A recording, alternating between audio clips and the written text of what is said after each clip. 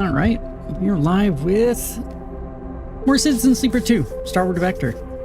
We played this a couple times after beating some other games this past week, but today we're going to do a full stream of it.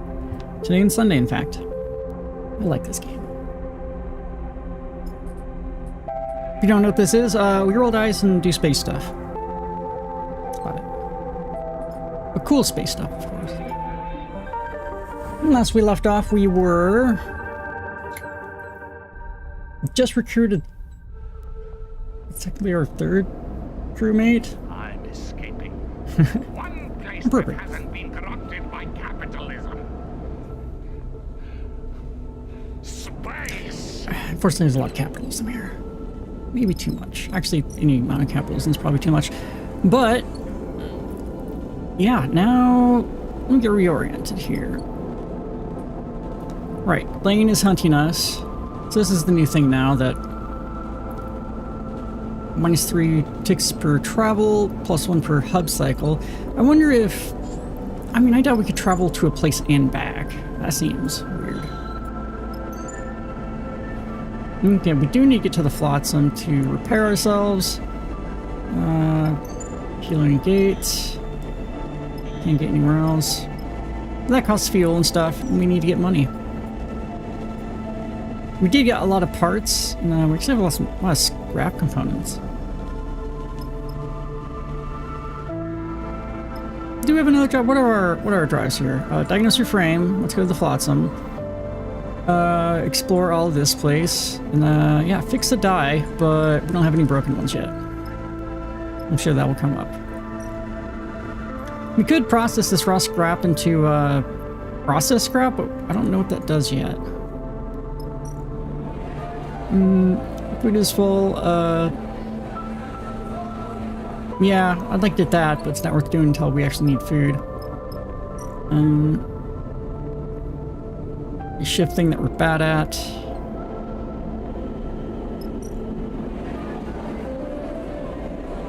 Nothing there. No, actually this. Risky into it, which we are about even in. 50-50. Could use one of these one die, because we only need a neutral to win this one. Could do 3. 25% less chance of a negative.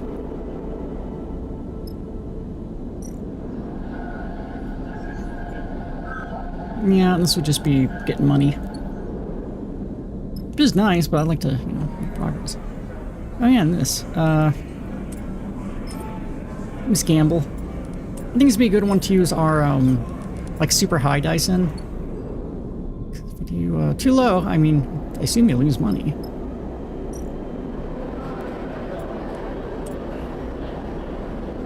Let's see what happens with risky. Hey, got it. We have an understanding of the course layout now, and the transit systems that feed its bustling passages. Alright, we should get another location. Well, I hope you're also here to watch me play games. But congratulations. I'm happy for you. It's awesome, isn't it? Like, I know the feeling. I guess you can't see chat, but here's discovering their gender identity. We're all very happy for them. Just, I mean, it's funny, like, you can't really explain it, but I know exactly how you feel. It's awesome. Departmental lives up to its name. Its tall stature making a real effort to travel from end to end. The local solution to this problem are the transit tunnels. Massive tubes bolted outside the spindle that allow for rapid passage from bottom to top. As you find yourself in one of those cavernous passages, bulky cargo haulers rushing by, you start to wonder if breaking them is worth the effort. Back up.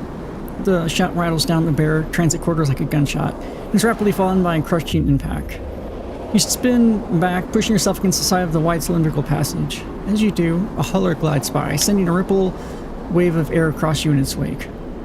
When the roar subsides, you hear a string of expletives coming from nearby. A spiky-looking figure, clutching some oddly shaped open-frame object, gesturing wildly at the vehicle as it collides by. Dickhead! She spits an impressive glob of saliva down the tunnel, and it spirals into 0G. She turns to you in her anger. You see that? Tries to slam me into the wall. Total dickhead. She nods firmly. No shit, haulers hate us. She sniffs and looks you up and down. Not supposed to be in the transit system without a vehicle, she squints. Not like I care, but maybe you do. What about you? She shakes the open frame in her hand. What does this look like to you? She rolls one of her shoulders, stretching out. I forgot space there. You're new here, right? Yes. She shrugs sympathetically. Figures. Hey, Luxo. How you doing? Let me give you a tip. She begins checking her open frame vehicle, tightening bolts and untangling pipes. Avoid the haulers. Dickheads, a lot of them. Especially the water haulers. Think they're better than everyone else. Don't listen to the stevedores, though. They're good people. Get treated like shit by everyone else, just like us. She rapidly plugs and unplugs a series of connectors. They'll show you the shortcuts. She looks up, and never ever get in a Spindlejack's way. She smiles, spinning the vehicle in her hand. Spindlejack? She thumps her chest. You're looking at one. She pauses, considering something. Then suddenly she reaches into one of her mini pockets and pulls out a small transparent rectangle punched with holes. Text glints within, reading, Cadet, Stripline Express, you take it. Cadet, she flexes proudly. That's me. Stripline is my outfit. Kamal is the dispatcher. Small outfit, but we punch above our weight. Hello, Luxo. Dispatch is here in the Spindle's core, but I run the transit tunnels up and down the Spindle 10 times a cycle. Need anything moving on the Spindle? Data, tech, messages? Too hot for the hard line? Come find me. I'll do that. She nods. Tell them I sent you. They'll make sure it gets to me. She kicks off the wall and mounts her bike, triggering a small burst of compressed air to keep herself steady in the transit passage. You hear a buzz of distorted speech from what you assume is her dispatcher. Cadet angles her head into her communicator and angles back into it. Got a hop, sleeper. She looks over at you, and something flickers in her eyes. An idea? Or perhaps just a realization. You might be able to help me with something. Package that's been bothering me. She squints down the passage. Come to the office at Stripline in a few cycles, and I'll show you. Sure. We'll call in favor on account of me saving you from being flattened by a hauler. She winks. Now you better get out of here before another hauler tries to squish you. You step back as she twists the handlebars, and a burst of air sends her flying down the transit corridor at unsettling speed. You watch her go, slightly caught off guard by her final remarks. What would a courier need you for? You're turning the idea over in your head as you find a way out of the transit corridor, back to the safety of the main concourse. Hey, comic. Hope you're well. This spammer, I hope they have a bad day, though. I'm ban them.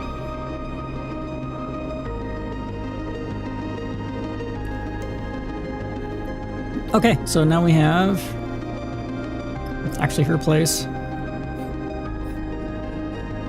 Okay, help Cadet. Alright, so we got a point for exploring everything. Cadet's complication. Cadet mentioned needing help with something, but you're still at the loss so you know what the courier might want. Okay, we just have to wait a couple cycles. So nothing there yet.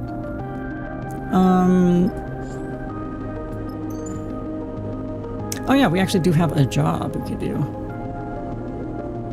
Yeah, alright. I think we get all our dice back when we move, so we should use these first. Make sure we buy supplies. 45. It's like all our money. Can we even sell scraps here? I'm not sure if we want to, but like... I could buy scrap components. Or that's for repairing yourself. Yeah, I guess that's just worth more. You know, I'm gonna get one more.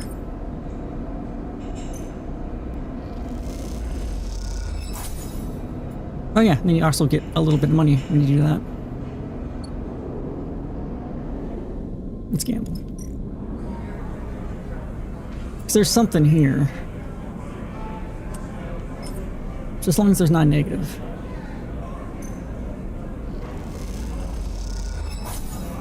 Neutral, +5. Neighbor's friend. Yeah, that one's a neutral. Or that one has a negative, so we could possibly lose money. What else do we do? Just some odd jobs before we go there? Yeah, let's get our supplies.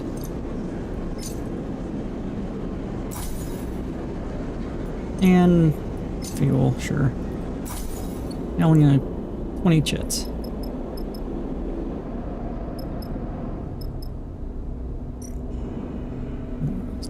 I'll scrap shift. We're not no engineer. Don't want to do danger. We have like mid, low, dice. So yeah, no dangerous ones. What do we have? No. No. I'll take some more here.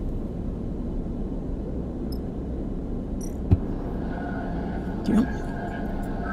Alright, a line arrays. We're good at this one. Actually, really good. It's only risky. We'll probably do that, but what else? That's it. Okay. Yeah, let's just do these, then we'll go to this job. Oh, that's the wrong one. What is that? That's a gambler thing. Okay, no, I don't want to do it. Oh no, I took a drink when you said that. Thanks for the reminder. Let's just do all these. Neutral plus 8. Working with the rays means being delicate and structured in your requests. You manage to get them to respond. Guaranteed positive. Find syntax in arrays that arrays respond to, making it faster and easier to gather signals. The crew is impressed. Nah. Plus 13, nice. Okay. We're all filled up. Let's go over here. So what was this thing? Malik's promise to the far spindle. It's like Malik and the spring tire being held on the far spindle until they can fulfill a water order. This asteroid might be the key to common administrators. Payment 250 cryo. Okay, 3 fuel. Sure.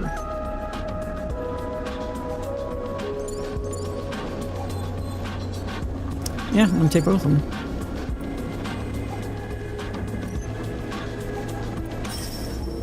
You fill some gaps of some things I'm not very good at. The asteroid looms large in the cockpit's glass. Light glints off the sheets of surface ice, the same glint that must have caught Malik's attention when he was flinging the convoy countermeasures that damaged the spring tire. There's been no sign of convoy drones or mines, but that hasn't stopped Seraphin being cautious in his approach. You have to admit, you find yourself searching the black void of space for a telltale blinking red beacon too. We're close enough to jump down to the surface. Seraphin locks down the engines. I don't see anything on the scope, but I'll keep her warm just in case. Why so jumpy? You see those holes in the spring tide? Seraphin responds without looking away from the controls. We hit one of those convoy mines will be dust. Oh, I will, comic. Not only gonna do my best, we're gonna rock it. We are going to do really good. I say we core the snowball fast.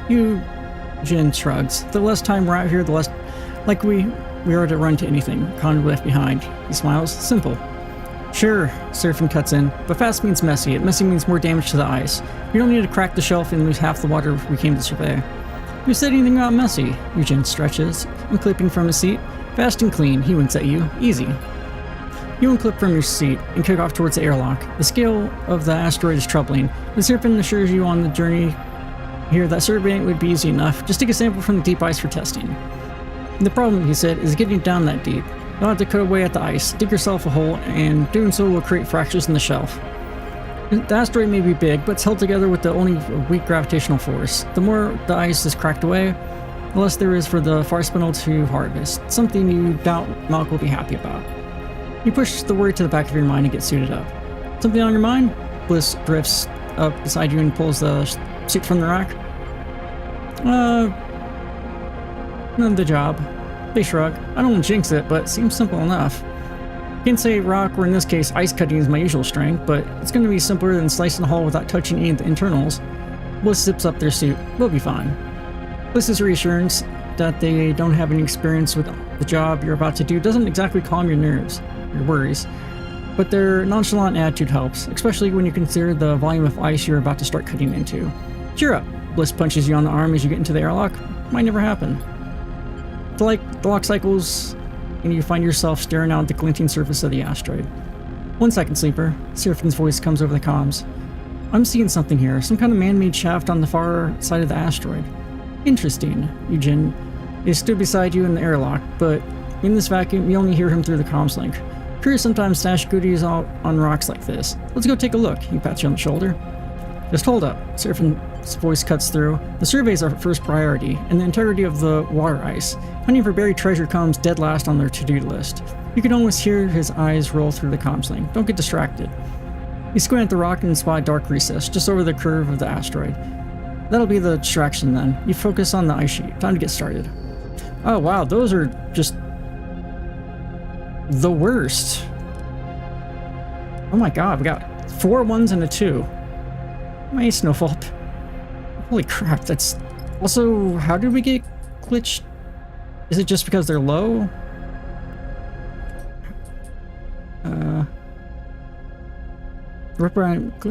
Penalty you gain from repairing dice and from Lane's attempt to hack your system. Wait, what? But they're not... We didn't repair them. I don't understand how we have that. That's weird.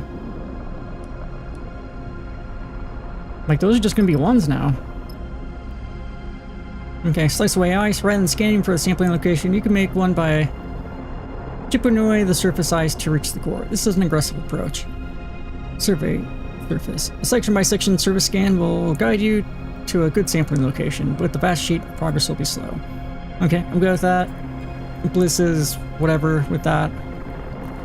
To get the survey of water quality and volume, you'll need to take a sample core from the deepest selection of ice, and then only so many mess ups we can do. And then the shaft, we can probably get some extra stuff. Explore the cracks. Shaft may be clogged with ice, but dark cracks suggest a more subtle way through, even if it will be slow going. Fastest way to descend the shaft is to break away the ice clogging it, but if you aren't careful, you could damage the asteroid structure. Alright, so it all feeds into the same thing here.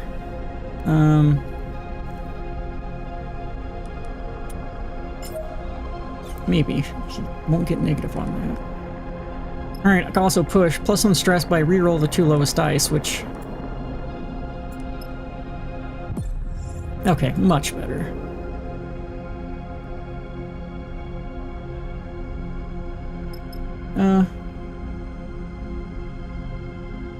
Oh, I thought it was...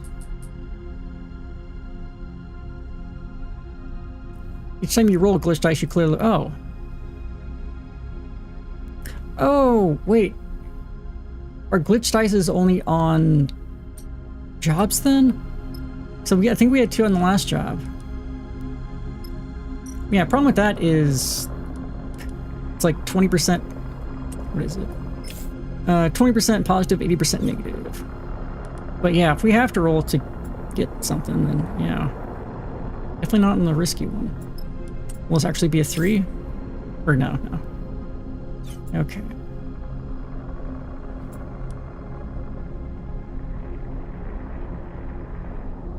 I don't want to do the risky ones unless we have a really good one. This one we do for this, but, you know, hit escape. That one should be our priority. Nothing with the ship. Okay.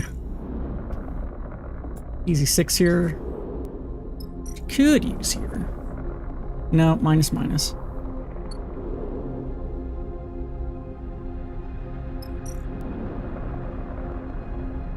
Yeah, I was just like not on job and there's no glitches, so let's just be on here. That's weird.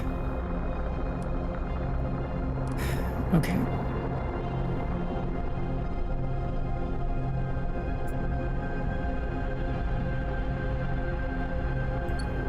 What's the blue ones on here? Okay, he can do those blue ones. I mean, I do want to get both of these. Well, easy 6 here.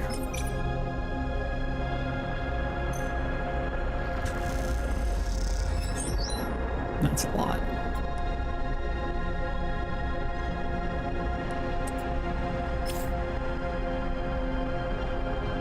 I'm gonna try one. Yeah. Crap, no. So when we roll a 1, our dice gets damaged. I didn't put it down, though.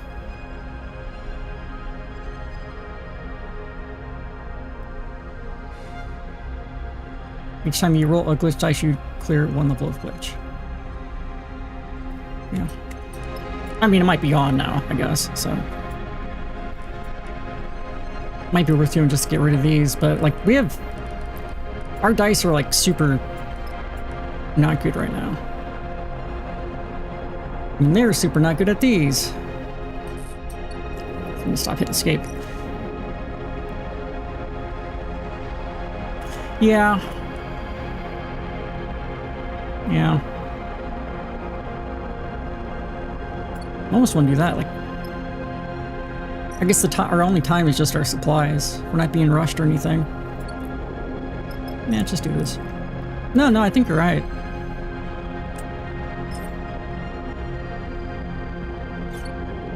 I'm sorry, I deliberate way too much on this. But yeah, minus. Okay, for this one, let's do all of them we can. All of them that make sense. Like,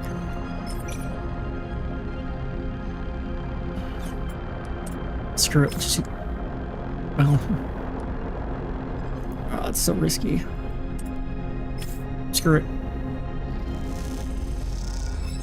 Holy shit, we got it. Get a positive outcome with the glitch dice. Wow. These are 2 there. Neutral, alright.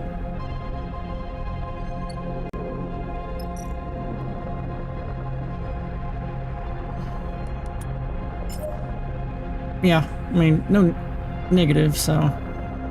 But even a neutral might mess something up here, but... I'm trying it. Nice. And this is like the only good blue one, so... Even though this is a priority.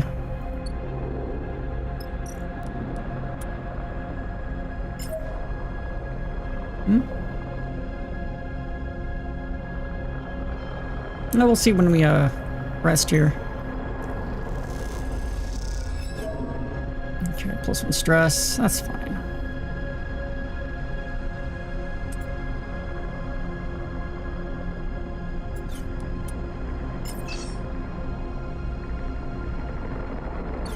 Whoops.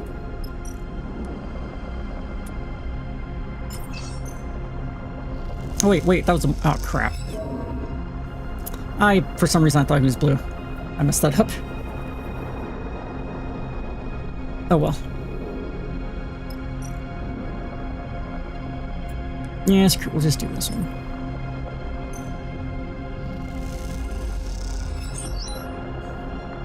Doing good enough so far, but...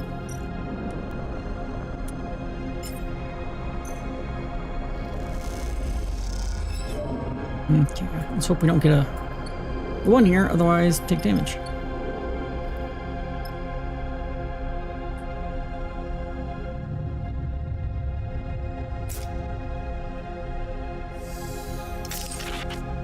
Ah, we lost one. Where your dice says broken due to losing all its dice health. Broken dice can be repaired at the rig for a cost once the workshop is available. It's like not on the job too, right? Yep. We have a lot of repair stuff, and yeah, that was the one that happened to be at 1 health, so... Oh, and yeah, this one's still glitch. Our glitch meter went down, though. Okay, what do we got? 4 and a 6, 5 and a 3. Okay, this is pretty good. Let's get these 3s here.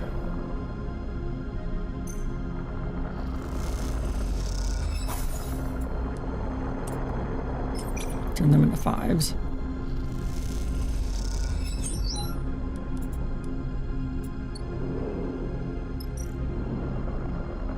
Okay, we can also do a 6 here since, you know, that'll work.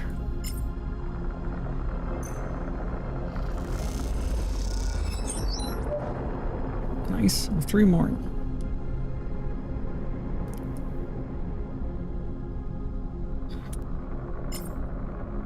If it's positive, we get it. Risky.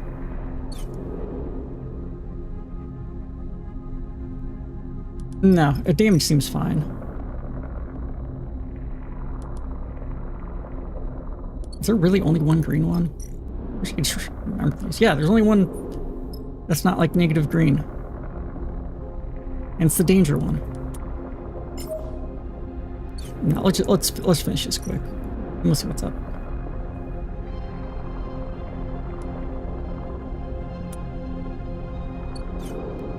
I'm sorry, I know I'm going through these too much. Yeah, we'll save that one for risky. Let's just do the sure thing here.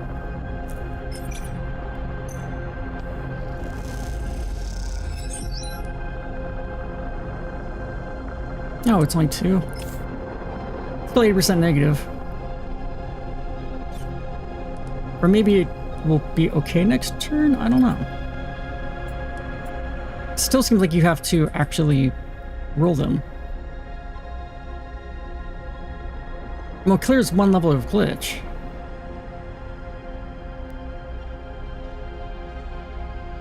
Yeah, I don't know. Yeah, no, I see that, but like this one is glitched.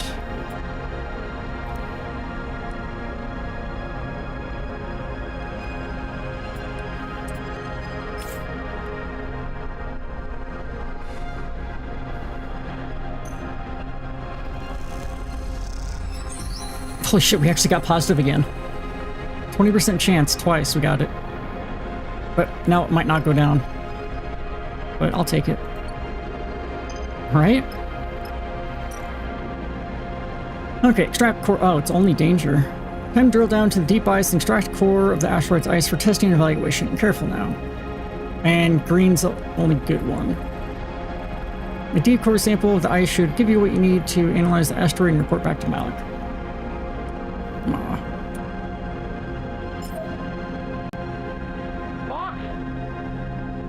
Hey Cupid, how you doing?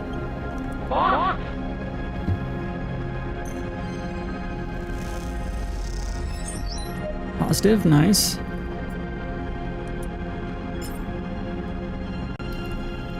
I mean, he's the only one who's gonna be any good at this. Neutral, got stress, but also +2. He can handle a lot of stress. Now with his, should we just... Yeah. Yeah, we don't have any ice stress at all. Ah. Okay.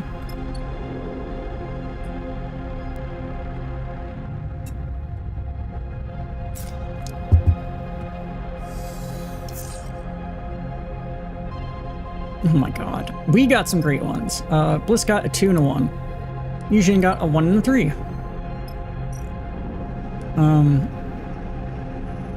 I might have to use some 6s on this. It was 3. There it is, ice stress.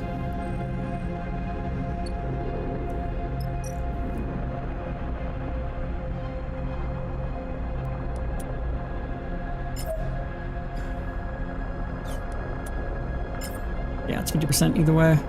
It's only risky though. Welcome back. We failed. We got 1 ice stress. And he's 2 stress away. I'm not sure what happens when it goes all the way up, but I do know you only get rid of 5 stress when you go back.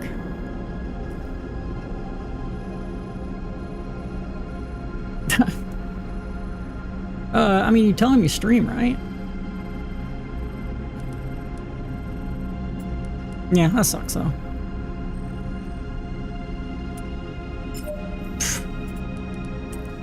Yeah, I hate turning a 6 into a 4, but 25, 50, 25 is the same. Yeah. Okay, let's just do a 5 then.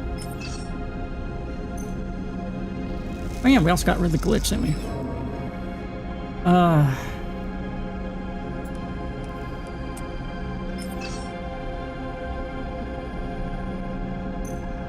Come on. Neutral plus stress. So now our 2s are going to turn into... Right. So if we do that, what can we do with this? Oh, I'd so like just to get a positive there.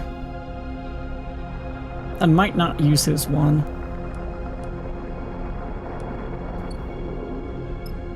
I don't want them getting more than 5 stress, because that means the next job's going to be harder.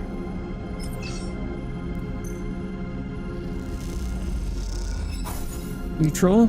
Stress. Oh, we're at 5 stress now. Shit. Are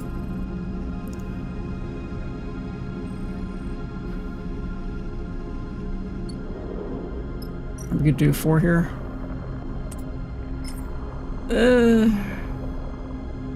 It's not danger. I think I might get stressed, though. Okay.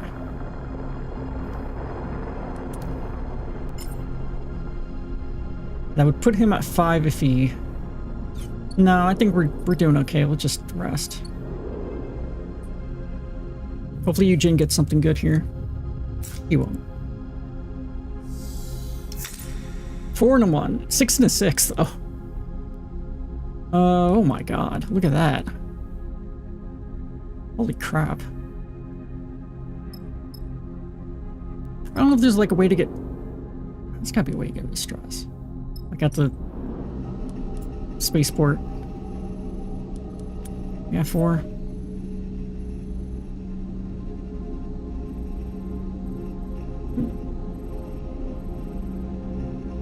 Jeez. What the hell? That's pretty messed up. Okay, I'll take it. The sample core, a long and weedy cylinder of cloudy ice, comes up out of the porthole cleanly. It glows in the sunlight, catching the rays in its frosted interior. Nicely done, Sleeper. Bliss chirps through the comms. I've never recorded an asteroid before, but the result is pretty. Let's just hope it's drinkable.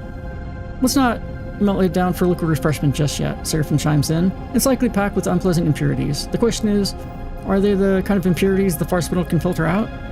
Let's get up to the ship. We can run the analysis on the trip back, Seraphim pauses. Before you get any ideas about digging around on the asteroid some more, remember that if we break away any part of ice, Malk will likely dock our pay.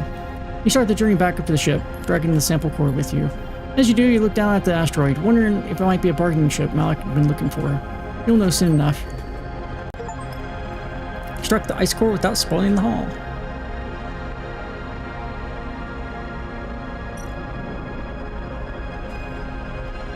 No, yeah, 2 6s. Yeah.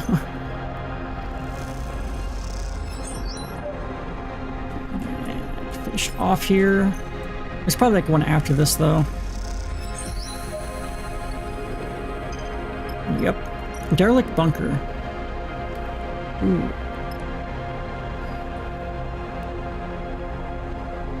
Some mysterious terminal sits in the dark. Their cases may be rusted, but perhaps the drives inside can be spun up. What was this place? If you can get one of the terminals started, perhaps you can extract some answers. And scavenge hardware. You can inspect lumps of corroded scrap frozen into the walls. This place looks grim, but maybe within the ice you can find something useful. The place has been abandoned for decades. Perhaps there are some useful components tucked away. Man, if we had the 2 6s from him for this, that would have been perfect.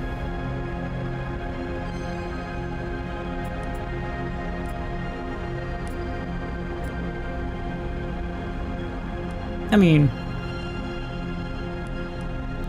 I think they're saying that they think you're interesting. I misread that at first too. I was like, wait, what? But no.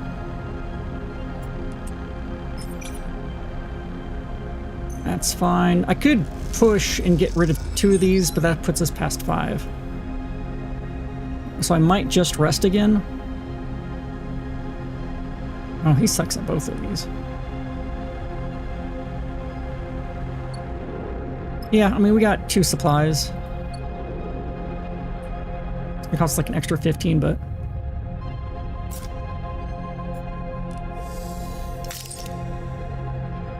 Oh, right. That stuff's gonna break. Wow. It breaks... Well, now we can repair them. I think they're gonna become glitched, but... Alright. Okay, I think we can finish that. Man, scavenge hardware is going to be hard.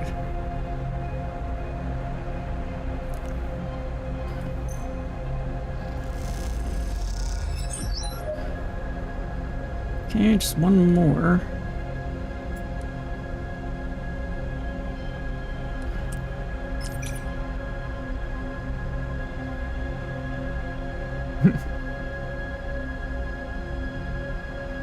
All good. So what's the best way to do this? That on that.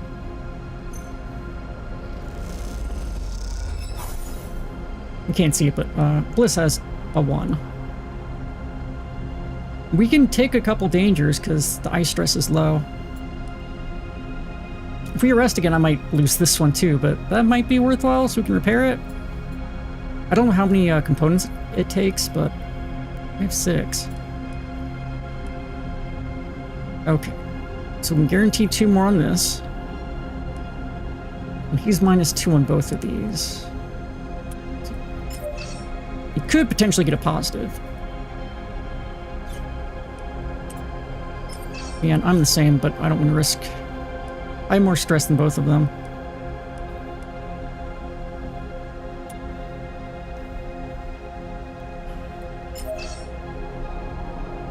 Okay.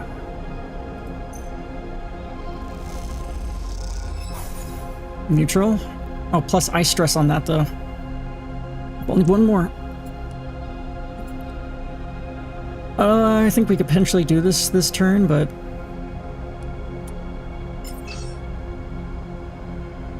I'm gonna leave before we get right before that ice stress.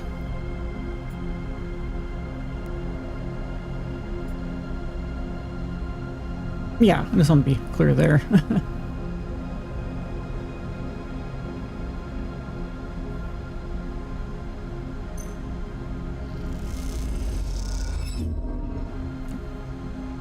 Oh fuck, he's out. He got 2 stress. Oh man, I've never had...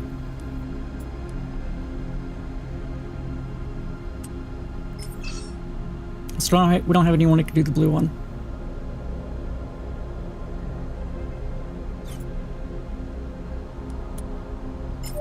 $50-50. Then we do the other one, we need like 1 more. Oh, that's so rough. Unless that gives us 3. I don't think it's going to give us 3, though.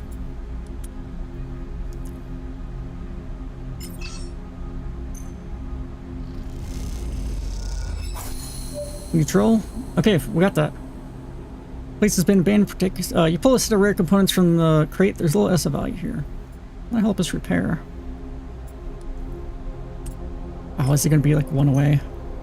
It is, isn't it? Oh my god. Like, I gotta see what's in there, so I think we're gonna use our last supply.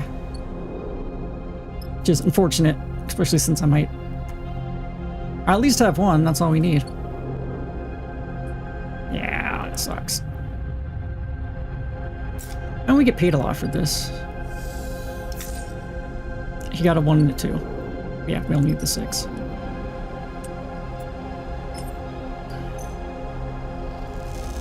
I get the worst rolls in this game. Something flickers on the terminal screen. Catch your attention. What is that? Now, hopefully there's not like another part here. Flickering screen catches your eye in the dark of the bunker. A distorted female face, further refracted by the surrounding ice, stares at you from the terminal with blank white eyes. You move closer, trying to hear her voice, but the recording is silent, or perhaps the terminal's audio output is broken. All you can do is watch the pale face as it contorts through the corruption and noise. It could be explaining some important secret, long forgotten, or just recounting a personal anecdote. It's hard to tell. Visually synchronous arcs flash across the screen, graphical visualizations of orbits and flight plans. You squint at them, the shapes unknown to you. And then, as soon as it starts, the playback ends, leaving a frozen frame on the screen, a ghost face, circled by orbits. You slide a drive into the terminal and copy the what residual data is left. Unsure where it might lead you. Once it is done, you shut off the terminal once and for all. As you leave the bunker, the pale face flashes once more in your mind. Those blank eyes, the flat stare. Is that a human or something else? You turn the image over in your mind, unsure if it's important. Okay, we are done. Map. Leave. That could have went better, but maybe we did it. We gotta make sure to repair all these. On the journey back from the asteroid, you poured over the test Malik had given you to run, improvising the necessary equipment. Oh, one of these actually went down. Okay, so those both at 1 health. From your mess, Each one produced spools of data, much of which you couldn't parse. Arriving into the vicinity of the far spindle, you broadcast these strings of data to Malik's personal terminal in the springtide as instructed. Despite all this preparation, you're still surprised when you find Malik standing at the far side of the docking tunnel as you leave the rig. Sleeper, he nods neatly at you. I thought it was better to come down here, away from my crew, to discuss your findings. And the findings were straight to the point. He clasped his hands. Good. As expected, the asteroid was indeed rich with water ice. Thankfully, the contaminants can be dealt with. He speaks matter-of-factly, betraying little emotion. With the data you provided, I should be able to convince the Far Spindle administration of its worth. Then we're good? Malik smiles. That remains to be seen. Before I make payment, I would like to ask, in person, if you saw anything else of consequence, anything to share with me that might affect my dealings with the Far Spindle. He folds his arms across his chest. I would prefer not to have any surprises when they go to retrieve the water. There's a shaft. Nothing that affects the water, honestly. Fine job. Seems you sleepers really do deserve your reputation as effective workers. Malik reaches in his pocket and produces a stack of cryo-chits. Bound carefully with a strip of paper. 250 cryo is agreed. You take the chits and quickly tuck them away. With that, our business is concluded, Sleeper. Malik nods slightly. I'm going to speak with the administration to negotiate the release of my ship and then prepare for immediate departure. The Syndicate will be eager for my successful return.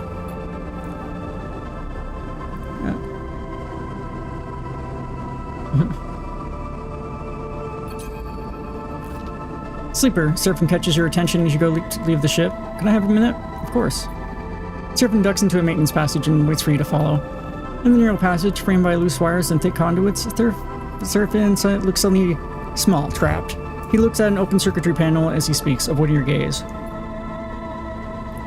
You see he's playing with a coin in his hand, nervously spinning it in the air. Since we cleared Hexport, I've been putting feelers out for something. He rubs his hands nervously. I've been in the belt a long time, and I came here alone, but back on Darkside, just before we made a break for it, I heard something. I heard someone was looking for me. He pauses, trying to organize his thoughts. Who's after you? I also heard something else. They said the person looked for me claimed to be my sister. He waits for your reaction. You have a sister? I did, yeah, or I do. He shakes his head, but I don't even know if it's really her. Just because someone says they're my sister, well, I can't be sure. The thing is, I haven't seen my sister in a long time. I was still a kid when I left. So was she, though I don't think she would have liked to admit at the time. He smiles to himself. I know you don't remember how it was back in Darkside, I mean. He sighs. But we were alone, you and me. Lane didn't let us out much, just to work, and that was all. So when I overheard one of the guys mention someone was sniffing around trying to find me, I didn't know what to think. He frowns. And then hearing it could be my sister, he goes quiet. You try to recall that time. Cycle spent under Lane's influence, working for him in exchange for stabilizer. You close your eyes, focus, but the details flicker. The images collapse and reform. Has Seraphin told you this before? Was it all part of your plan? You wanted to go find her. Yes, he shrugs. You changed things for me, even though the thought that she could be out there. Don't get me wrong, I want to get you out of there too, he pauses. And you sense he is finding this difficult. I know it doesn't matter now, but I told you about her back then, before. We don't remember because we have amnesia. Why tell me now? Since we got away since Hexport, I've been asking around, speaking to spacers, traders, and like I said, something has finally come up. Seems whoever was trailing me left Darkside pretty soon after Utsubu caught wind of her sniffing around. I doubt they make her feel very welcome, but I managed to get a name. The name she gave wasn't my sister's, but that doesn't mean much. It gave me something to follow. She bounced around the wash a little, far spindle flotsam. I'm not sure why. He squints at a loose wire.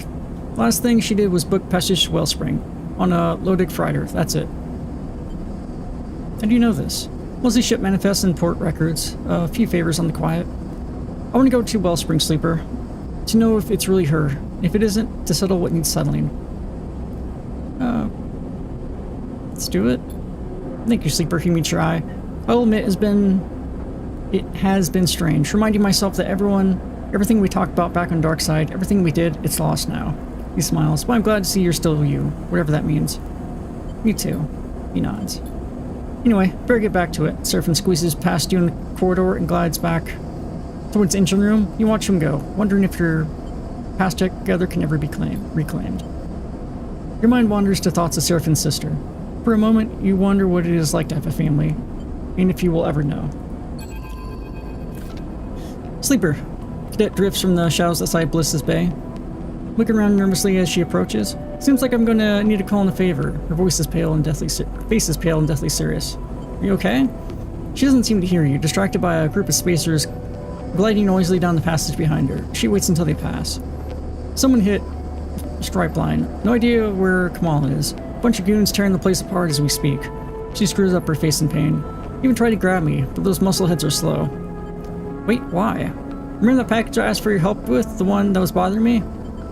Remember you mentioning it. I heard it's got something to do with it. The job was a bust, an express run all the way to the underhang. But when I got there, no one home. She's whispering now, leaning closer. The place was smashed up, like someone got there first. Should have dumped the package and run. But I brought it back like a good girl, stashed in a safe spot at Stripline. Thought the sender might come to recover it, and when they didn't, well, I got curious, popped it open. She shakes her head. Stupid thing to do, as I was a driving cryptid to hell and back. When I ran into you, well, I heard sleepers are good with data, with tech, so I thought you might be able to take a look at it, she shrugs. Now Stripline's trash too. Here's the thing, she glances around. Back when I popped it open, I noticed the drive had a dispatch marker, Hexport. Could be connected to Hexport getting atomized? Yeah, that's where I'm at too. This thing was sent out from there just before it got cooked. She pauses, and with the kind of attention I've been getting in the past couple of cycles, she slips a hand terminal from her bag, taps a couple times, and holds it up to you. Cadet stares at you from the screen, straight-faced and pale. Beside her picture, you see in block letters, Spindlejack KD754, in breach of FAR spindle codes B12 plus F34. Reward for information lead to capture, considered dangerous. Dickheads blast out on the transit channels. Every Spindlejack, hauler, and freight carrier is going to be watching for me. She pulls back the hand terminal angrily, stuffing it away in her bag. Something's going on. Anyone who can help? She looks away. Spindlejacks don't make friends easy, and all the couriers I do know are looking to turn me in for a payout. She snaps her head to the side, her eyes flashing with anger. Why do you think I'm here? It's time for that favor, Sleeper. She meets your eye. My connections are burned. Hell, my whole career is gone. I need to fight back. If I walk away, there's nothing to walk away to. She softens a little. I need your help. What can I do? I need you to get the drive. She takes a breath. Say you want it that much, then I can use it to buy my way out of this shit show. I tucked it away somewhere safe, so my guess is they haven't got to it yet. So you just slip in, I'll give you the location, and pull the thing out. She folds her arms. Should be simple. So why don't you do it? You're going to be watching for me, as is everyone in the transit tunnels. I wouldn't make it past the core. Look, this thing turns out to be worth something, you'll get your due. All I want is my life back. The drive is in the workshop. There's a loose panel behind the air bike rack. She leans in. It's taped to the back of the fuse box inside. I gotta keep heading down Spindle to the overhang, past the end of the transit tunnels. No one will rat me out there. She glances around. I'll come find you when it's done. I still got some network access. I'll know when you go in. She winks, offering no further explanation. My box locked up nearby. I'm gonna hop. She pauses. Do me this favor. They were clear. Stay safe. Doing my best, Sleeper. She gives you a mock salute. She slips back into the shadows, and a few moments later you hear the progressive pulse of an airbike accelerating away. You know, at least what it's like to be on the run, to flee for your life. And in that you feel an empathy, a connection to Cadet. But from every other angle, this thing looks like bad news, the kind of sensible person would steer well clear from. And perhaps you should steer clear as well, if it wasn't for one detail that's stuck in your mind, the drives from Hexport. Oh, thank you so much. That's awesome.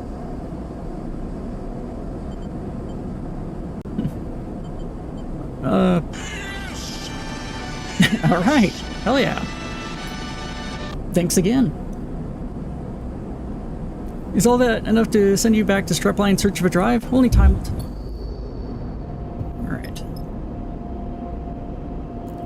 I especially need to hydrate today because I'm my laser hair removal tomorrow, and if I'm dehydrated, it hurts a lot.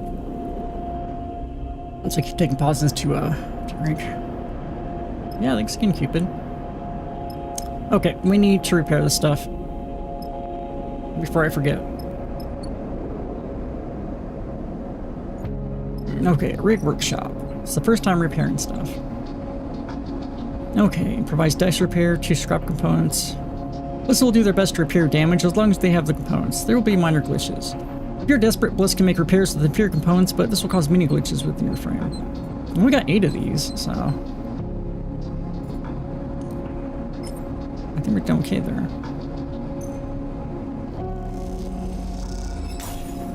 Right. No, also got affects your decision making. what'll do. We also got a point for doing it.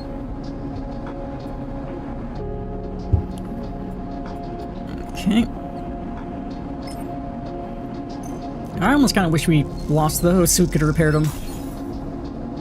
That might be bad.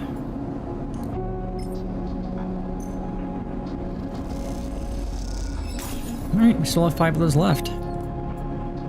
That was easy. Okay. We got 3 points here. -2 stress if reroll 6. Reroll random dice but +1 rolled. I think I'll just get one of these. I'll be into it. Hell, we could even get engineer up to space out our stuff a little bit, but we still need 1 more point for that though. Right? Unless the cost... Nope.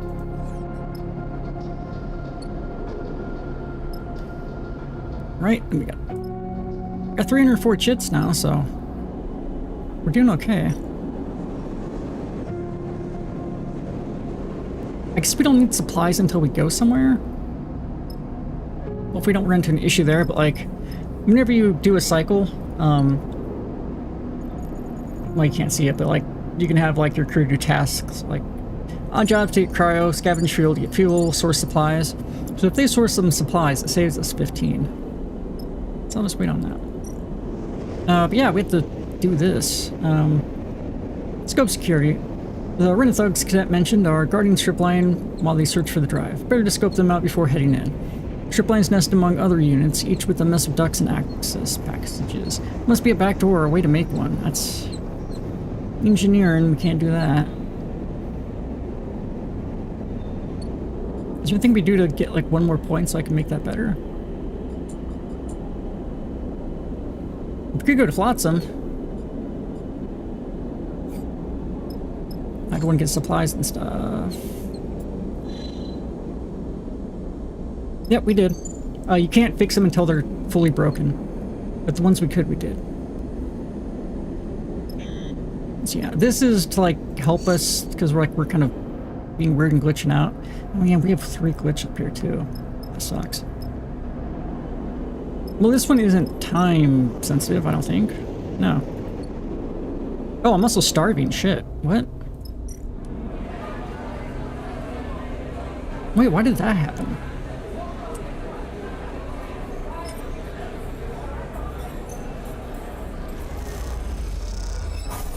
Neutral, plus energy.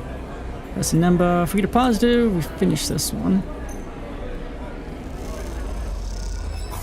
Ah, oh, it's neutral. Yeah, I guess we went on that job and stuff happened. Yeah, we can make that one a little easier if we go this Flotsam thing. That one did come in earlier, but only issue is I have to buy all this, but whatever. We got money. For now. We got like a lot of little other things like this data, process scrap, raw scrap, or components. But you know there's gonna be something comes up, it just takes all of that. So yeah, let's check out this thing. So we used up all our, yeah. Maybe something we could do up here that will help get rid of the glitches.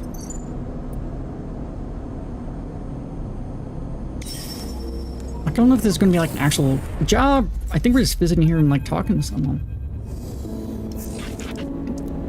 It's hard to tell where Flotsam ends and the ship's parked as many docking bays begin. As you're docked to the station, you realize that the rig now looks like just another piece of accumulated technology. 1 more bit of drift would add to the raft. Oh wait, so I thought, for some reason I thought this was just like a little whatever place. So we may have to actually go back.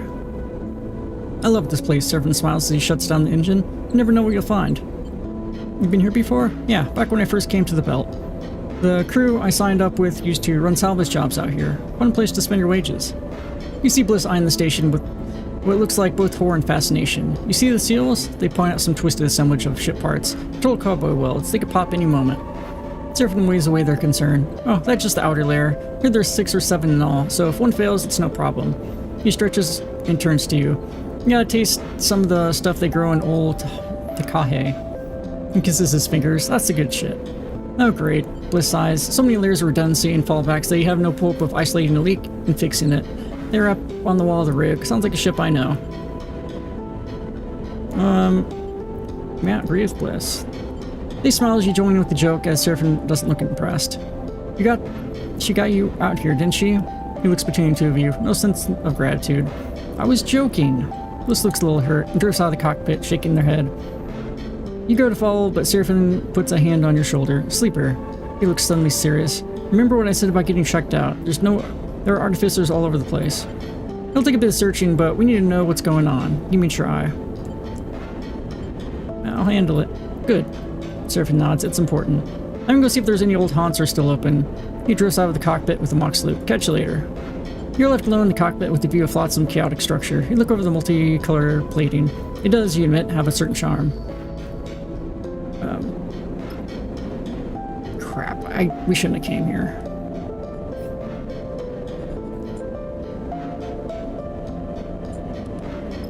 I mean, I guess the only thing is it's just going to cost more fuel. Still. 4 fuel. And maybe fixing this thing helps. Maybe we can do some stuff to get the glitches too. 1, 1, and 6. Okay. Explore Flotsam. Rain-checkable assemblage of decommissioned ships and wrecks. To call Flotsam Labyrinth is a serious understatement. I would have liked to have gotten Cadet as a crew member.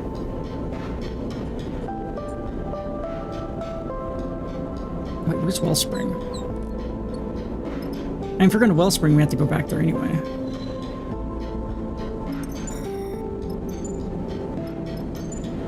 Whoops. What is... Holmes Rock. Oh. No, so we have to go down, down, up, up. Unless we have something special. Okay, so we'll go back there anyway. Well, if we find a job here, then, I don't know, might be without a person we could have had. Alright, diagnose your frame. Only then do we get a point. Ramshackle assemblage of decommissioned ships and wrecks. To call Flotsam Labyrinth is a serious understatement, right? Flotsam is made from maybe hundreds of ships, gathered and modified over time. A good engineer might be able to identify them. That's not us. Alright. That's literally it, huh?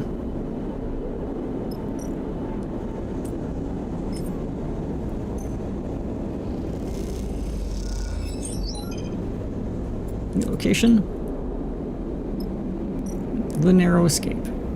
Take recovery contract. Narrow Escape's barman, Baden, has a tip about a recovery contract. For a few chits, he'll give you the coordinates. Type safe. That's the first safe one I've gotten. Or explode its propulsions and demonstrate on godforsaken rock. Repair crew needed. We split hull. No time wasters or thieves. I'm armed. Requirement: recover standard rig, payment, scraps, plus components. Yeah, we'll probably get that. Hopefully it's not time limit.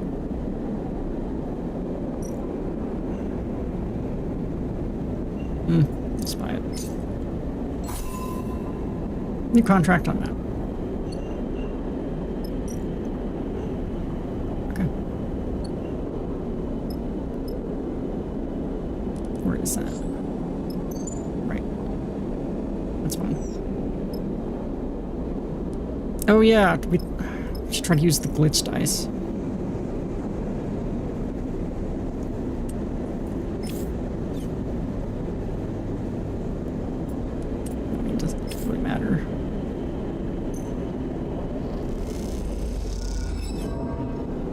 Energy plus explorer, but I'm getting this. We might have to eat that place.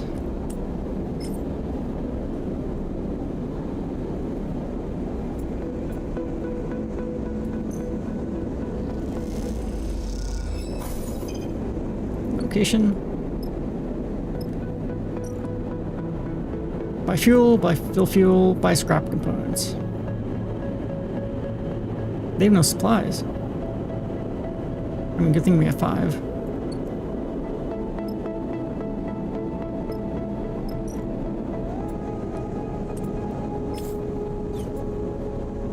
Yeah, sure. The assumption is that if we do that, each level of glitch, you gain 1 increased chance of growing glitch dice. Every time you roll a glitch dice, you clear 1 level of glitch.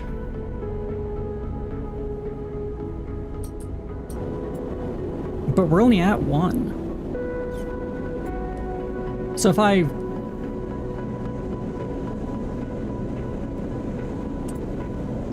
I don't know.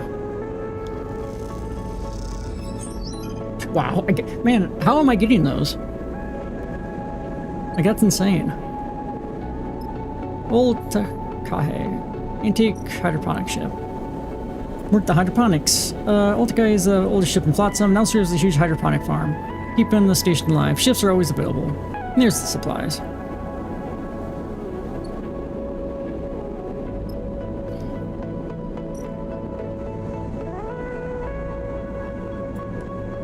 Okay.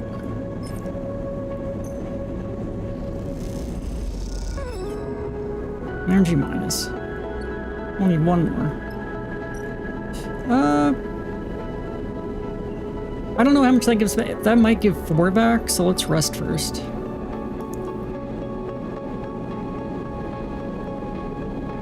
Oh yeah, and I guess every time we travel it goes down to -3. That seems like almost impossible not to get topped by them.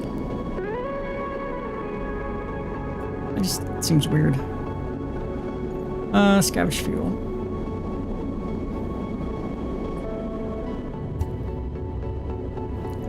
Hopefully it's not like only the first time you travel.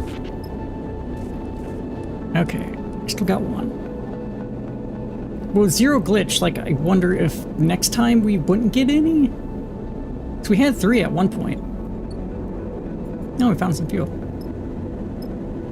I just still don't completely understand that.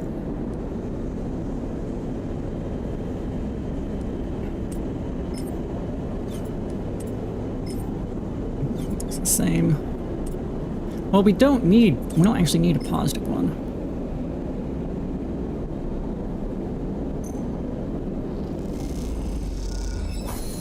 Cool.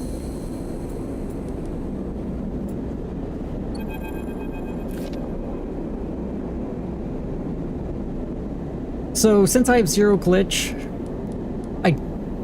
next turn, next cycle, I just won't have this, right? And I don't know if the 2 glitch went down just because we traveled, but here's the Flotsam intrigues you. Passage to pass it is the most incoherent place you have ever visited. Plating, cladding, and cushioning of all kinds of conditions hides the forest of wires and ducts, interfacing in ways the manufacturer would never dream possible. Rooms are crushed cargo bays, flipped bridges, and eviscerated engine rooms.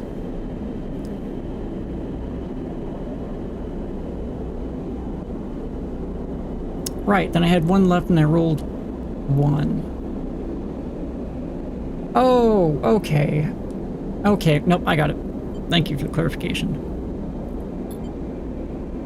Patchwork corridors are lumped with messy welds, bending weirdly along their length. I mean, luckily, like, I've rolled like 4 of them and 3 of them I got positive, so I'll stop doing that. It is put nicely a total mess. It's not that you don't like it, but finding artificer among these chaos has been more than a little challenging.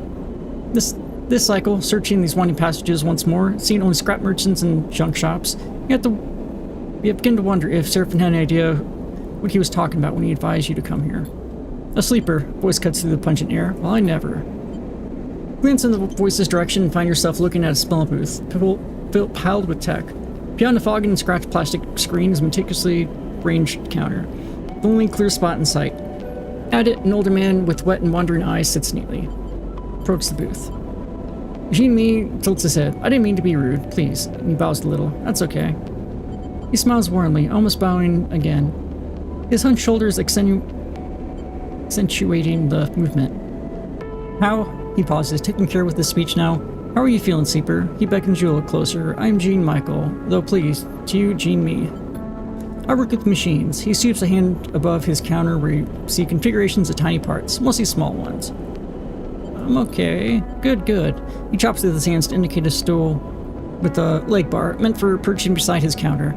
And such is the clarity and persuasiveness of his movements that you obligingly sit. Your presence is a rare honor here, he smiles, looks down into his lap. I'm sorry if I make you uncomfortable. I'm just very pleased to see you. Can I help you with something? I was more imagining I could help you. I can see your journey to me has not been easy, he says with genuine concern. You track his eyes across your body, noticing the scuff marks on your thick, vinyl-like skin. The replaced and broken parts of your body, the marks of violence. You pull your jacket a little tighter. Gene folds his hands one over the other and places them on the counter. I do not know where your experience has been, but I want to assure you that I see you as a person, a being, a soul, shall we say, as valid as any other. You look at Gene Me, his own age and wear also evident. A life of precise and careful work, shaping his body into a reflection of his process. You know his kind of confident way of speaking, which betrays a certain loneliness, a lack of practice. It is his turn to feel observed. I understand. You are kind. The frankness of the remark takes you by surprise. He looks down at his counter and begins to take apart a tiny piece of machinery that sits there. Many years ago, when I began my apprenticeship, I would find that whenever I saw something that, how to say, was not working well, I was fixated on it and its repair. He tinkers with the parts, twisting them precisely. Of course, the belt is filled with this kind of dysfunctional detail. And so I was busy, for many years, with these small things. He smiles in reminiscence. But now I find that when I'm interested in a thing that is not working as it should, he sharply twists one of the parts between his fingers, it's because I might have some quality not yet foreseen or discovered. He releases the altered object into the air, where it ballistically twists into a hypnotic display, like a spinning top whose movements are totally unpredictable. Jimmy smiles as you watching his hypnotic toy. You can see that you're in the process of becoming a sleeper. He catches the spinning toy between a finger and a thumb. Let me aid you in this. What do you mean? Jimmy's precise hand drops to a device around his neck. He deftly pulls a pair of goggles up to his face, masking his wet eyes. Hold still, sleeper.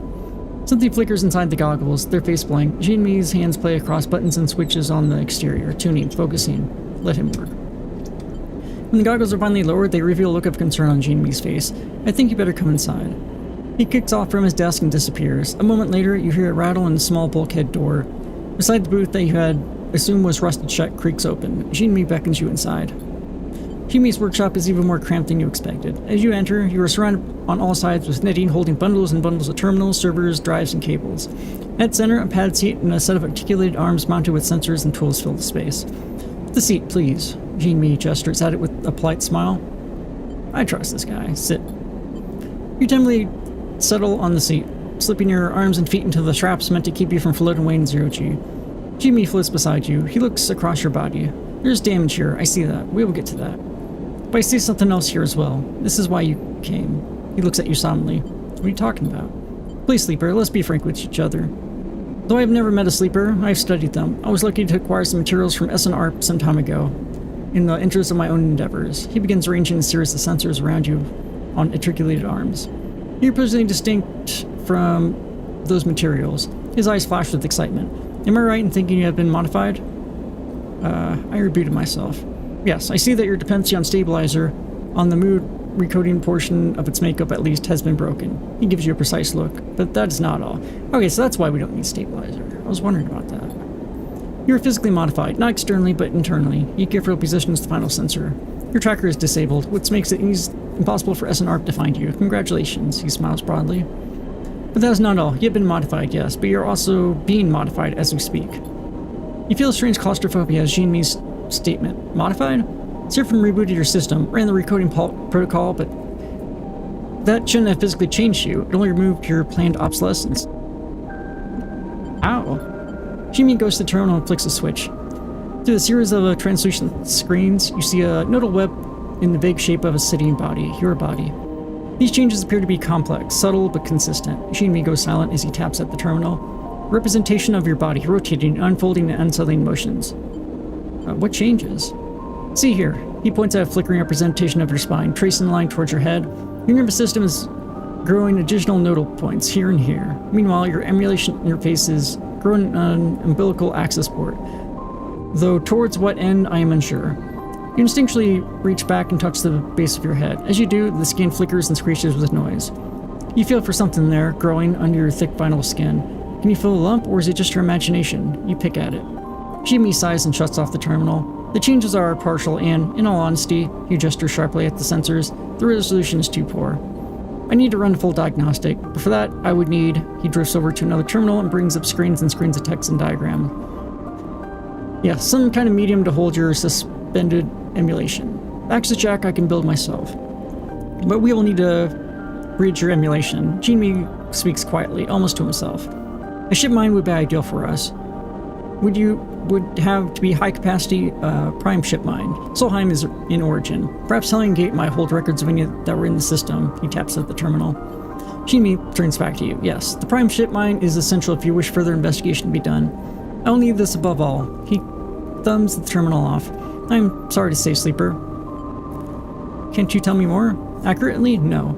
He meshes his fingers in the front of his chest. It is clear that process has begun, but has yet to complete. Jimmy busies himself with taking down the sensors and folding away the articulated arms. As he does, you try to calm yourself. You feel as if you have worms under your skin, and it takes all your focus not to pick at seams. Jimmy suddenly but gently places a hand on yours. Please, remain calm. He puts a carefully restored rare component in your hand. This can help you.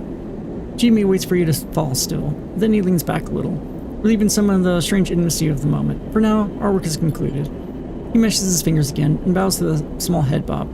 But you're welcome any time. Thank you. Of course. His manner seems to have returned to something more businesslike. A humble man who knows his customers' needs.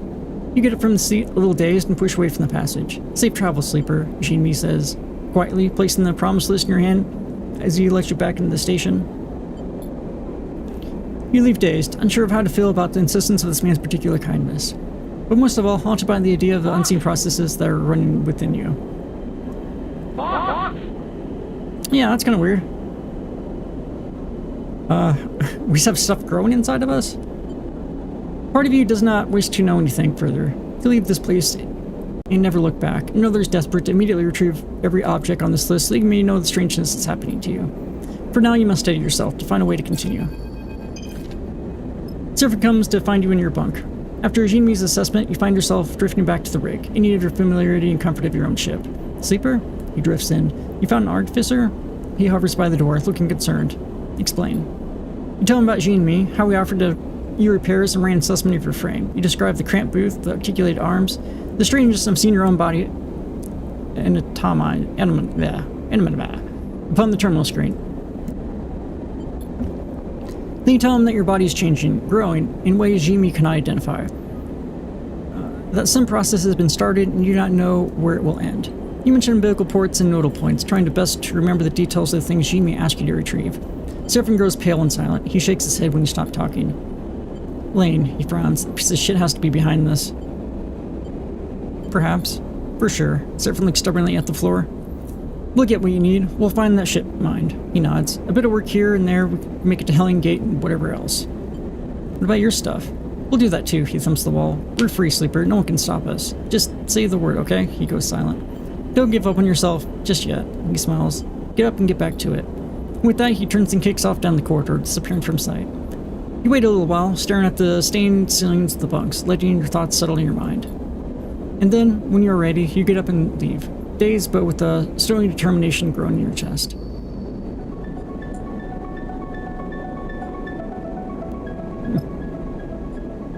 Kind of worried that that's gonna expire, but there's no indication that's supposed to. What else? Integrator offices, Flotsam Management Association. Flotsam maintenance. Buy engine components.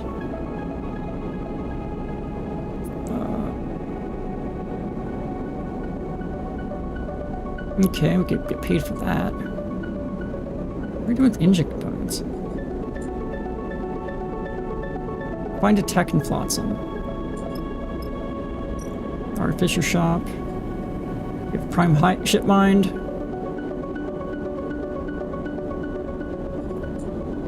Wait, so...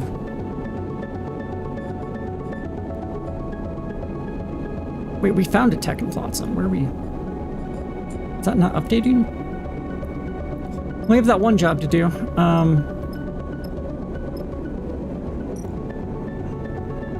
I guess we should do this other stuff first. Buy a meal. Yep, +4. Then go back before, just in case this is gonna expire, but probably okay. Then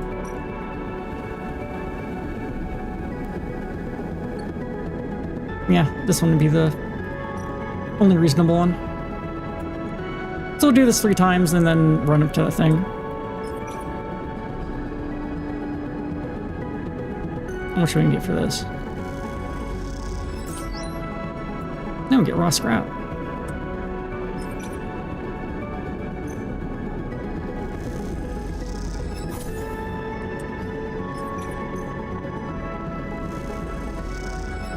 Cool. Map. Merg's blown, propulsion, strand somewhere.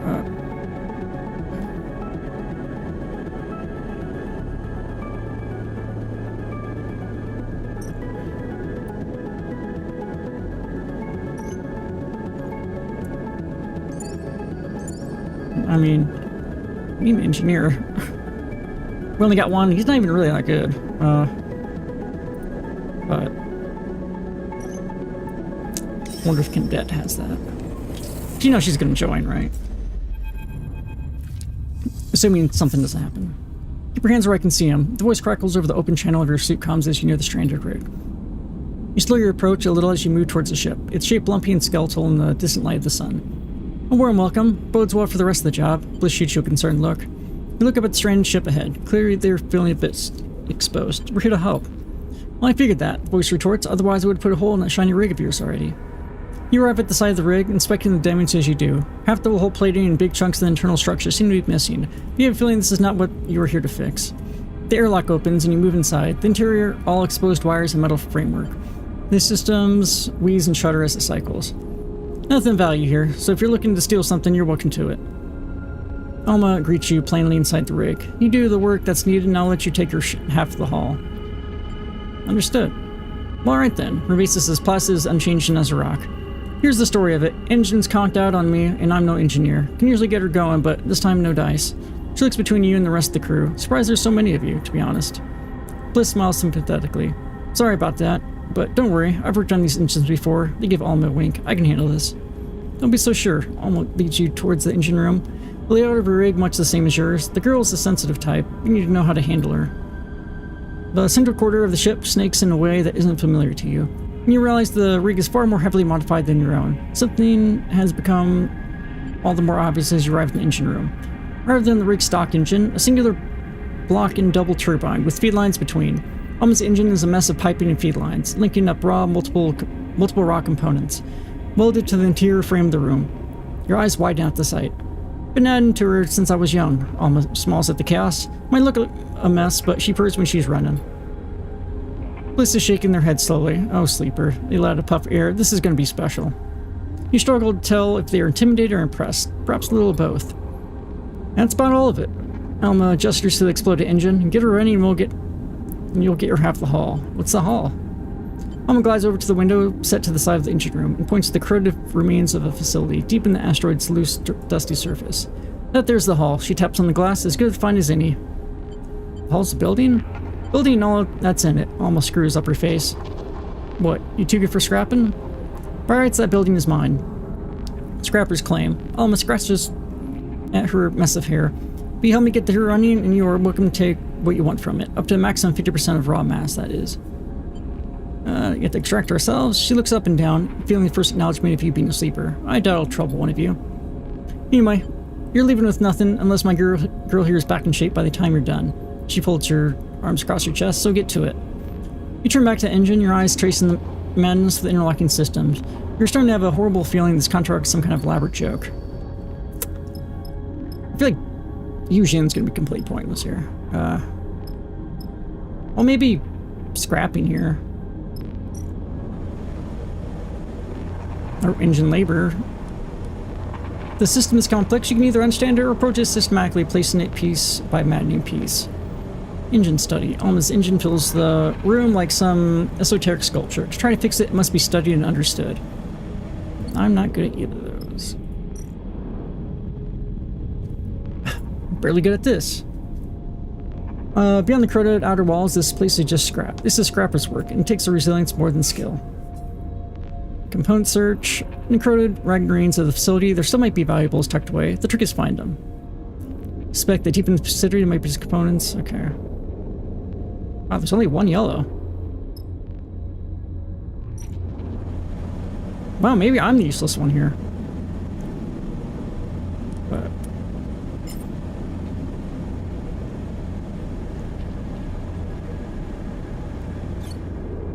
I'll do that on that. What's the risky one here? Yeah, gather scrap. Just his lower ones will do there. Should these higher ones here? Or our higher ones? I need to say something about, like, get what you can before you repair the ship. I could be wrong. But yeah.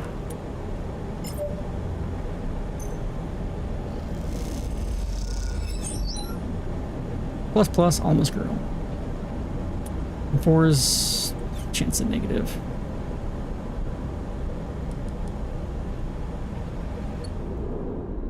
Use it. Yeah, I mean with the 6. Since it's danger.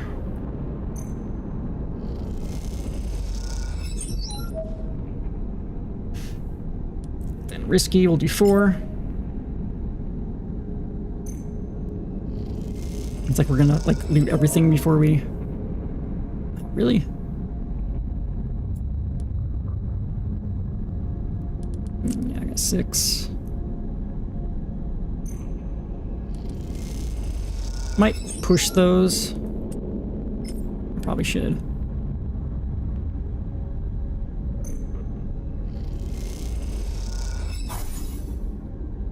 Plus stress. That was that much better. I'm nervous about doing getting a negative there.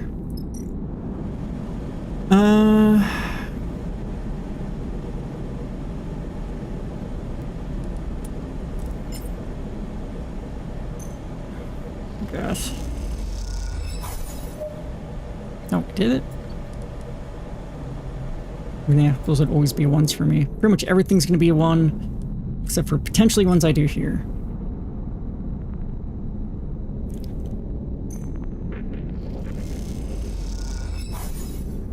Oh, still stress. Neutral. Alright, I don't want to do another one of those. Risky? Maybe that's gonna... Maybe we should just not.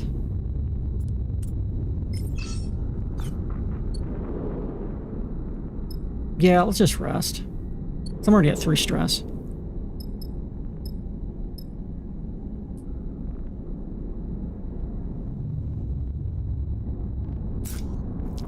Usually I'm the one that's doing all the work, but... Ah, we lost. 1 and a 2. They each have a 1 and 2. Dear Lord. Hardly even matters which one we do.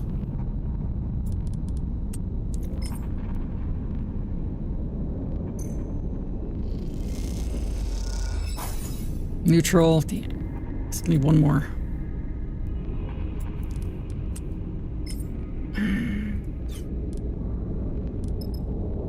Fuck, if I push it's... Yeah, and that gave me... I'm at 4 stress.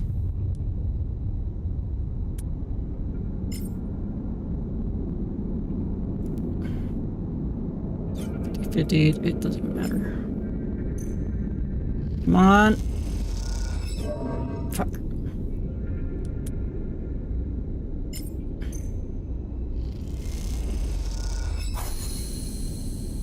Okay. You find a way to the sealed bay. The door's in good condition. Perhaps the treasures are beyond it. There's a hiss and a rush of stale air as the sealed bay, deep in the facility's tunnels, opens for the first time in years. The beams of your suit lamp reach out into the dark, picking out weaves of dust and debris. They reveal a small bay, big enough for a shuttle, but not a rig like yours. As you glide inside, those same beams catch on the frame of something that sits at the center of the bay. It is wide and flat, with the cylindrical central section that runs its length. As you move around it, looking at the sections of plate and open frame, you realize it is a ship, or at least it was. This frame, filled with rusted components and partially covered with old hull plates, suggests a fast ship, an arrowhead designed to cut through debris and even atmosphere. You float up a little to see into its central cylinder, and your lamps reveal a cockpit outfitted for 2 people, one sat behind the other. The seats are carefully upholstered, and you realize this is a labor of love. The whole ship, in fact, seems built by hand, a custom model with little function out here beyond looping around asteroids for the thrill of it. Looking closer, brushing away the surface corrosion, you see flames painted on the hull plates in curling patterns, the brushstrokes visible even after what must be many years. As you inspect the half-finished ship, a sense of quiet wonder keeping you silent, you notice a glint towards its rear. You approach it and you see an engine, all interlocking tubes and flared vents. It is unlike any of you have seen, but holes inside suggest it may never have been finished. Those holes are the source of the glint. You reach in and pull out some strange-looking engine component, such pristine and complex. You hesitate for a moment, suddenly feeling like you shouldn't be disturbing such an intimate object. But it occurs to you that nothing would please the person who built the ship more than seeing these handmade components put to use. You secure them in your suit and push away the ship. As you leave the bay, you turn to take one last look at the treasure inside. It's possible that it never flew, or perhaps it was the middle of an extensive refit when the place was abandoned. Either way, its flying years have long since passed. Now, with the bay open, it will corrode much faster, melting with the atomized scrap of this place in mere cycles. You suppress a shiver, and then start to journey back to the surface, where the components dangling at your side. Engine components. Valves, lines, and pumps for increasing engine capacity and storage, and range. Interesting. Okay. Probably have him do that. You're just... Man. I guess we might end up just damaging a whole bunch of stuff here.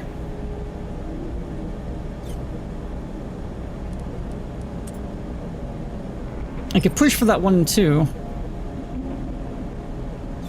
Alright, that's minus. So it goes down to 2. Shit. He's only got 1 stress, so... No. It's not going well.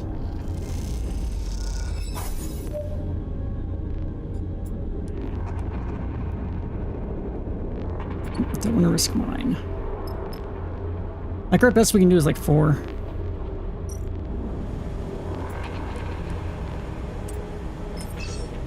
$50-50. I don't think it's worth it. Nope, I'm kind of relying on them. If I get a 6, maybe. Or at least a 75% chance.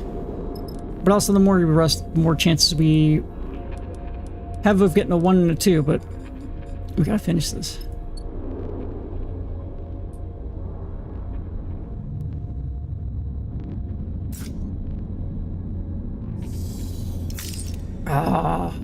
We got some good ones. Matters less for us, though.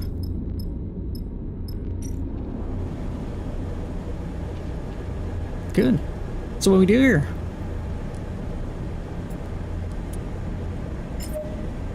Well, good thing is their stress isn't too bad yet.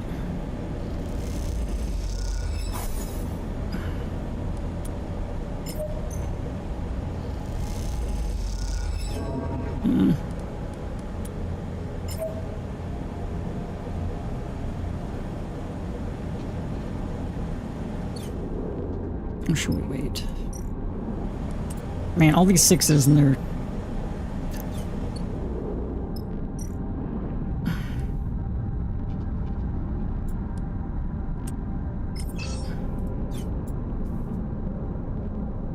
We do have a lot of rare components, but you know, impossible. I'd prefer not to use them. God, maybe I should get that other skill up to like wand. Okay. Oh, this other one is... Yeah, I don't want to do a risky one.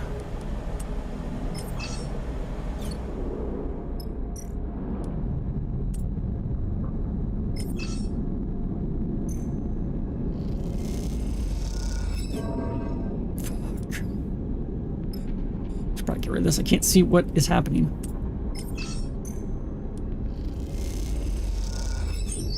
Positive. Cool. Plus raw material.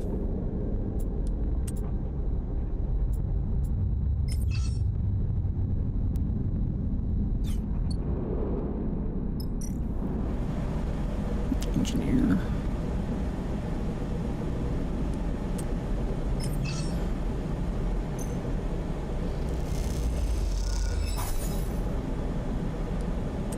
That's 50. I'm not doing the 50.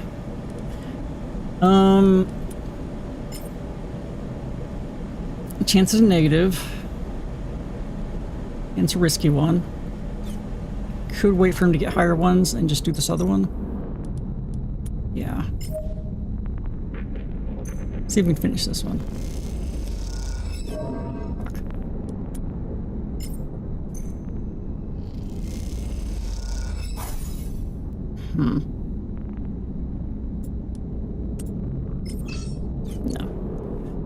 No. Some stuff. We're almost at. If we get 1, 2, and a 3, it's gonna be expensive.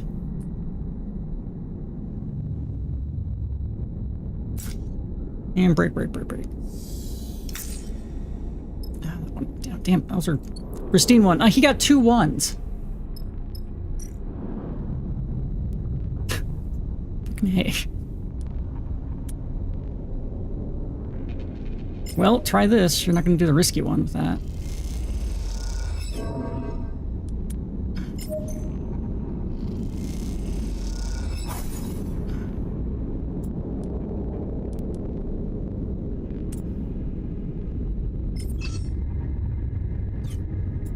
God, we only need one more.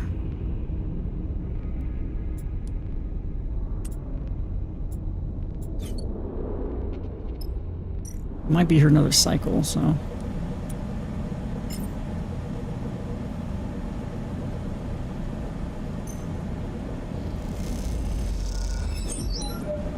Positive. Okay.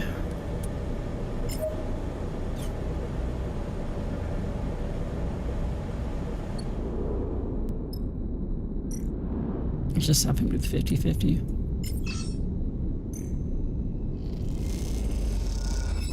Okay. Plus 1 raw material. That's it. And that's probably you got there. Alma announces herself on the open channel. We'll make scraps to you kids yet. That scrap will earn you a pretty penny if you know what you're doing. She continues. Holmes Rock's always been a good place to offload. I'll give you that for free. Look at the sack of ragged, torn cut plates that are loaded up into the rig's cargo hold. You have to admit, you do feel a little pride in your work. Thanks. You earned it. You glance over your shoulder at the cockpit of Alma's rig, where you can see her watching. What are you doing out here? There's a click in the open channel as it closes. Alma seems to take a moment to consider a response. Let me ask you a question, Sleeper. She clears her throat. What do you think this place is? A hangar? Let's not mention the ship. A Solheim facility? Alma coughs and sputters. Oh hell no. This place ain't old enough. We're solid enough to be a form before the collapse, she sighs. Plus those old corporate types preferred much grander projects than in tin pot hangar of dusty rock. Alma goes quiet for a moment before you wait, getting the feeling there's still more to be said. See the old arrays on the far side? You turn and look up the rocks towards the broken frames and panels you can just make out in the dust, catching the sun's weak light. Those were first priority. Get power running, recharge cells for the excavators, the welders, turn the scrap into something livable. She falters and coughs.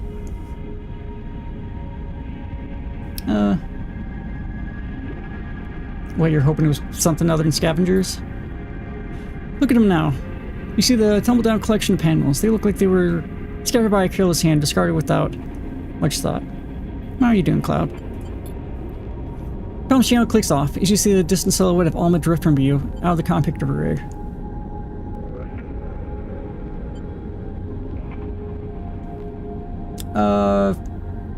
Wait for what? We haven't gave up anything.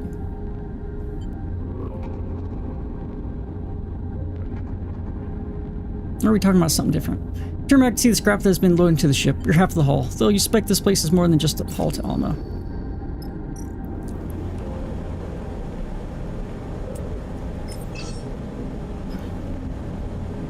Oh, scavengers! God, I thought you were talking about this game. We got to 32 and like beat it. And the character's still alive, I just figured that was basically beating it, so... I might not use any of these. I might just wait for Fusion to get better. It's so weird to not use the 6th, though.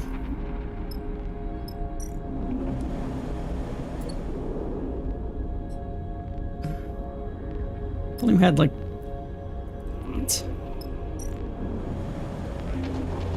Yeah, literally the 2 skills I don't have.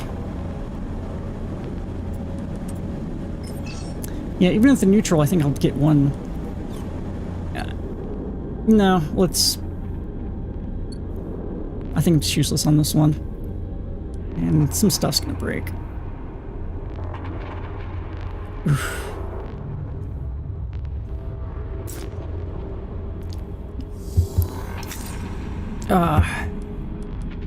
2 down.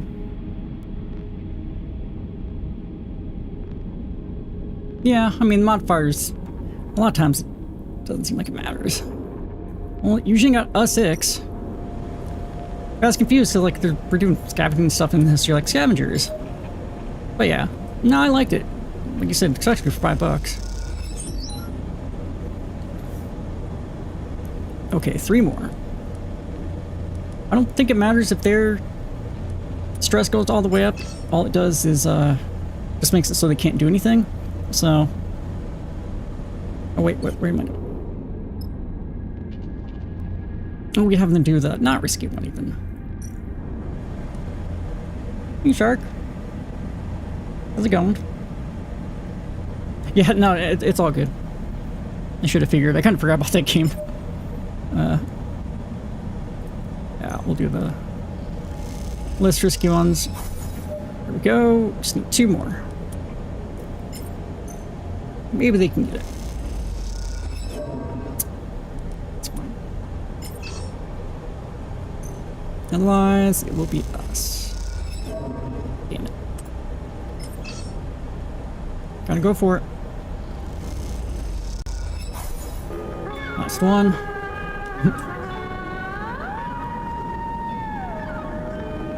Oh, I love my plushie.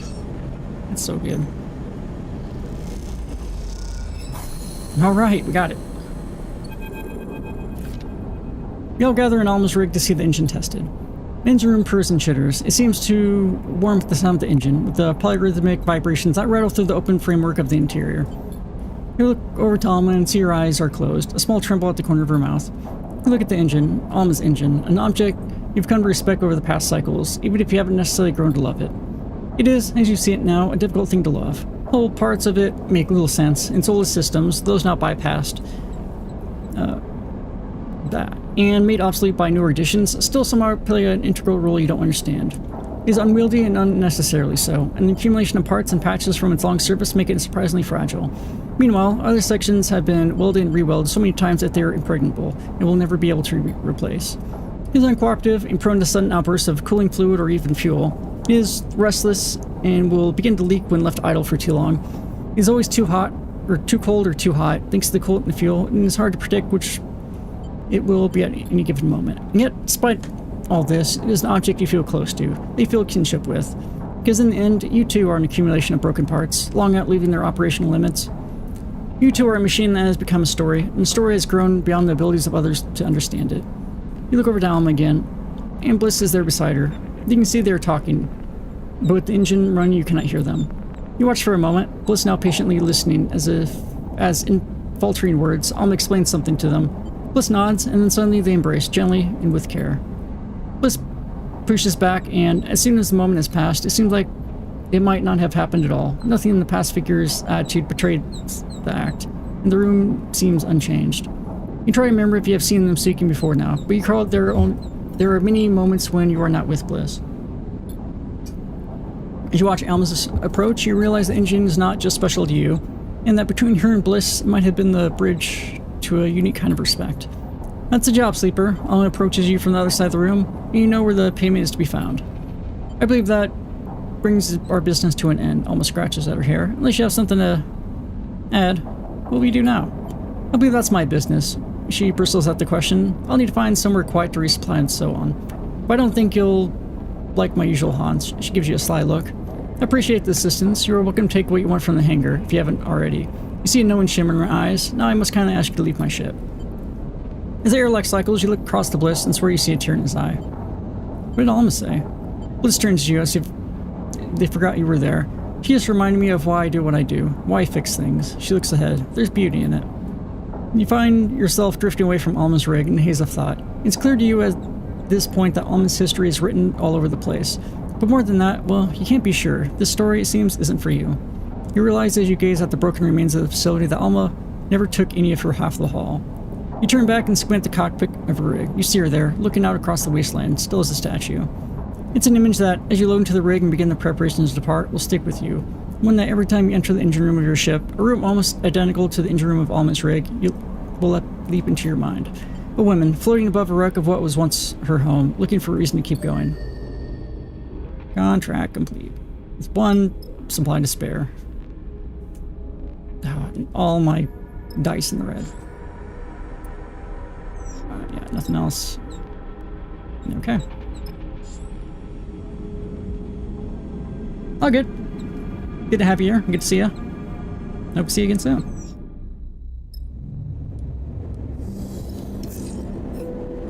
Okay, that one's still there. Good.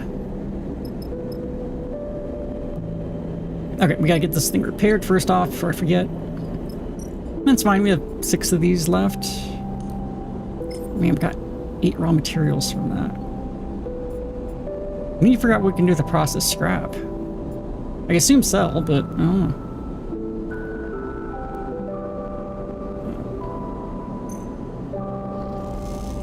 Will you please repair my dice? Thank you. Okay. Taking the spray, Serpent Sister. Locate a ship at Helen's Gate. There, finally updated. Okay. Spend our things here and then go back to the other station.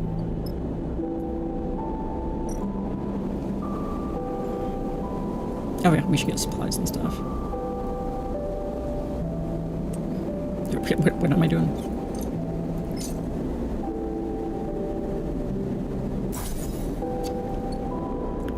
And fuel. Oh wait, let's buy scrap components. We don't need scrap components. So it costs 44 to get like an incomplete repair otherwise? Man, maybe they load you up with like rare ones and then you just don't get any. That might actually be the case. Okay, I'm down to 137.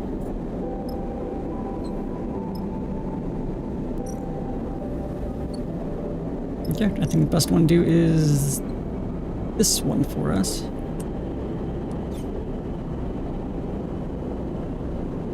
I'm curious what the engine components are, but...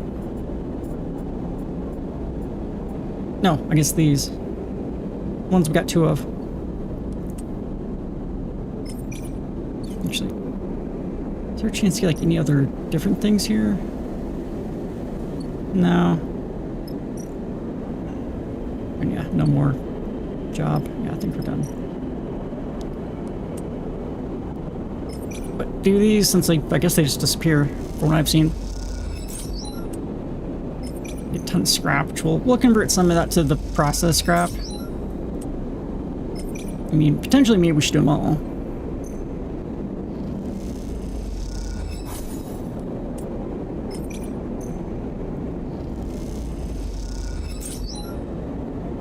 Scrap. Okay, now let's go help out. What's her name? Yeah, we never got the skill point, which is like the entire reason for me coming here first. Figures.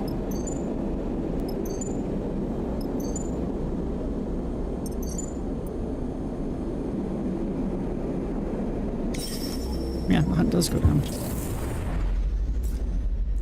Hunt barely seems to matter.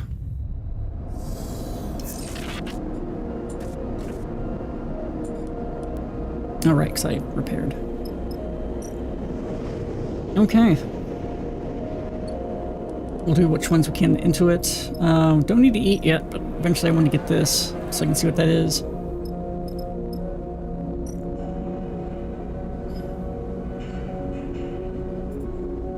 Process raw scrap.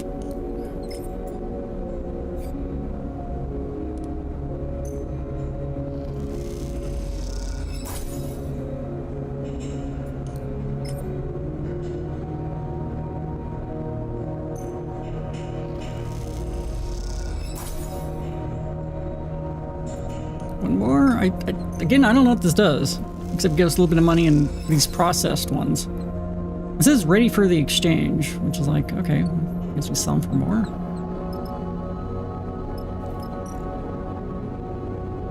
Ceiling shift, never gonna do that.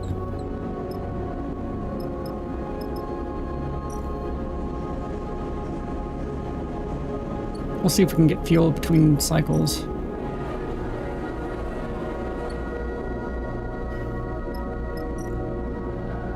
And whatever extra ones we can line arrays. Oh yeah, this gambling one. I forgot about this one.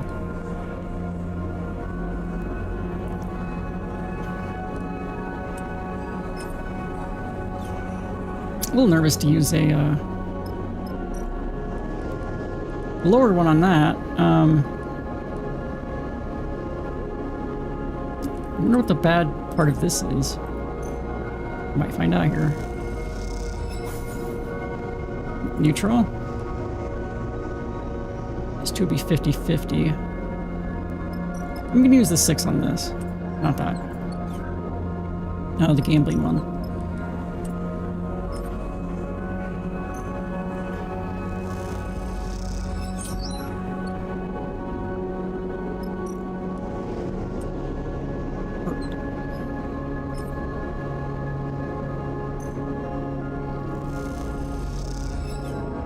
Okay, just mice energy, that's fine. Drink, bartender. Can do it. We can deal with that, especially since we can just like work it off at the other place. Okay.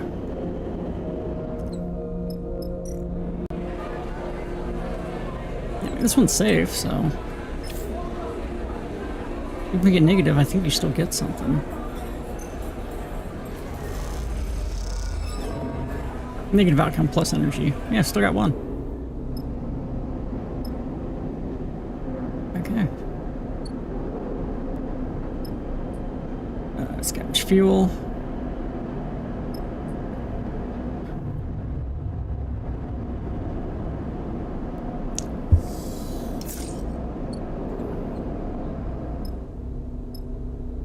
Use the super low ones on that.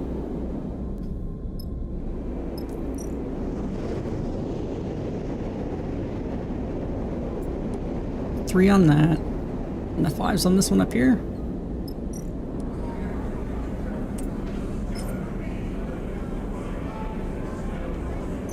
Time to fill this up. I really like the first game really had you on edge on like time. This one seems to be a little more forgiving, or a lot more forgiving.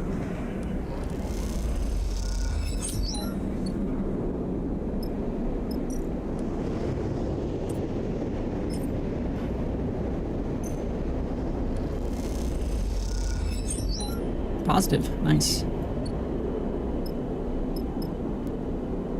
One, then, oops, then do the other one to maybe get 3. I think 2 might be the most we get from it, but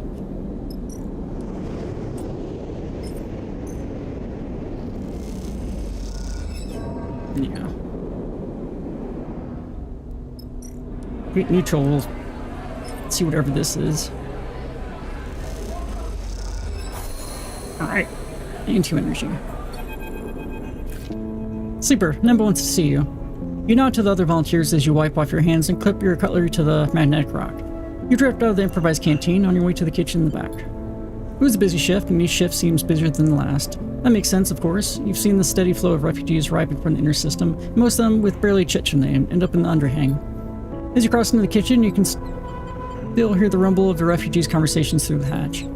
The other shift leads you past the rehydrators, and the hand-built centrifugal oven to the small office unit in the back of the kitchen. They knock on the door for you, then glide away to finish their own meal, leaving you to wait by it. You look around the small but carefully arranged kitchen as you wait. Your shift here having left you familiar with the mix of improvised and salvage equipment, some of which they've never seen before you came here. Come in, Sleeper. Nimba is perched at the desk, uplit by a small, transparent terminal screen. Green glass is perched at the end of his nose. You've seen Nimba before, but not as much as you'd imagine you would while working at a place called Nimba's Kitchen. Even though there isn't a proper sign out front, everyone in the underhang knows this name. The man himself is more of a mystery. Apart from the occasional barked order in the busy kitchen, he's a little more than a blur to you. Why do you work here? He barely looks up from his terminal screen, the scrolling text reflecting his lenses. I want to help. Nimba stops scrolling the screen and looks over his glasses. You do well here, Sleeper. You're fast, precise. You're doing good work. He goes back to scrolling. Thanks. Nimba lifts a hand in response. That's my worry, Sleeper. Good workers like you, they move on fast. He leans back and looks at you. 10 cycles, maybe more, maybe less, and then they're gone. And the team gets used to having them here, gets used to working at that pace, then suddenly they have to work differently. You have to pick up the slack, change jobs, change stations, and a few of them think, well, maybe it's time I moved on too. So what I've found is good workers are trouble, especially those who come and go like you. He pauses, watching you. Let him speak. This place runs on consistency, Sleeper. Those that turn up every cycle, good or bad, they get the people fed. He takes off his reading glasses, inspecting them for smudges. Let's be honest, this ain't you. This guy's kind of weird. So let's cut to it. I can't use you in the kitchen anymore. You're done. He shrugs. Sorry. Oh, so we can't get, like, easy energy anymore. This place also runs on all those machines out there. On the suppliers I can rope in, the donations, feeding refugees from the inner system. It's logistics as much as it is chefing. He shakes his head, which is why I'm cooped up in the back. So maybe you're gone. I never see you again. Okay, thanks for coming. We'll soldier on without you. But maybe you still want to be useful. Maybe I heard you had a ship. He smiles at you. Yeah, maybe I heard you chatting. And maybe I have a little something held up in a place only a ship like yours can reach. I negotiated the purchase of some valuable inner system spores from a group that came from there, but they somehow ended up at the despot in Greenbelt. Nimba sighed. So if you head to Greenbelt and you find the delivery and you bring it back, well, Nimba looks at you pointedly. That would be helping. That would be the kind of helping a good worker, even an inconsistent worker, might be able to offer me. Nimba squints at you. Seems like the kind of thing that someone genuine, someone who wants to help for real might do, don't you think? He doesn't wait for your reply, but it also seems like the kind of thing that might sit on a list of priorities for so long it disappears and never gets done. I've seen that happen too.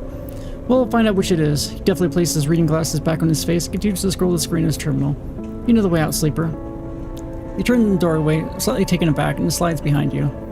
You glide out through the kitchen, through the improvised canteen, the people eating and chatting there, into the gold underhang passage below, beyond. Well, time considering what you might do next and recalling that persuasive glint in Nimba's eyes. Okay. Help Nimba. Get the spores from Greenbelt. Where's Greenbelt? Hellion's Gate, where we get that one thing.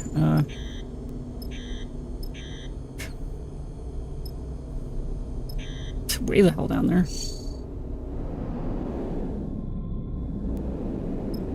Okay.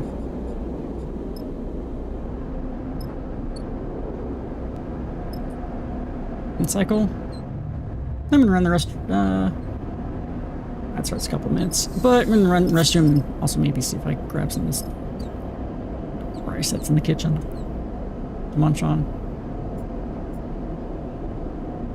A few good ones. So yeah, give me a few minutes. I'll be back.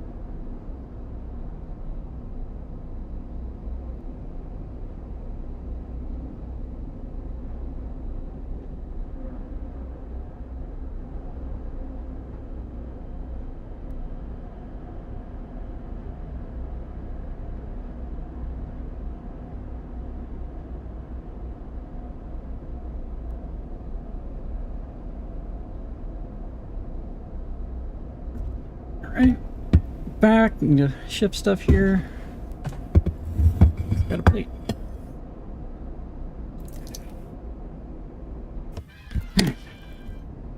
Hey, Brooke. Welcome. Thank you. Made some onigiri quick. But this, like... this plate I got's, like, way too big. Maybe I'll put the mic in front of me. Yeah, it's very shoddily made, but... yeah, we're playing some, Citizen Sleeper 2. Right now we need to... help Cadet steal back this drive. Gamble a bunch up here so we can see what this does. And these 4 things. Yeah, we can't work in this place in order to get free food anymore. Yeah, that sucks. And we got money. So I was using the low rules on this because the only negative thing is you lose some energy. Now I was using the 6s for the other one. Ooh. 400 fortune cookies? So what was the meal, just fortune cookies?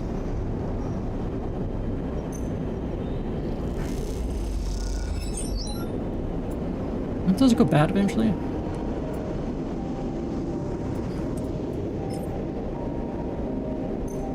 Oh, okay. But then you have the fortune cookies.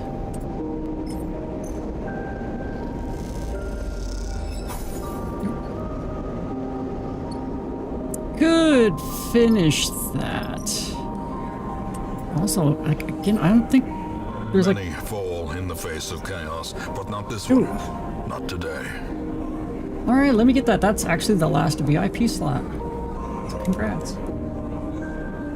But yeah, if I don't do it right now, I'll forget. It only takes a second. I mean, I might be able to find someone... I don't know. I mean, people haven't, like, been here, but... yeah, blocks, so... add role VIP, 20 out of 20.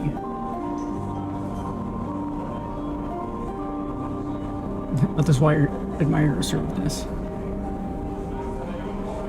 Yeah, I don't know, I mean, still. Yeah, I mean, we might need some stuff for the next part of this thing, so... let's do these 2 and then see what happens. Find a member to vouch for you. Now you can play for your own winnings. Wait, what does that mean? Sleeper suspicion. People are usually suspicious of sleepers, but they get especially suspicious when you repeatedly win at games of chance. Okay, so... now you're vouched in, you can play games in the casino, but you feel the eyes of scrutiny upon you. So I probably shouldn't get that all the way up, huh? But yeah. We'll rest. We should probably eat. They're gonna starve. Let's maybe eat here.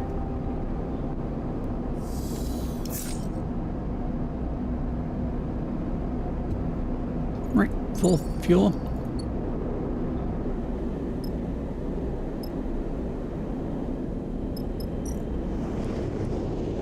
Alright, if we get one more positive.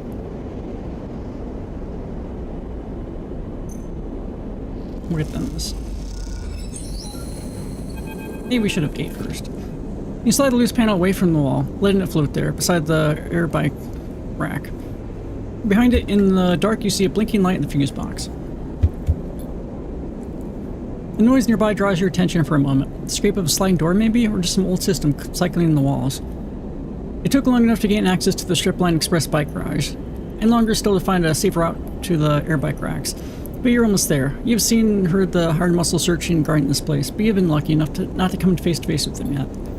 Turn back to the darkness behind the panel, and what Cadet said is right. The drive is taped to the back of the fuse box in front of you. You reach through and around slowly, carefully, and your hand settles on something cold and metallic in the dark. It's taped firmly to the box. You pull at it, but it doesn't budge. A quiet rattle echoes through the dispatch office next door, and you freeze for a second. Seems Cadet was a little too enthusiastic with the tape. We're bad with engage. Bad with both of these. Peel the tape, I guess. Neutral. Close your eyes and feel for the seams of the tape. Taking your time, you pick at it, working each piece away from the drive. You hear a clattering sound nearby as you peel off the final piece and the drive spins in your hand. Time to move. You slip the drive inside your coat and kick away from the wall, gliding back towards the maintenance corridor you entered from. As you cross the bike garage, you hear voices in the dispatch office next door.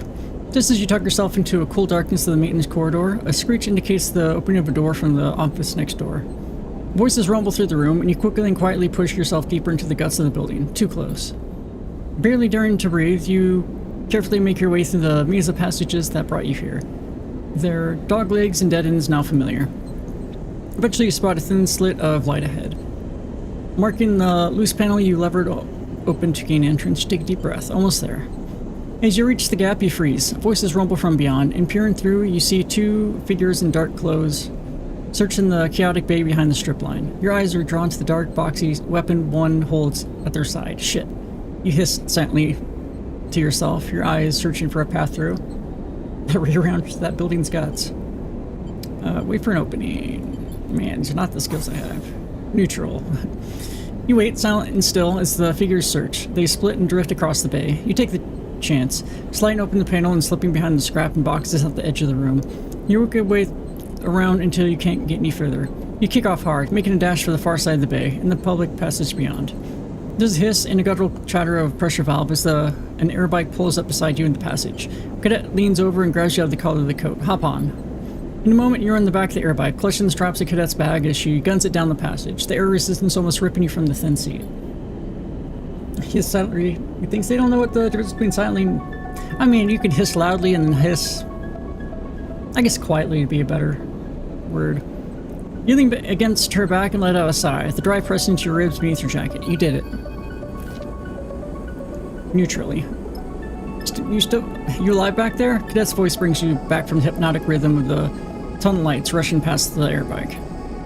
She slows the bike with a rapid series of hisses, and you realize she has brought you back to the passage outside Bliss's Bay. You try to understand the route she took, a long loop through the branching transit tunnels of the station, but give up. You can let go now. She straightens up and you unhook your fingers from the back strap, separating yourself from her back. You push out the bike gently and float in the passage beside her. I mean, you hear your sound. So yeah. You okay? Looks pretty rough back there. Look pretty rough back there, she smiles. Appreciate you putting it all on the line for me. Who were those guys? Your guess is as good as mine, she shrugs. Didn't look like anyone nice though. I wouldn't sweat it. She smiles. Go on then, let's see the drive.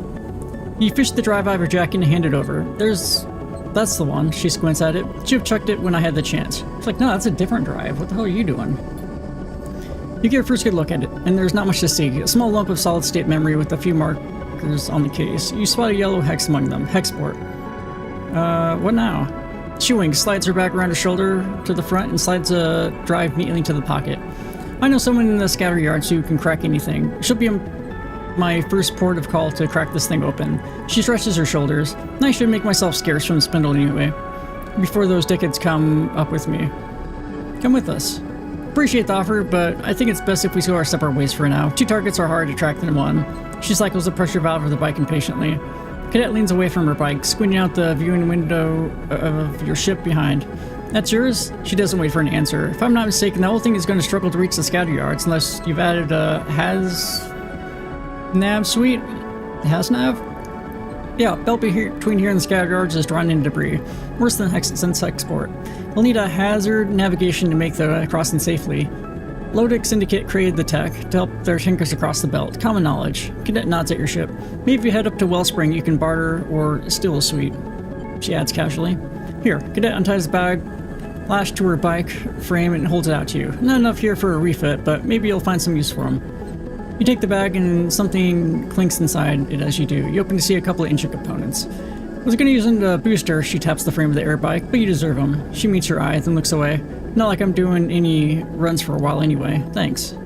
It's nothing. Like I said, you deserve them. She flexes her fingers on the bike handles, eager to be away. Cadet's air bike stutters and purrs, trembling in the air like an arrow ready to be loosed. See you around, she winks and guns to the throttle, zipping off down the passage with a pulse of air that ripples through your clothes. You stare after her as she goes, the mix of components still hanging from your hand. You realize as you look down the passage that you never ask how Cadet plans to get to the scatter yards. That question, like a score of others, will have to wait until you run to her next. Although you have a feeling she will find a way to slip it away before you can ask them next time too. Get back towards your ship and stow the components, idly wondering if you could justify buying an air bike to Seraphim as you do so. Hey, upgrade point. New drive available. Meet Cadet and Scatter. Yeah, I thought she was gonna like join our crew. I think we've done everything here. I think we go to Wellspring. That's where we also need to find the thing to fix our self. Or wait, Wellspring. What is Wellspring?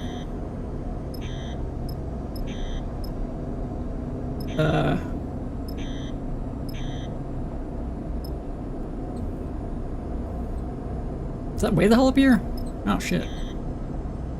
Okay, well, bam bam bam, I guess. But since when you travel you gather stuff, let's do some work here. Good Springs, I was thinking Good Springs too.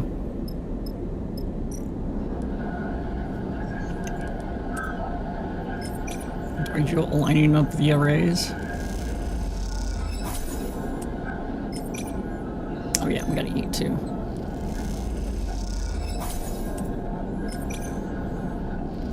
Maybe decide what we put our point into too.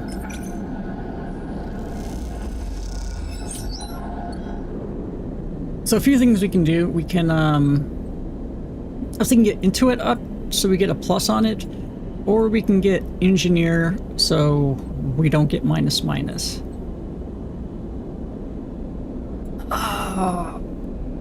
You know what, probably Engineer, because like that last job we did, we did pretty bad. Endure we just can't do. Yeah, let's get that up. So now we're just like neutral on them. Next we'll get into it. Eat here. Buy kelp cakes.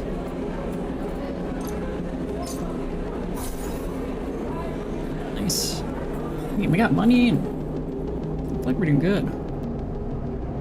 Like, the first game, like, I was just barely holding on that entire game. And it was just like, oh, right behind you there's like some timer. And there's this, but every time you travel it goes down 3. Which is like, I don't know, maybe it gets more intense.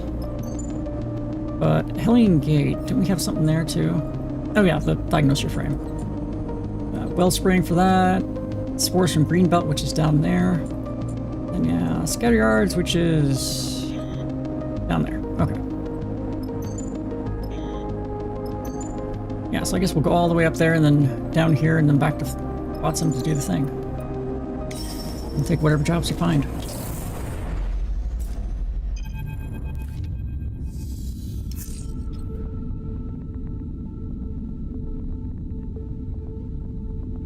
Take a bite here quick. Hellion Gate hangs over the rig. Its corroded marches resemble the dislocated vertebrae of some vast long dead serpent. It's one big, ugly scrap pile. Seraphim whistles from the pilot seat. Solheim didn't like to build them small. What is it for? Seraphim shakes his head. System's biggest door, only open if you ask nicely. That'd be big if you want to fit every ship that visits the system through it. Bliss cuts in the back of the cockpit. Impressive, really, building something so massive out here. Solheim likes to impress visitors, sure. Seraphim leans forward, looking for the best place to enter the structure, but they also like to scan entire ships and impound those that didn't enter through the gate. Seraphim catches your eye, looking for some agreement. Not the most admirable quality. Solheim was a curse on the system. I mean, it's impressive, I guess. Seraphim shakes his head. Gotta say, I'm surprised you're a sleeper impressed by the corporate infrastructure. I mean, I'm not saying it's good, but it's impressive. Don't let him bait you, sleeper. Bliss rolls her eyes. Solheim was cruel. We're cruel and ruthless, but without them, this system would just be 2 gas giants and a load of rocks. No harm in recognizing it. He looks out of the cockpit towards the gate. Its layers of systems and rooms slowly opening to the void, peeling away cycle after cycle to reveal the bones beneath. This is where Jean-Mi mentioned you might be able to find the location of a ship with a prime ship mind, among an old ship in Manifest and Solheim records. You look over the tower and structure of the gate. This is going to take some work. Suddenly, a flash high up in the gate catches your eye. A light turning on and off again for a moment. You lose track of it. Is this place inhabited? Seraphim raised an eyebrow. I doubt it. Humanston smiles. You open for a station-side bar?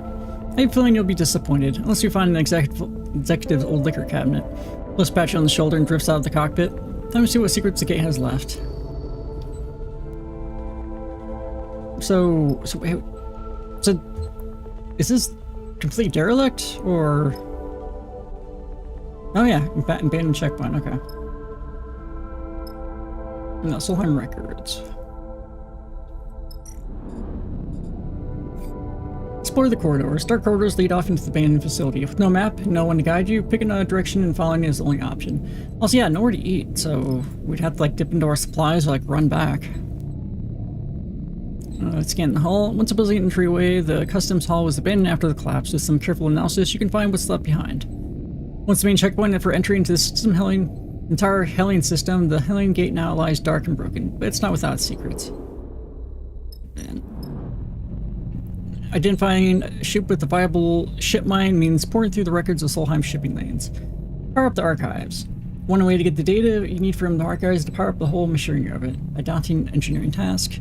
Extract the records. Slower than turning to on the entire archive. Selectively extracting records is a safer and slower method. So there's two things we'd be good at. And they're both the risky, not dangerous options. Well, I mean, we got a 6 on that. This other one's engineer. Okay, so the 6s we can use on either of those now.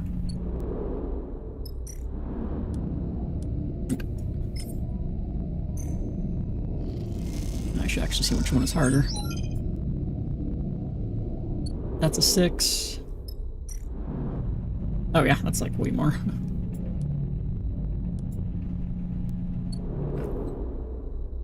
Oh, right. Derelict fuel storage. Scavenge fuel. The shattered, jagged old barge once carried a fleet's worth of fuel. With care and time, you may be able to scavenge some for your ship. It's Endure, which we don't have. Oh yeah, plus, so it is a 6. It's only the risky ones, so I think we'll only get 2.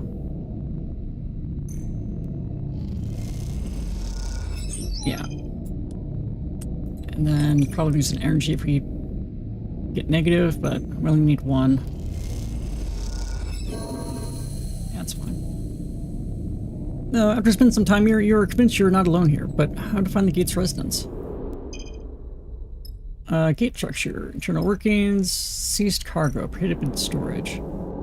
Search for supplies. The confiscated cargo stretches off into the darkness. The sight instills some fear, but perhaps there's still something here yet to be picked clean. So we may use some fuel, but we're full on supplies. So we have to eat some. Cutaway scrap. Most of the gate is corroded beyond use, but deep in the structure you can still find some good metal. Data scraping. The gate's network collapsed long ago, but there's data to be found in old terminals and servers inside the structure. Okay, as long as it's not negative. I mean, neutral might lower energy, but yeah. Oh, that went down 2. Oh shit. That sucks. Now, find some solid state storage that has yet to be consumed by bit rot. Wait, so is it done?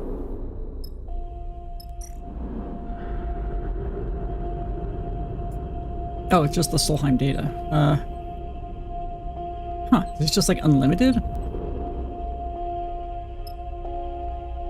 Like, can I just... doing that? Like, I feel like there's some hidden time limit thing here I'm just not seeing. Hey, Elena. How you doing? We're doing space stuff. You know.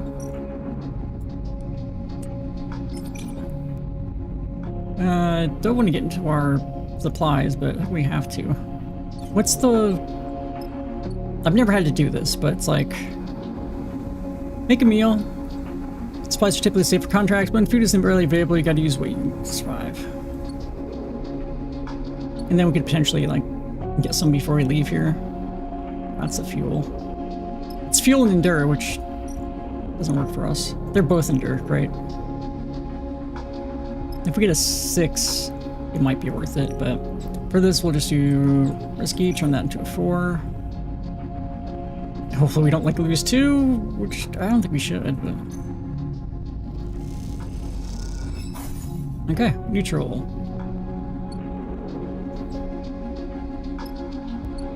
Not sure why all the other people aren't helping, you know? Yeah, let's do odd jobs in this gate.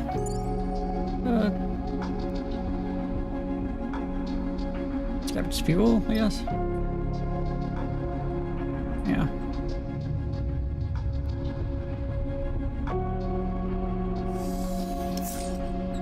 Ooh, those are some good ones. No, so he's still hunting us.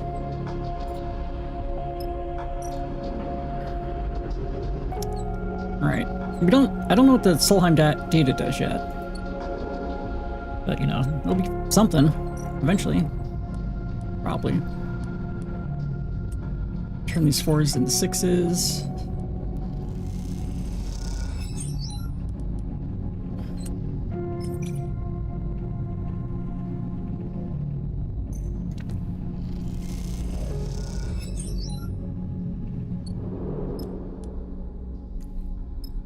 Not that one.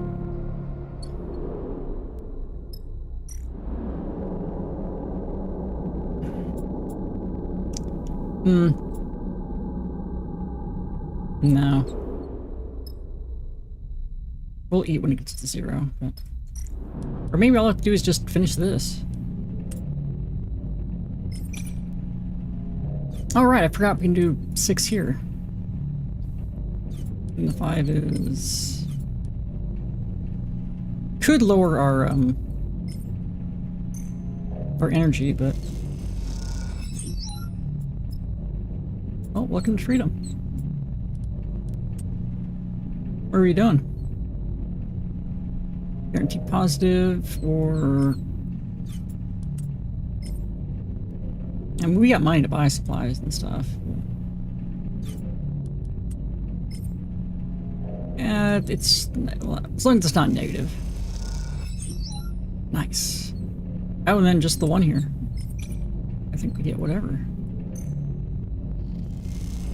That's good. You hear something in the dark. In the dark and airless void of the archive, something flickers. You have been working in the dark, picking through the guts of the corroded machines, skimming the data in their corrupt memories, digging through a graveyard in search of ghosts. But now, with another flicker, the place begins to come back to life. All along the row of benches, some of them crushed by fallen ceiling panels, terminals begin to flicker into uneasy life. A cacophony of distorted sounds accompany the machines, as some of them immediately glitch and spark. Did you do this? You stand frozen as the archives glitter around you with a million shipping entries. The stream of information is overwhelming. Node graphs drawing out routes and inventories, tracing a web around you in pale cyan. Suddenly, they all shut off, the terminals blinking out together, leaving a single translucent screen glowing dimly in the dim room. Or softly in the dim room. And in that dim room, drifting towards you out of the dark, you see a figure. Is this what you're looking for? The voice cackles aggressively through the suit's local comms. Who are you? Oh, hey, it's Junie. Sleeper, is that you? You hear Junie's voice now, tense and unsure. She stops beside the single online terminal, her suit form lit with pale light. Junie. You hear a smile in her voice. Good to see you again. She pauses and glances around. Though this venue is a little unexpected, she helped us earlier. I wonder if she's just gonna, like, join us now. What are you doing here? I'm searching these archives too, although slightly less forcefully than you. To have this whole speech prepared for whatever salvager was ripping through these archives so messily. Not to mention aggressively, but now that I know it was you, well, I'm just glad to see you. Although you really need to be more careful. You could have taken the entire archive down the way you were working at it. I was getting positives everywhere. What are you talking about? The machines are decades old. You can't just rifle through them like they were a scrap pile. I saw the patterns of your queries. A prime chip mined equipped ship, still operational at the collapse. Last located in the region around Hilling Gate. You can feel how pleased she is with her stuff right now. That about right? Nicely done. She nods. Would you expect anything else? That's why I did the hard work for you. Junie beckoned you over to the lone lit up terminal. You drift over and see a single point, a faded transit trail beside it. Sunward from the Hilling Gate. Something like this maybe? She smiles and steps aside so you can see the screen. You check the info pane beside the map. Ship mined in use. Abandoned by all hands after the collapse. Tantalizingly in reach. Something like that. She shrugs. Well, then it's yours. But Junie turns, and in the glow of the terminal meets your eye with complete seriousness. The question is, what do you want it for? Explain about your body. You tell her what Jean me told you, about your shifting body, transformed by some unknown influence, about the need for a prime ship mind to house your emulated mind while he runs a diagnostic process. She's silent for a moment, unsure how to respond. I'm sorry, Sleeper, but I think I can help you. I want to come with you. Jeannie gives you a strong look. Do you know how often someone gets out of one of these old Solheim wrecks? They are more trouble than they're worth. But contained inside, there's an entire history to uncover. Uncover and take, you mean? This isn't like last time, I promise. I have no interest in the ship mine, but anything else, it's too big a chance to pass up. I know I can't force you or trick you into taking me. That's why I wanted to offer you this instead. She indicates the terminal, still showing the ship's final resting place. Hope that maybe if I helped you find what you needed, it would show that I can be trusted. I trust you. She smiles. Thanks for saying so. I'll send the coordinates to your ship, and I'll be hanging around the gate until you are ready to leave. She shifts in front of the terminal and plugs in her deck, tapping away at rapid speed. If you need to go get supplies from the spindle or anything else, fine. She folds her arms. I'll wait. But if you go on this job without me, I'll get the message, she shrugs. You won't see me again. With that, you leave her in the archive, extracting data as you ascend back to Hellions Gate's upper levels. Okay. So yeah, we got 5 supplies, so I think we just go on the thing. 4 needed.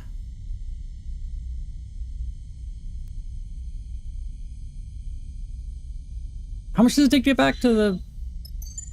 That takes 6. Oh shit. So if we want on this, I mean, I guess we can come back here and just... I don't know.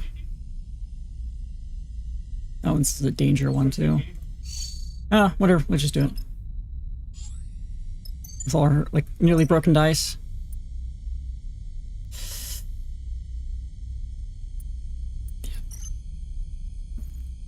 Alright. Wait, does it say what we need?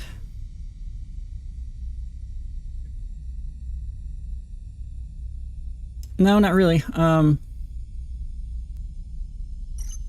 Yeah, we gotta take her. She has the skill we're good at, though, so it's kind of doubling up. He has Endure, which... I don't know. He always rolls low. He kind of sucks. But without it, we don't have anyone who has Endure. Okay.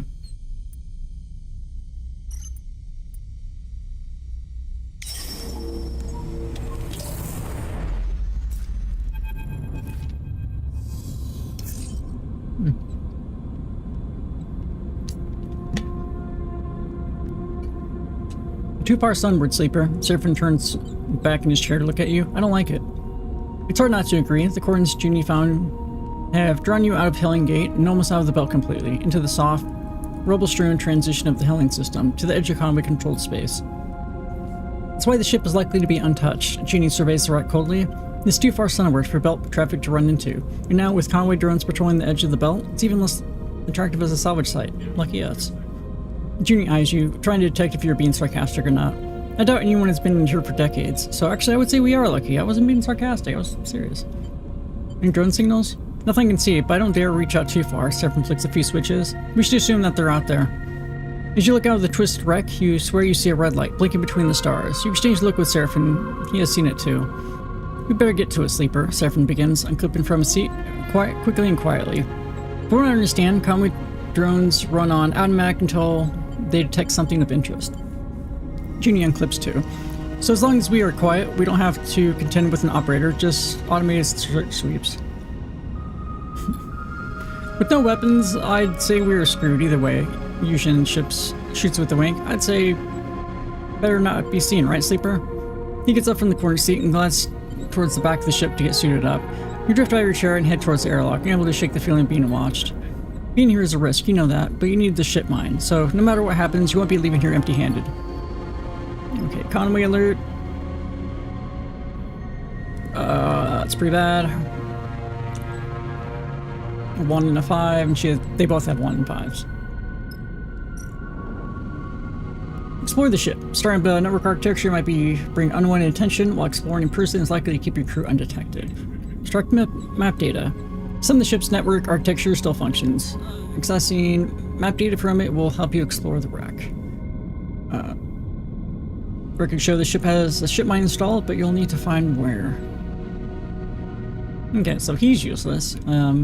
We got multiple people who can extract well. Oh, and they're both danger. There's nowhere else? Nope. Okay. We can definitely get a lot of them. I don't know if we should risk it with some of these, though.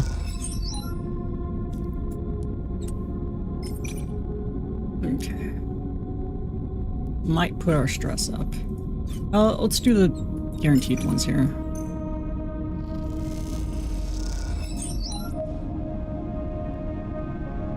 This might just be those two.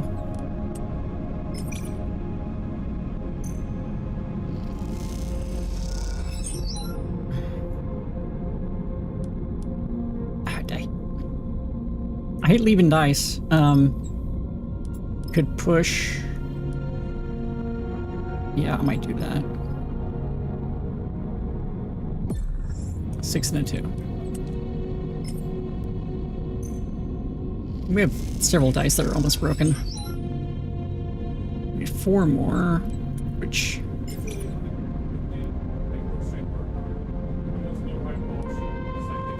Yeah, it might put that up. It's a 4. It's possible. It's also possible it gets it up so we can start losing dice. It's 3. Maybe we do his.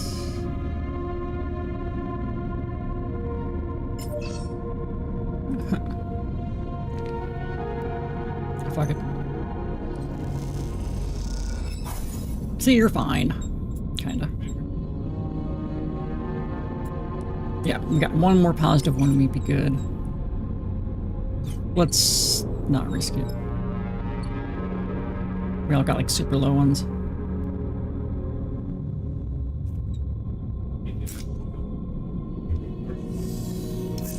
Alright. 3 and 6, 4, 1. Oh, that's a bunch of bad ones.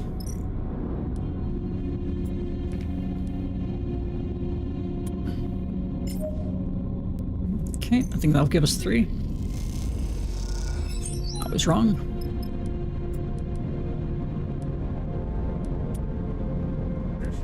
Could just do his 1. Might put that up. Fuck it. Okay, it's just +2 stress. This is not good, but... Alright. Yeah, +1 stress.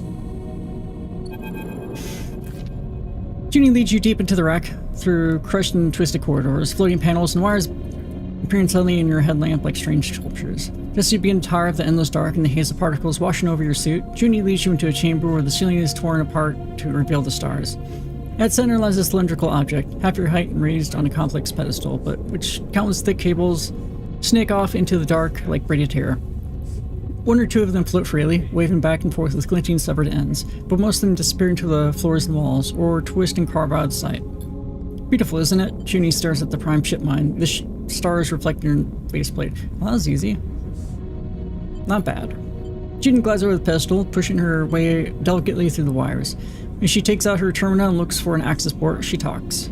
Softly, her voice carries through the suit comms. These cables lead off to every one of the ship systems: engines, life support, navigation, lighting, network, you name it. Ship mine has hardwired access to them all. When an old ship like this was running well, the ship mine would distribute itself, some of its protocols running freely in different sections. It seems it would be less like a single governing mind and more like a load of systems clumped together to form a complex living machine. Think of a plant rather than a being, a plant with incredibly rapid processing power and a much more accelerated response time than your average tree. Watch as she finds an access port and slips a cable inside, sliding a translucent screen onto the top edge of her deck. Let's see here. Junie's screen fills with bright scrolling data. Incredible. There's so much here.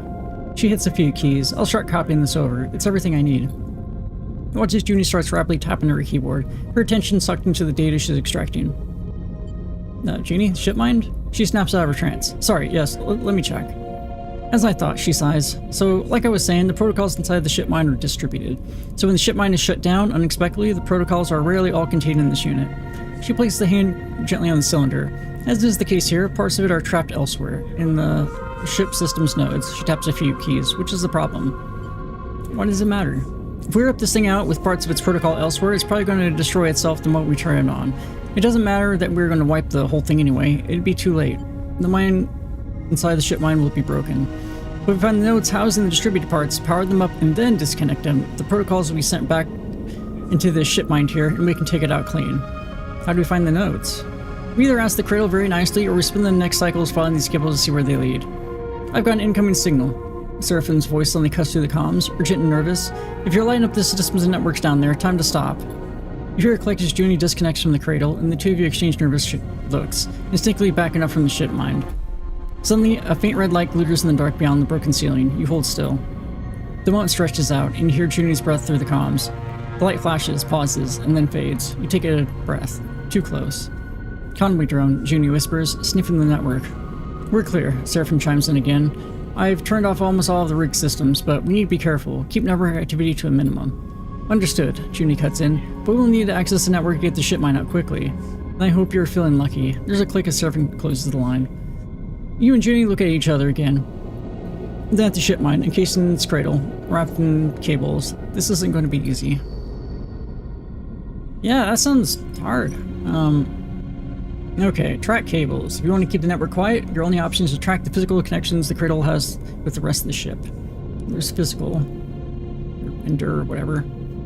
Hack cradle. Hacking the cradle directly will reveal data on the ship mine system, but any network activity is likely to draw attention to the wreck. Okay, the ship mine is still sealed in the cradle. It takes some thoughts, experimentation to figure out how to extract it. Well, we're both proficient in this, so... We're both danger.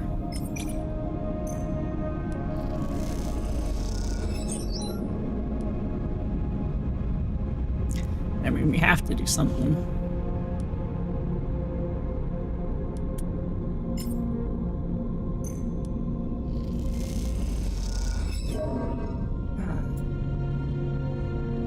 Wait, plus Conwayler. Where's... It said plus Conwayler, but it's still at 0. Oh, his stress is like almost maxed already. Fuck. He hasn't even done anything. Come on. Okay, no negative. Plus Conwayler. Wait. What?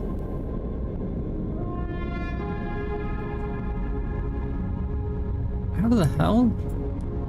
So even not doing a negative, we get a Conwayler.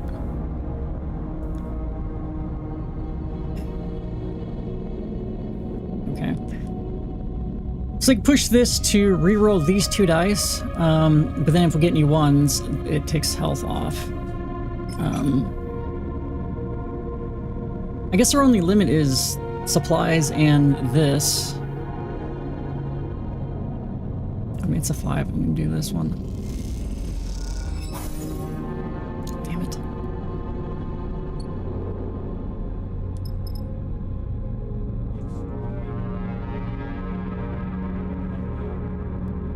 What do you think? Push, reroll these 2, or just rest? Let's just rest. Maybe the alert will go down. Yeah, of course not. 5 and a 6, 5 and a 1. Yeah, if I pushed and we got these 2, these both would have went down 1.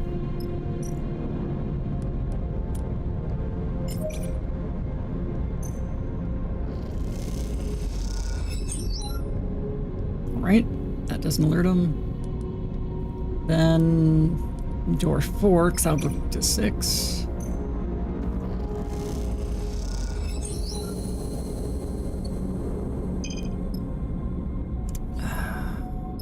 Port node.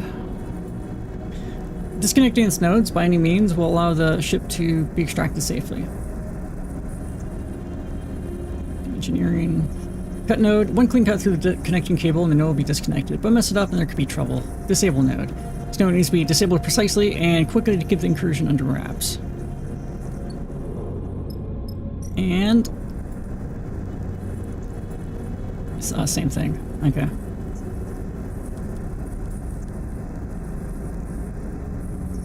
Yeah, even with this 5, I don't think we should do him.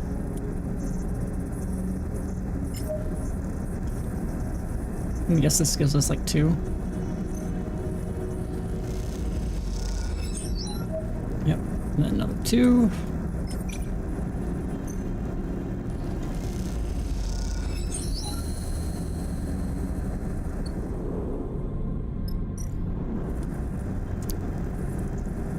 Another 2.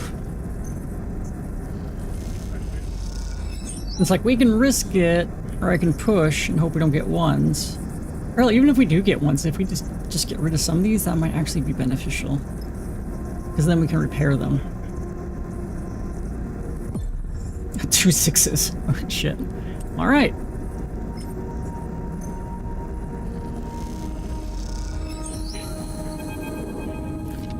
It's ready, Sleeper. Junie's voice comes quietly through the comms. You look over to her, floating beside the cradle, uplit by a pale screen of her deck. She gives you a reassuring nod. You turn to the prime ship mine, now floating above its cradle. The final node disconnected and the lock's released. You glide over and gently grab it, the worn metal casing gleaming in the dim light. As you do, you feel a strange sensation of something moving around inside, like a creature in a box, the weight shifting its way this way and that under the pressure of your grip. It suddenly dawns on you that Jean Me plans to put you inside the strange device, to hold your mind there, while he investigates your body. The thought prompts a shiver. That drone's still sniffing around, Sleeper. Seraphine's voice crackles through the comm. So, if you have what you need, let's go. You feel Junia's hand fall on your shoulder. Come on, Sleeper, don't overthink it. She pats you gently. There'll be plenty of time for that later. You look up and see a faint red light glittering in the dark beyond the broken ceiling. Time to leave. Well, that was easy. Extract the prime shipmite without alerting Conway. Actually, did we miss that, like, very first one?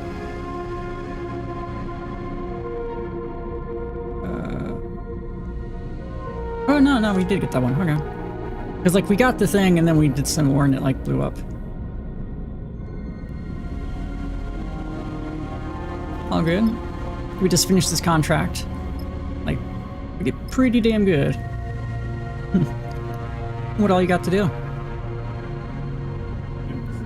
Yeah, nothing else here. Leave. Now we can, like, go back, or... Arriving back at Hilling Gate, as lonely and cold as it is, feels like a relief. Oh, got all our stuff back. There was tension in the rig as you came back out of the inner system, watchfulness for errant signals and glinting red beacons that choked the conversation. But now, floating in the comforting shadow of this vast ruin, the sense of relief is palpable.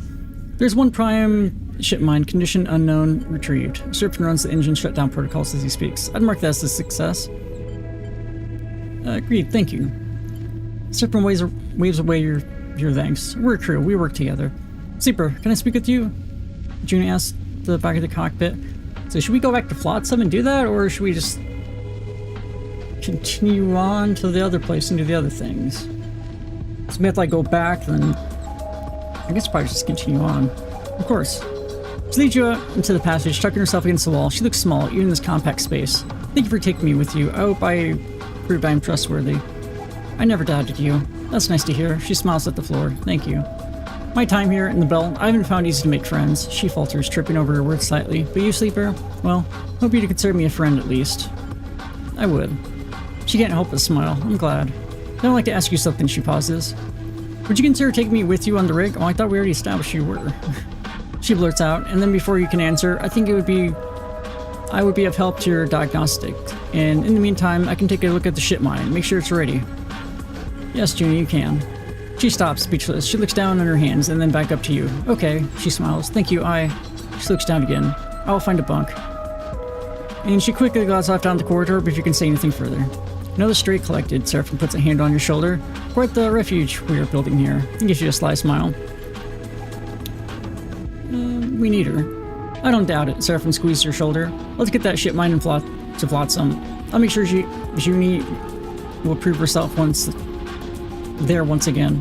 He smiles and pushes off and your shoulder, gliding towards the engine room. You look towards the bunks, but Junie is already out of sight, likely unpacking already. The ship is getting a little crowded, but you are starting to realize you like it like that. At the very least, she'll prove invaluable when you get to Flotsam and you have to deal with Jean Me. Perhaps she'll even be able to read, or she'll even have a read on the old man. You pause for a second, appreciating the warmth, the hum of the rig and its inhabitants. This ship, you think, it's starting to feel like home. Recruit Junie to your crew. Now, do we have enough fuel to actually get out of here? Or I guess before we go, we should just loot whatever we can. Maybe now it's -2.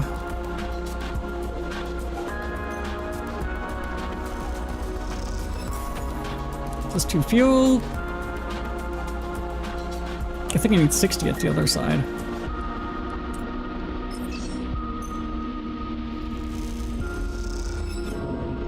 Oh, fuck.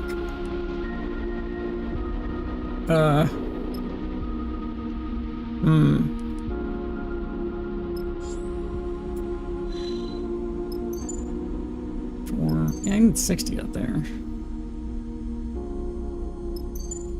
To get there.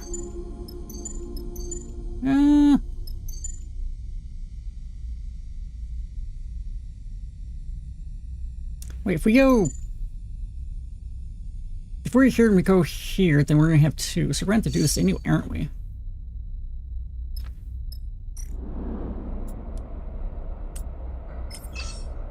I might use... Okay, we made it. So yeah, I mean, while we're here, might as well just push forward.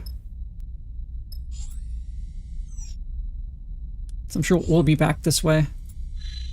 But we have... Fight and Serve from Sister, Wellspring, Help Nibba, Greenbelt, that's down there. Scatter Arts, that's down there. I thought we had a different one. Asteroid Colony.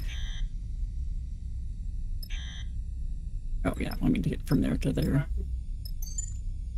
Or...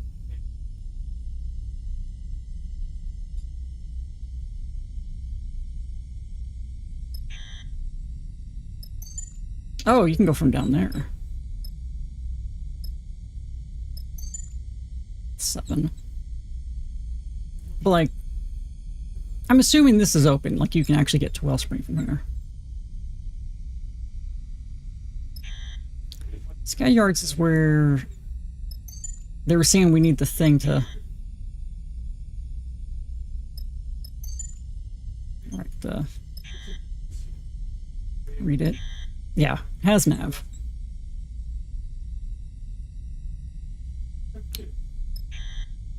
Spoof transponder required. Yeah, we can't even get through there yet. Alright, let's try up here, I guess. I don't know if that's the right thing to do.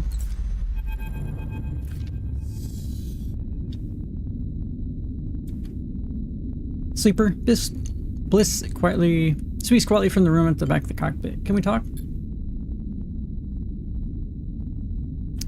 You glance over at Seraphim, his head back, and eyes closed while the rig cuts through empty space. You don't seem to be needed here. You unclip from your harness and follow Bliss. How are you doing? Bliss glances over their shoulder as they drift back towards the ship. The question takes you back. You can't remember the last time anyone was actually asked, with real intentions, how you are. It seems like, oh, you should have went the other way, you know? Maybe fixed yourself first? Well, apparently I was. Let's shoot you a look. That's a good way of thinking about it, I guess. But to be honest, Sleeper, I'm not sure how you are still standing. Bringing out Dark Side, then again in Hexport, those things take a toll. Bliss turns a corner. It's okay to give yourself space to feel that. I mean, I'm an android, so... Bliss leads you off to the main corridor, into the workshop that they set up while they repaired the ship. When they repaired the ship. It is small, but it's neatly arranged tools and slope balls. Help it feel cozy and tucked away. You see improvements everywhere. New tools and equipment. Bliss notices you looking at their upgraded setup. Told you we were taking along. I never doubted it. Bliss raises an eyebrow. Well, that's a lie. They smile. Good. Feels good to hear, though. Anyway, I didn't bring you here just to brag. They pause, or at least not just to brag. They suddenly glance away, the atmosphere in the room shifting. I can see your body is showing the strain, Sleeper. I brought you here so we could do something about that. They beckon you towards the workbench, where you both settle on stools. They flick on a small light and aim at your arm. Let them look. Bliss gently cradles your arm, turning to inspect your underside. You see tears and holes in the vinyl skin, and dark moving things beneath. Wait, why is there moving thing? I guess, I don't know. Watch Bliss work. Look as Bliss brings light closer to the biggest tear, and it glints off the metallic tendons in your forearm. Yeah, like we have just like open wounds. Why didn't we fix that before? Below them, you see something more fluid and wet catching the light. No, you aren't the first sleeper I've met. Bliss talks while they inspect the rest of your arm. I actually partnered with one on my old repair bay on the eye. Feels like 100,000 cycles ago now, but I remembered them. Their precise work, their quiet enthusiasm. There was something calming about their presence. Oh, you can just see the little worms inside me. That's normal. Bliss swaps to your other arm. They were different to you, just like one person is different from another, I suppose, but I can't help but remember that time. I was a different person then, that's for sure. They meet your eye. I'm going through something of a transformation myself. Is it going to be, you think? Are they transmask? What do you mean? Bliss lays both your arms down and leans forward to inspect your upper chest, adjusting the light. I was pretending before, I think, to be the person I was expected to be. They pressed along the heart protrusion of your clavicle. There were so many calculations I was making, so many corrections. This should let me if I was full of thorns that had an entirely different connotation. Then would you still hold me if I was a worm? Yeah, it really feels like that's where this is going. I'm hoping it is. How I held myself together, how I spoke, how I reacted. They pushed gently against each of your metallic ribs one at a time. I didn't realize how tired I was until they stopped and sit back, until I gave up. I came here to the belt with someone else, and when I did, I realized this was my chance to become something new, so I let go of everything. They look away. It was messy, ugly, and the person I came here with, I let them go too. I was punching out at everything, because it felt like everything was holding me back, stopping me from the change I was owed.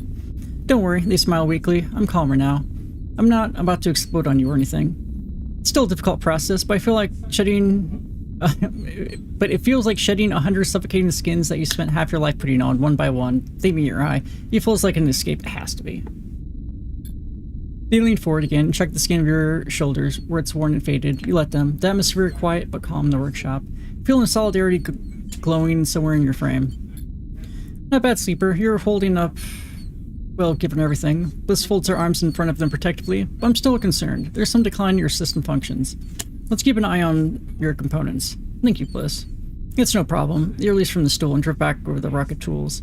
Thank you for jolting me out of whatever life had become the far spindle.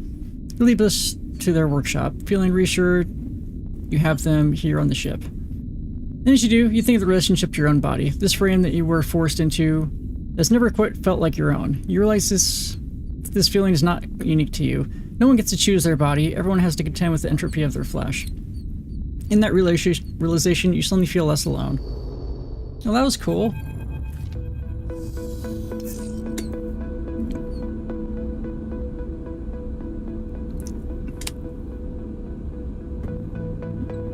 Catch that, Arias? Limpid and cratered, Holmes Rock floats on the sunward side of the belt. Its only notable feature, the bright shapes of its solar rays, angled towards the system's distant star. Can you dock the rig here? Seraphin nods at the bright shape of Holmes Rock's lone docking bay. Won't fit. We'll have to park here and go out the airlock. He seems repulsed by the idea. What is this place? It was a Solheim relay station once. Now it's a way station of some sorts. Seraphin squints at the rock. Never heard of much happening here, really. Really seems to be worth the trip down. Bliss speaks up from the back of the cockpit. There are other ships docked. Yeah, it looks like a loaded freighter. Bliss yawns. I guess they might be up for some trading. I'll come down later. Don't feel like squeezing into a suit right now. Bliss gives a lazy wave as they glide out of the cockpit. Yujin pokes his head into the cockpit. That rock down there got a bar? He looks between you and Seraphin. No idea, Seraphin sighs. Looks dead. Yujin squints out of the cockpit windows. I see a few warm lights, he shrugs. I bet there's a bar. He disappears in the direction of the airlock. You gaze out over Holmes Rock. It certainly doesn't look very exciting, but there's refueling to be done and maybe more besides. You might even be able to scare up a hot meal. You know, Sleeper, the loaded freighter means we aren't far from Wellspring. Seraphin gives you a sideways glance. Your sister, I haven't forgotten. Alright then, Seraphin smiles. Appreciate it. Heard the pressure of the war in the inner systems is having an effect on how the Lodic Syndicate is being run. I just want to get there before something big goes down. He turns back to his console. You look out at the Lodic freighter, painted the same distinctive yellow as the spring-tide back at the far spindle. You've heard they supply most of the water in the belt. Not exactly an organization if you want to collapse. A light catches your eye beyond the rock. A warm flash that is gone as soon as it appears. You're at the sunward edge here, and beyond is the inner system. Holmes Rock might look sleepy, but it lies on the shores of a corporate war. Something residents will be painfully aware of. Holmes Terminus. Reclaimed signal station. We need fuel. Barter with locals. Thanks to its remote nature, bartering is a popular pastime in Holmes Rock. You can learn plenty through trade and talk.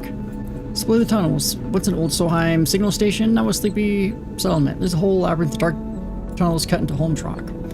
No place like home. Quite and far-flung, Holmes Rock is often passed over by crews, but has certain qualities for those patient enough to go looking. And we only have... I don't know if we can get this in like one go. Might have to use the supply. Or if we get a couple of these, it'll actually show us the place to eat. Oh, plus 1 fuel. Okay.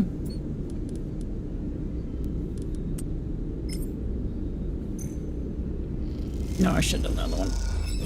Fuck. No, it's only -6 cryo. There we go. Buy fuel, fill fuel, health offload freight. Well, we'll get before we leave.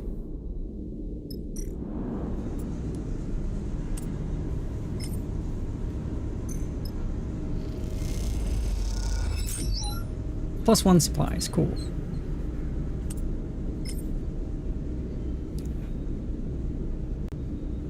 Fox! Can we even do this?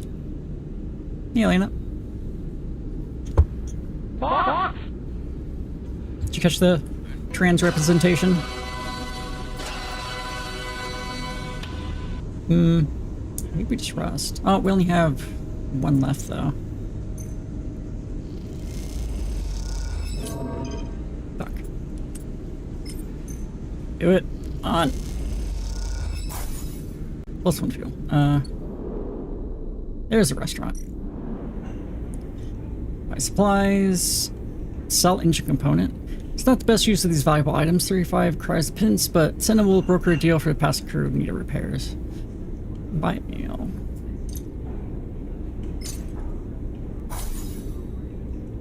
Okay. Good on that. Rust. Scavenge supplies if we can. So we don't have to buy them. Another bite of my thing here.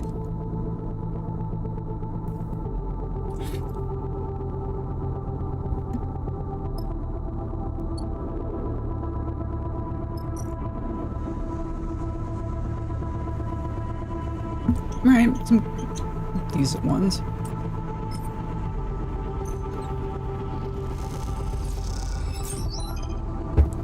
Application. Debug array systems. Get some money, fix broken arrays, sell raw scrap. I mean, it's probably better to turn into processed.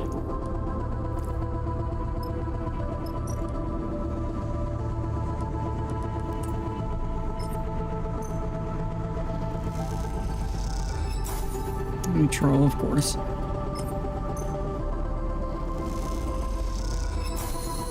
Okay. We got some fuel. In Holmes Rock, it is impossible to get away from the feeling of living, working, and eating in a ruin. Most of the belt is built on top of remains of Solheim's infrastructure, but there are plenty of places where the modifications are extensions to these structures that eclipse the original foundation. In Holmes Rock, it is the reverse. The station is a small, worn patch at the center of a network of tunnels and bays that stretch within the rock, most of them dark, damp, and wrecked. A sprawling foundation that will never be built upon. Every so often, gliding on your way between Senna's Rest and Suncatchers, or at the docks to the depot, you find yourself in one of these dark tunnels. That's where they are now. You are now. You float, stop at a four-way intersection. No light visible down any tunnel. Go left, I guess. Pick off gently from the wall and head to the cylindrical passage clad with panels that hold back the rock. It's wider than the others, and here there are little drops of water float undisturbed. At the far end you see a faint point of light, the warm glow of a lit passage. Suddenly you hear a rustling in the dark, the shrill sound that you can't place. There's something out there. Screw it, rush through. Fuck. Trying to calm your nerves, you overcompensate and kick off too hard. You fly through tunnel, droplets of water spatting you. You collide with a metal crosspiece you hadn't seen. You bounce off it, tunneling through the air before you catch yourself on the wall. You cruise in the dark and move towards the light. Then it hits you, something solid and meaty, slamming into your stomach and spinning away.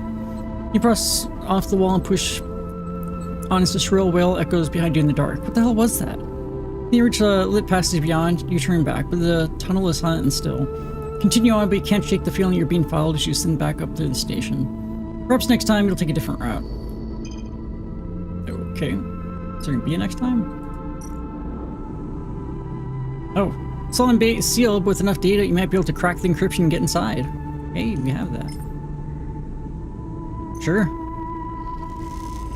First time using this. You draw on the locking system and data, and it gives up and unseals the door. You are in. Old fabricator. Kane Noivin printer. There's a faded old Noivin printer in the bay. Feeding data should authorize this component vending process. Called machine is corroded and collapsing. It only has a few prints left before it's just a pile of scrap. I need 2 more of those? I only have 1. That sucks. I want stress. Okay.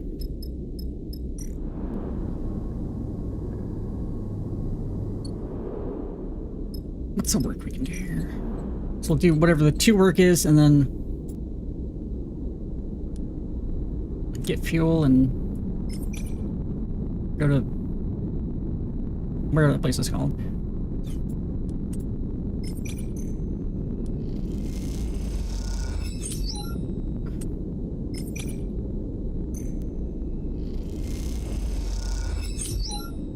Oh wow. Nope, fuel. Place with things, you know where his sister is. The place we thought was Good Springs. Wellspring? Okay. A lot of random stuff.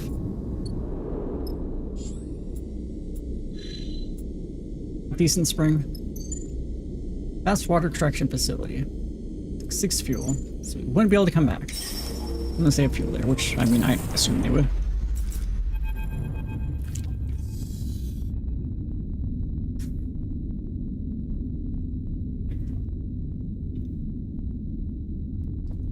Seraphim. The shout echoes through the ship, reaching you in the cockpit. You see the angle of Seraphim's head change, but he does not respond otherwise.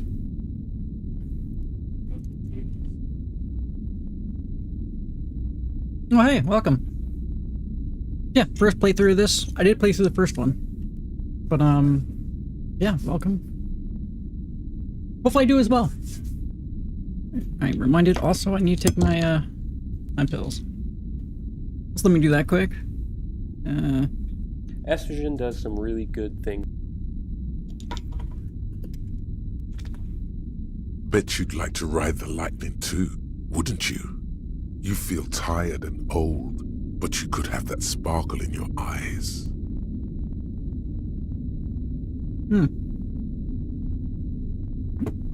Reminds me, I'm wearing my new blouse today. I like it. Feels good. I just feel like I can't wear it out yet until I find like a bra that fits, because it's really low cut. So enjoy that mental image. Let's... I'm gonna need a minute for this to melt under my tongue quick. But yeah, what's everyone else been playing? What was that question while this melts? Make sure to get as much estrogen as I can. Such a good girl, you think? Wuthering Waves. I'm not familiar with that. Oh wait, I've heard of that. Look it up here.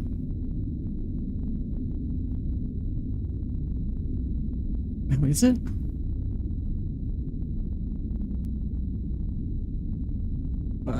The rain waves. Okay. Story rich, something, something.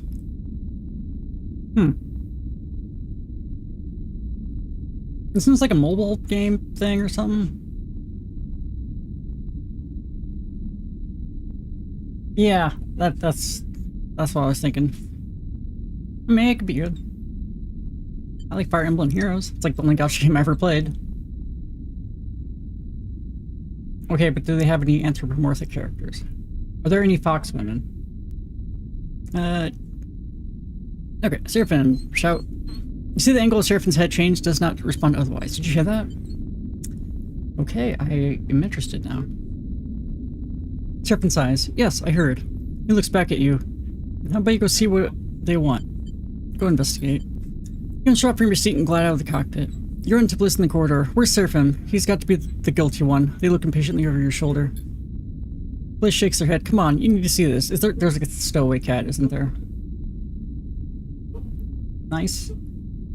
One shot him. Follow the irritated Bliss through the ship down to the cramped storage units tucked between the main ship and the hull. As you enter, you're greeted by total chaos. Amber globs of liquid ration float in the air and cling to the walls, while chunks of dry food spin slowly, breaking into crumbs. See? Bliss fumes. Someone opened up one of the supply crates and left it like this. They point to a crate in the storage name with the lid pushed open. And we actually are missing one now. You look at the mess spilling up from the crate. Who could have done this? Inspect. Woohoo. -1 stress. Sweet. Take a moment to pick through the food. You find a torn open pouch of liquid rations. Turn in the light and see a variety of... Yep. Of evenly spaced gashes on the edge. Are those claw marks? Bliss puffs out their cheeks. I need a break from the ship. They look at you. Help me tidy this up. I mean, Seraphim with his claws. Why'd they even assume it was Seraphim? Spend the rest of the journey packing the crate away, disposing of the spoiled supplies. But as you do, you can't help but wonder what actually happened here. The anime? Yeah. That show rocked. I guess. I did see that there's a cyberpunk / weathering whatever waves. When you're finished, you take one last look at the storage bay. As you gaze around the now clear space, you have the same feeling of being observed by unseen eyes as you felt in the tunnels of Holmes Rock. Oh, is that a cat? In the...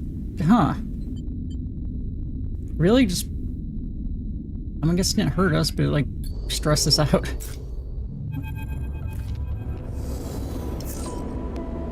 Randy brings the ship into a well-spring docking ring. You notice a rare tension in Seraphim's piling in. He jerks the sticks a little too hard while the docking bridge extends and a proximity alarm goes off. He curses under his breath.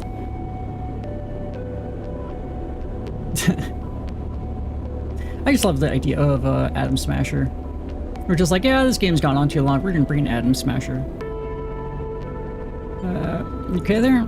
Just fine, Sleeper. He keeps his eye on the monitors. I'll get Bliss to look at the lateral thrust controls. It's a little sticky. It's not what I mean. Seraphim doesn't respond, but you see him grip the rig's controls a little tighter. As the ship stops, the docking bridge connects. You lean forward and look out the cockpit windows, trying to get a good view of the icy surface of Wellspring below. The harsh gleaming ice gives way to steep sides of the cut. The asteroid's one city. It glows and steams with warmth, and peering down into it, you can't see the bottom. Beyond, along the horizon, you see the terraces of the pit head, where the current extraction efforts must be taking place. Seraphim runs the shutdown sequence and unclips from his seat. He turns back to you, a flinty look in his eye. I'm going to head down into the cut. I've got a few leads to follow up on. You get a sense he isn't looking for permission. Now let me help. You can check out the city if you want, but I'm not following along, Sleeper. This is my trail to follow. Before you can respond, he pushes past and glides out of the cockpit. You turn to watch as he pushes past Bliss in the doorway. You've seen Rebecca, huh? Oh, Adam. Yeah, can you like dress Atom Smasher up in like cute little beachwear? Huh. I missed something? Bliss shoots you a look. He seems even more irritable than usual. He's looking for his sister. Bliss raises an eyebrow. Family trouble? That explains the irritation levels. I would recommend they zip up their jacket. We go after him before he pushes past someone that agrees back. Sure, agreed. See you down there.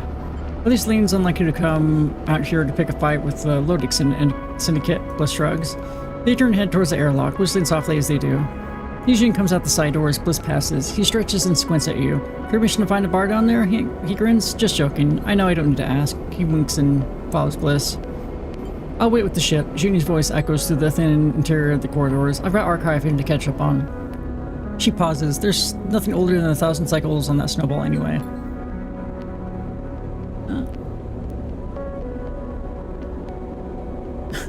What is that game? Wellspring, the base of the Look Syndicate. As you look out across the icy surface, you remember Malik, the captain of your ship you saved, and for whom you surveyed the ice asteroid. You also remember how he promised to repay you for your actions should you ever cross paths again. Perhaps Wellspring's a good place for you to make that happen. After all, if Seraphim's sister is here, surely the Lodix Syndicate must be the best place for her. Alright. Stuff and things. Oh, this place is huge. Wellspring Pithead, Ice Extraction Facility, and Wellspring Cut. Cut's full of Lodic workers, which make for the brash and bold atmosphere. It's going to be the same if you want to explore. Hack Lodic comms. Sure, you could wander, but the Lodic Syndicate runs this place. Sure, you can learn everything you need to know by turning to their chatter. Yeah. 100% POS. That's me.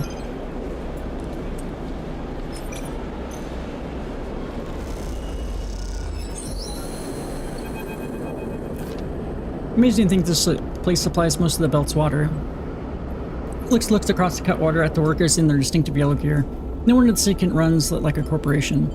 You look at those gathered in the low-ceilinged bar, gathered around cushioned couches and low magnetic tables, their voices bouncing off the metal walls. All of them wear Lodic clothing, a mark of their status as contractors for the belt's most powerful syndicate.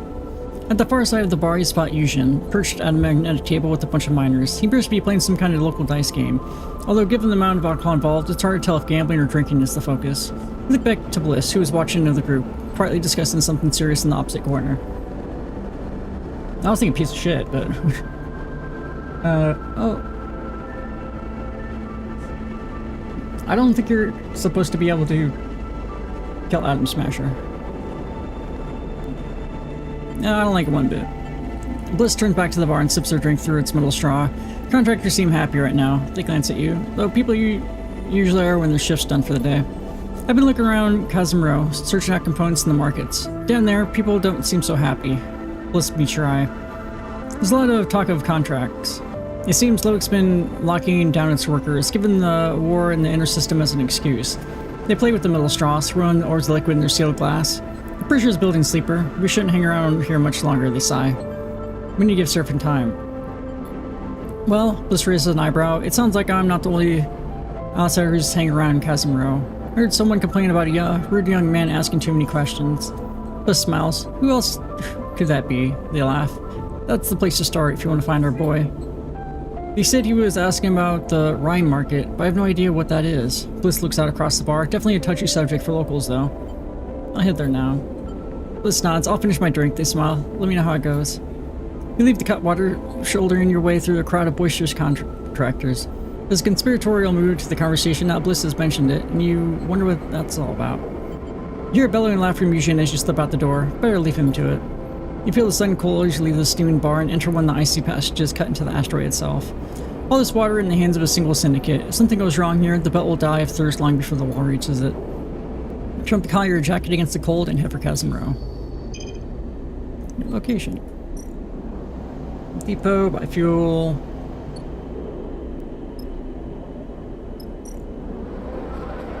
Buy supplies. Find the Rhine market.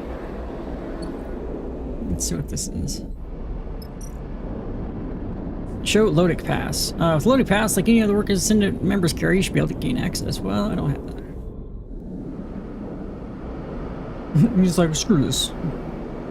You guys are mean.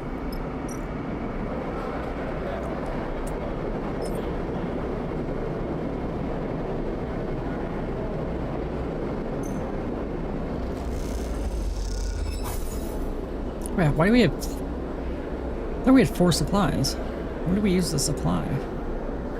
There's graphic markings of some the shop fronts and heaters. Perhaps they lead somewhere?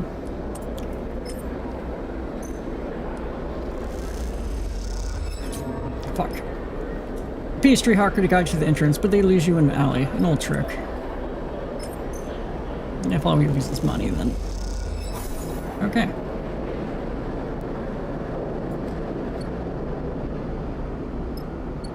Go back, wait a day.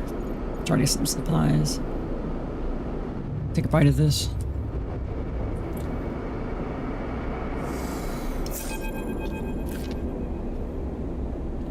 Yep, see the sleeper. Junie comes to finding the rig, her face flushed with excitement.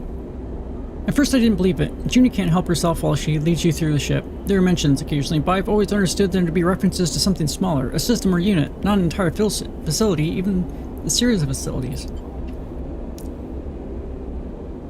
Find yourself in one of the more sparse bays in the rig, the corner with the slope ceiling used for storage. So I checked other records trying to find correlations, and well, there they were. You see Junie approaching what looks to be a clump of scrap components when you entered. Now looking closer, you see it's actually a section of the core you extracted from the Solheim derelict, the one Junie was so eager to acquire. She sees you looking curiously at what remains of the core. I've had to deconstruct it over time, pulling away the layers of security and corroded outer systems, but all the data has been scrapped and stored. I used data from the derelict near Hellion Gate too. That was the key to cracking the cipher. She looks very pleased with herself. It's really quite something. To confirm a rumor like this, I surprised myself. She turns to you, a slightly manic look in her eye. What are you talking about? Sleeper, please, it'd be easier if you would just listen. They refer to them as bunkers. Junie shifts to her deck, floating in the thick connecting cable. They're a form of self-surveillance for Solheim, a way of monitoring their own systems and employees securely. They were hidden, mostly automated, linked to a network by arrays, intended for vast amounts of data capture to be poured over by a small staff. Junie taps a few keys on the deck. Most were understood to have been purged in the collapse, shut down, depressurized, even sent on collision trajectories with other bodies. She pauses, but I suspect that last one was a little too far-fetched.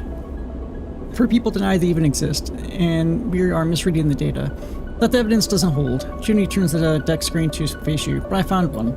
You see a map, a set of coordinates on the sunward side of Holmes Rock, the edge of the belt. Well, and why are these bunkers important? We're talking masses of records from the collapse, the kind lost to Bitright everywhere else in the belt. Bunkers are what they sound like, closed facilities intended to preserve data. Any one of these bunkers is a gold mine. Junie pauses, at least from a data archaeologist's perspective. She sees your reaction. And, Junie adds, hoping to convince you, in truth we don't know what else is in there. There could be Solheim tech, blueprints, data we've never seen in the belt. We should take a look. I give Seraphim the details, she smiles. We could be making history here. Seraphim's not here, though. Thank you, Sleeper. Junie bows her head a little. I never would have found this without the core you gave me. I understand that was a sacrifice on your part. Now it's time to claim the rewards. Leave Junie in the storage bay, working obsessively through the data. It's hard to know, through all the excitement, what the real value of one of these bunkers might be, but if they are well hidden, as Junie said, there must be a reason. When there's time, you hope to find out what the reason is.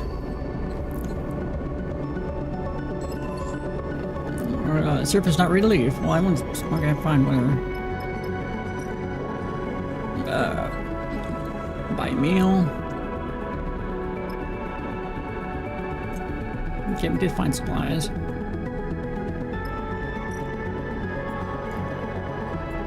Oh, well, those are some really bad dye. We're just gonna lose all our money to this.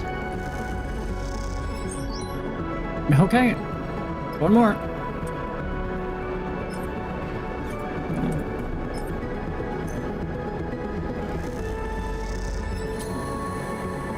Okay, well, at least we got one. Work the customer row have become familiar in the past cycles. Their steaming orange lit depths, the persistent condensation of each unit's windows, the gleam of the amber worker suites, each contribute to the particular atmosphere of this buried city. But among them, you have noticed other details too. The freelance crews on the hunt for illicit tech, the conversing workers who drop to a whisper when you pass, the light flickering up through floor grates, suggesting even deeper layers.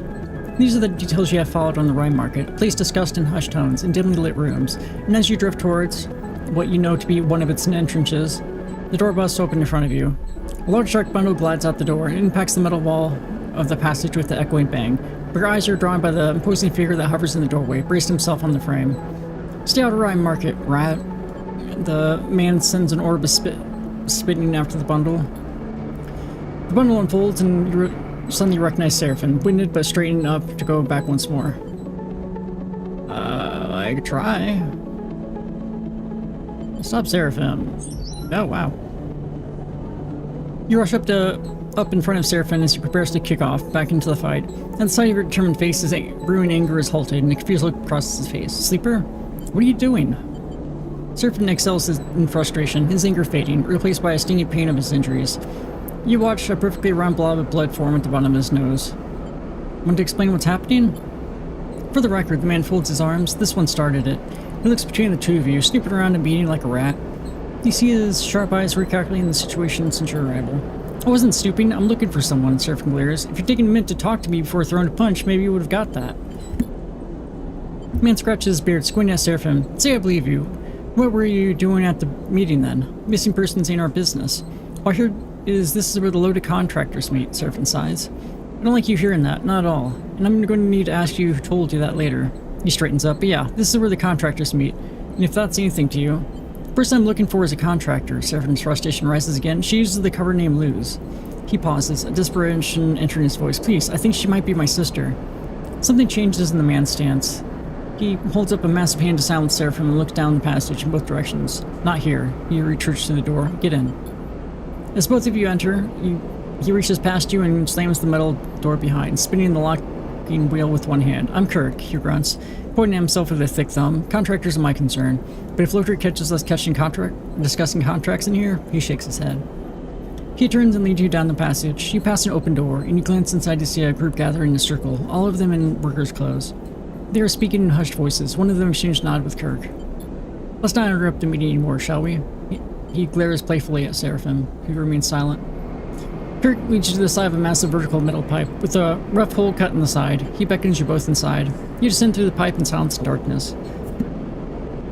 Suddenly you come through a passage in the wide and low hall. As far as you can see, crooked stalls and makeshift shelters dot the grille floor, lit by scavenged lanterns and light strips. Steam drifts up through the grates, concealing the room that you cannot see the walls, so that you cannot see the walls. Welcome to the Grime Market. Kirk gestures, a thick hand at the ramshackle interior. Lotik doesn't know about this place, he smiles. Let's get a drink. He leads you off to a nearby stall with a set of improvised stools welded to the floor in front. He hooks his legs into one, and you and Seraphim follow suit.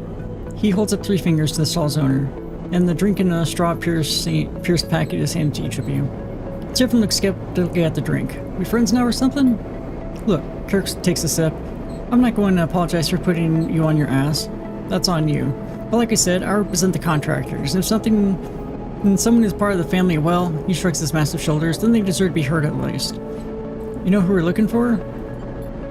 Luz, he said. I know a Luz, sure. Describe her. Kirk leans back on his stool. I'm not giving you anything more until you prove she's your sister.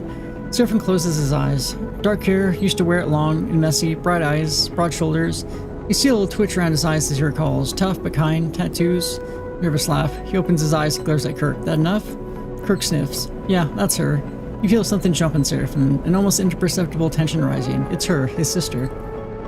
Luz, Kirk speaks slowly, drinking between, or whatever her real name is one of the contractors here. She's part of the most recent contracts Lotik registered. That means, just tell me where she is, Seraphim demands, his impatience getting the better of him. As I was saying, Kirk gives Seraphim a pointed look. Those new contractors are restricted to the pit head. In fact, that is what we were discussing when you were after our meeting. Seraphim looks away in frustration but holds his tongue. Since the war, the Lotik Syndicate has been trying to lock down Wellspring. They went from a loose collation of mining groups to an autocracy, and started enforcing contracts with some serious overreach in terms. Your sister, she's on one of those contracts. Lotik are acting like they own her and the others, because according to their contracts they do, which is exactly what we want to do something about.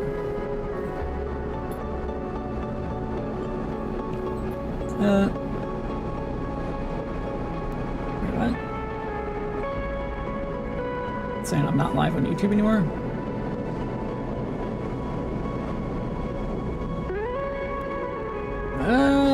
So I am. What the hell? Oh well. This cycle, he forcefully taps the bar with a finger. We are voting on strike action and a full blockade of flotsam. We will bring the syndicate to the table, too. Seraphim knocks his drink away and kicks off from the table, sprinting to the market. Like, I want to hear about him. Kirk might know more. Yeah, I didn't even say where. Stay with Kirk, god damn it. Kirk watches Seraphim go with a disappointed look in his eyes. Your friend will go to the Lodic Syndicate. I know it. He's from his drink. They won't help him there. Kirk's bright eyes meet yours. The Syndicate will do nothing for him or for you. Trust me. I want to help you, stranger. I want to help your friend, but I need your help in return. I want to help. Good. Kirk nods. I knew you would.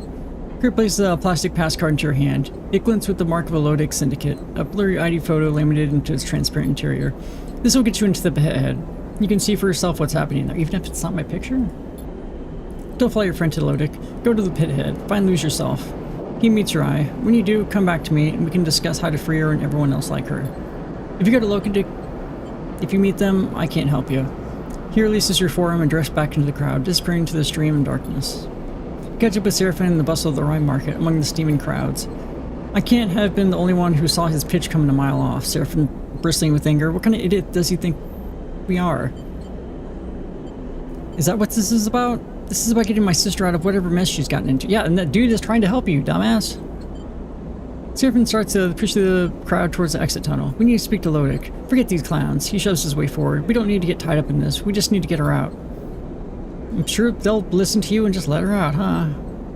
Seraphim forges on ahead. And if you get caught in the crowd behind him, and he despairs of you. He curses his impatience. You float there for a moment, played by passing people. Push on to the Lodic pass, trying to decide what to do next. Like he's actively trying to screw things up.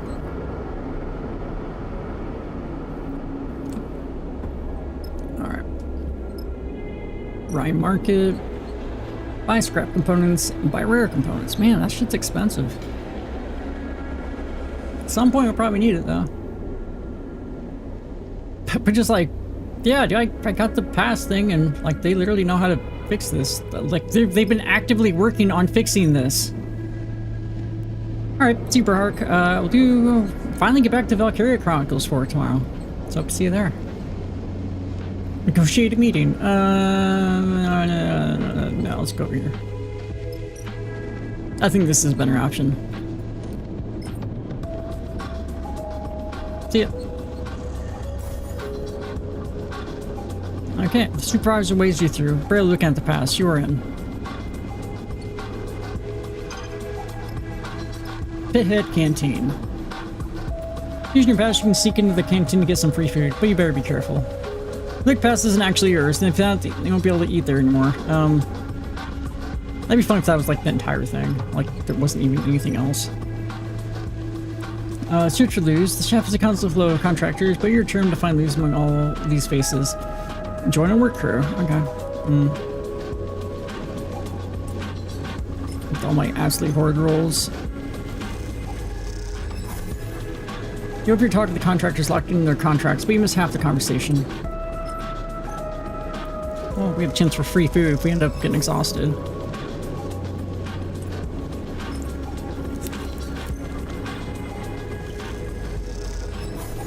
Alright.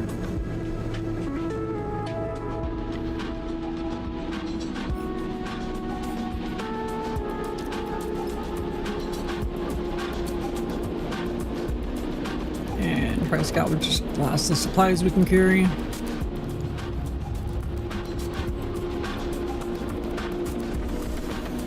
Yep, got it.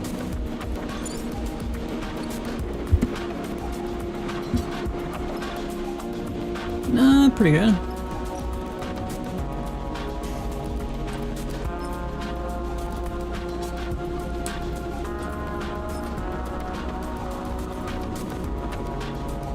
I mean, the consequences for this don't seem that bad. Actually, we don't know what the negative consequences are, so, okay.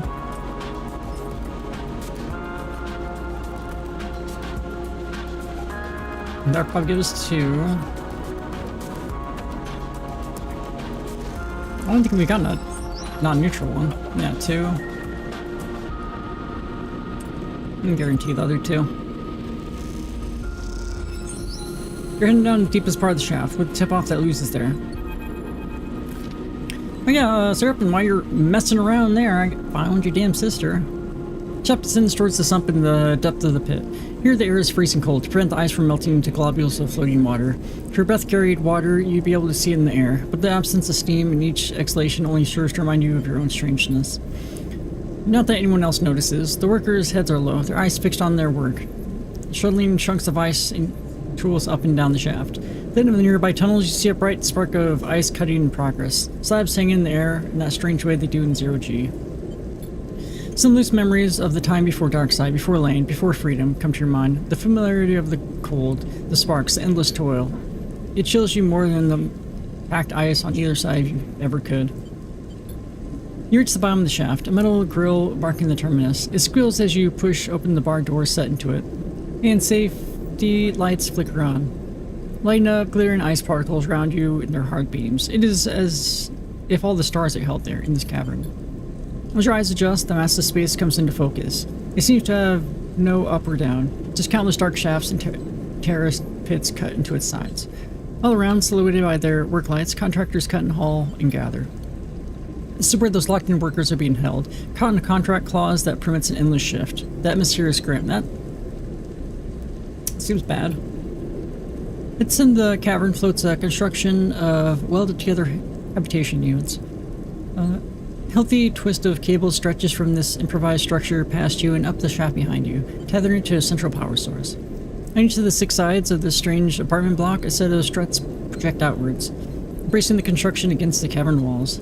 The block itself is wrapped in insulation, clad in protective plates. It glows with small apertures and lights. You approach the nearest entrance. Everything is bitten by rust, by decay. If the bars on the entrance were a clear enough indicator, it's obvious now that this is the place is a prison. The doors scissor open, letting out a blast of warm air. You quickly duck inside and it seals rapidly behind you. The cramped interior passage glows warmly, but its ragged condition keeps it from feeling cozy. You follow the corridor, ducking beneath hanging wires and loose insulation. This is where they told you you'd find Luz, or whatever her real name is. You come out into a communal mess. Counters and food preparation units fit into the walls. Cushioned stools and couches scattered around. A couple of contractors are stretched out in the space, one of them snoring loudly in the corner, another sipping from a food packet on a stool. Suddenly, a door on the far side opens out of the cavern, letting in a flurry of ice shards that quickly become scattered orbs of water. You watch the figure as they glide into the warm light of the interior. With their dark hair and bright eyes, you know this is who you were looking for. You meet eyes with hers, and something sparks in that dull and cloying room. It's as if she recognizes you. Sleeper?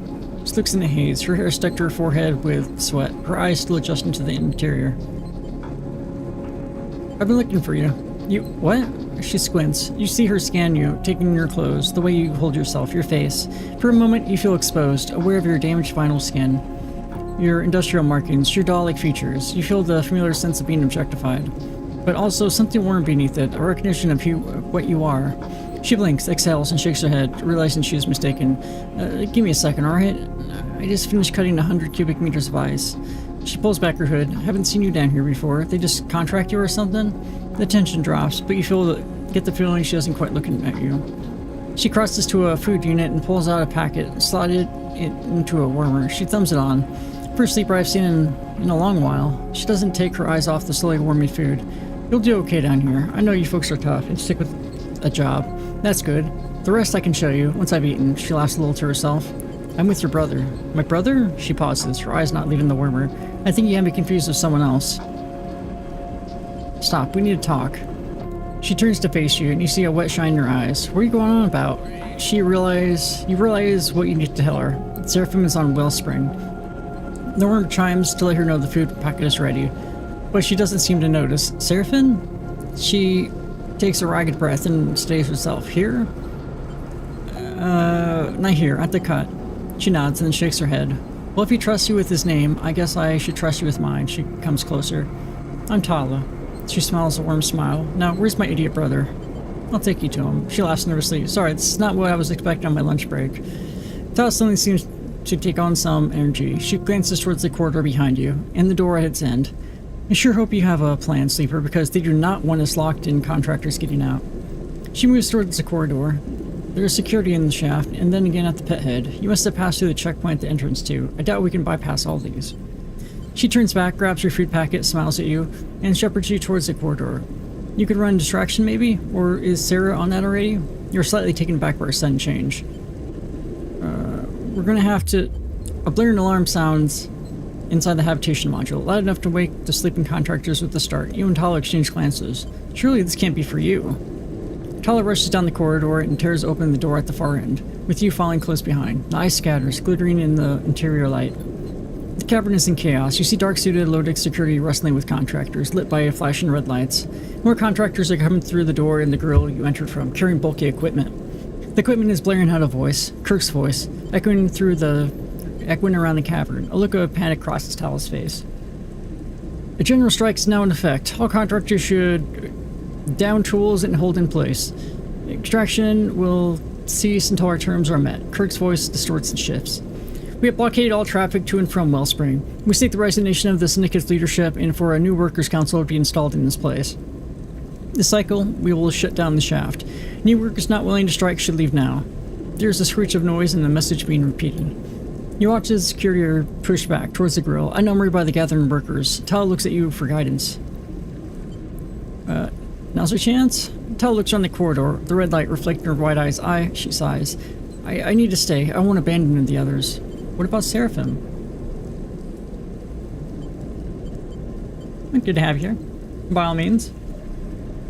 Thank you. I'm trying to work on my voice. So maybe it's made it a little calmer. But thank you, I really do appreciate that. A lot of times I get tired, especially as the stream goes on, and I kind of end up dropping it a bit. But the more I talk with a lighter tone, the more I'm getting used to it. Every once in a while I look at like some of my old YouTube videos and I'm just like, oh geez. Alright, a lot has changed. Yeah, thanks again. Tell my brother what's happening. Tell him I'm not leaving until all of us are free. Thank you. Tala backs away, glancing over her shoulder at the others. You see them gathering their tools, and taking them to be locked away in the hab module.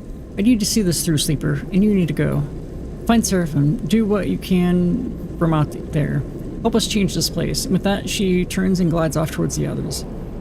You turn and head for the girl as quickly as you can. The way now cleared by the contractors, the handful of loaded security pushes back up to somewhere near the pit head.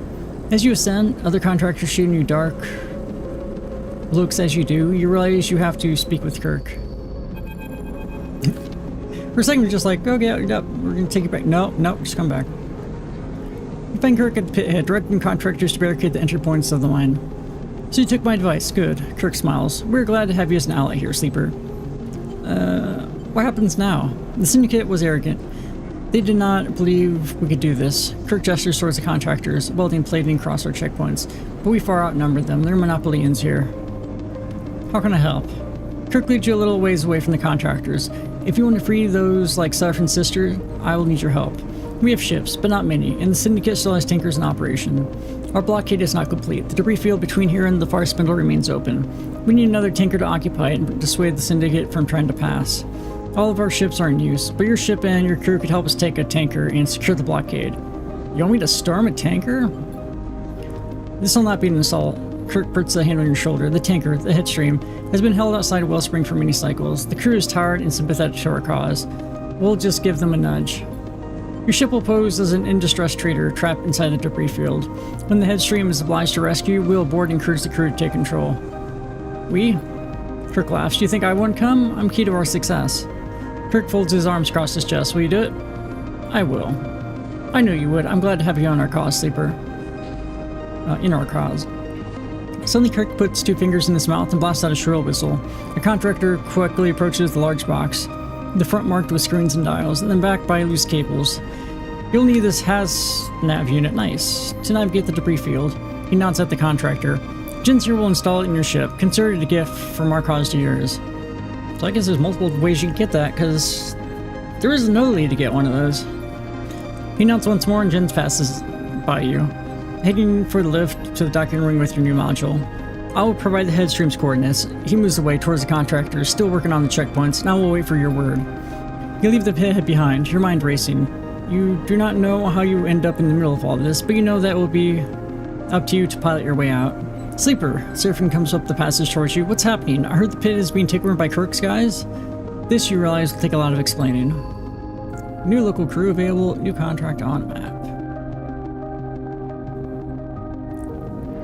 Oh, we can't get the free food anymore. Okay, I don't think there's anything new. We should probably fill up on fuel. Yeah. It's like, oh, it's like way cheaper here too. Okay. Well.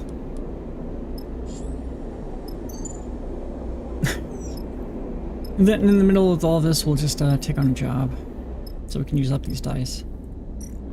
This is kind of funny.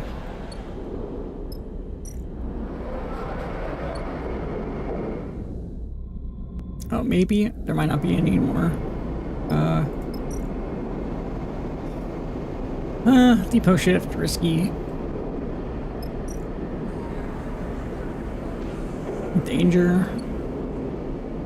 And let's see what happens.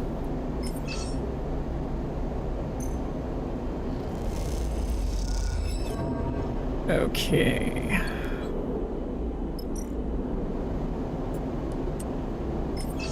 Then eat. After we lose this last one, which you probably will. Yep. Okay, well, that was nothing. 18, buy a meal. That's just gonna get 4 backs, isn't it? Ah, I should save that last one. Okay. Good job.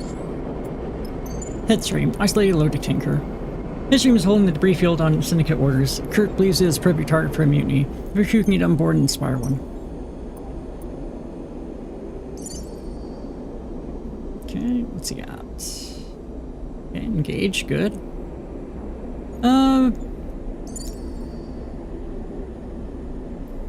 Guest bliss, that near. Junie, we got that's. I mean, that's our best skill there, so that works. Kind of weird they can't take more than 2 people. I mean, like, come on.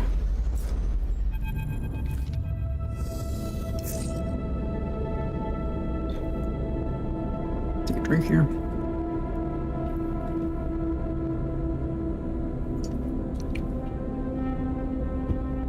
His dream looms large in the cockpit window as it comes to a stop. I can't believe you talked me into this, Seraphim sighs. This is not a good plan. You're not a good plan. Convincing Seraphim to take Kirk out to this Lotus freighter wasn't exactly easy. But with the pit head on lockdown, there really wasn't any other options. A voice crackled over Seraphim's terminal, loud enough to hear but quiet enough that you can't pick out what is being said. What are they saying? Seraphim glances back at his shoulder at you. They're telling us to prepare for docking. He swallows nervously and turns back to the console. Good, keep them talking. You look behind him to see Kirk floating in the doorway. Seraphim flicks the comm switch and begins speaking to the Lodic ship, thanking them for responding to the distress signal. Trying his best to play the part of the nervous trader suffering an engine failure in the debris field. Hey Sadie, welcome. How you doing? We're helping a mutiny. This is... Okay, so I thought this guy was like carrying something.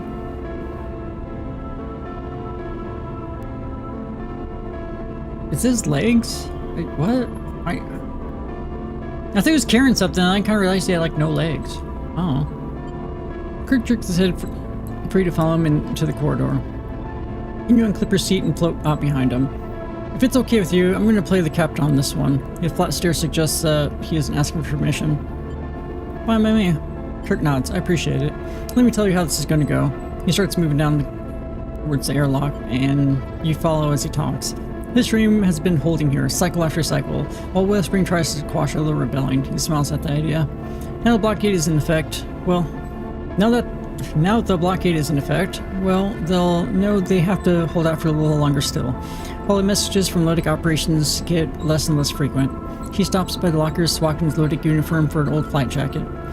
This is a ship full of tired, unhappy, underpaid, and underfed workers. You both arrive at the airlock. We just have to notice that you're into the right direction. There's a hiss as the airlock cycles. Lodic are coming aboard. Kirk catches her eye and gives you a wink. The airlock scissors open, revealing a drained-looking Lodic captain flanked by the security officer. Lambert, captain of the Headstream. He presents himself immediately, but with little enthusiasm. We have been in communication with your pilot, and our docking is requested to provide support. He looks between you and Kurt, his eyes lingering on you a little too long. No doubt taking in the strange vinyl skin, dark glowing eyes, and doll-like face of your frame.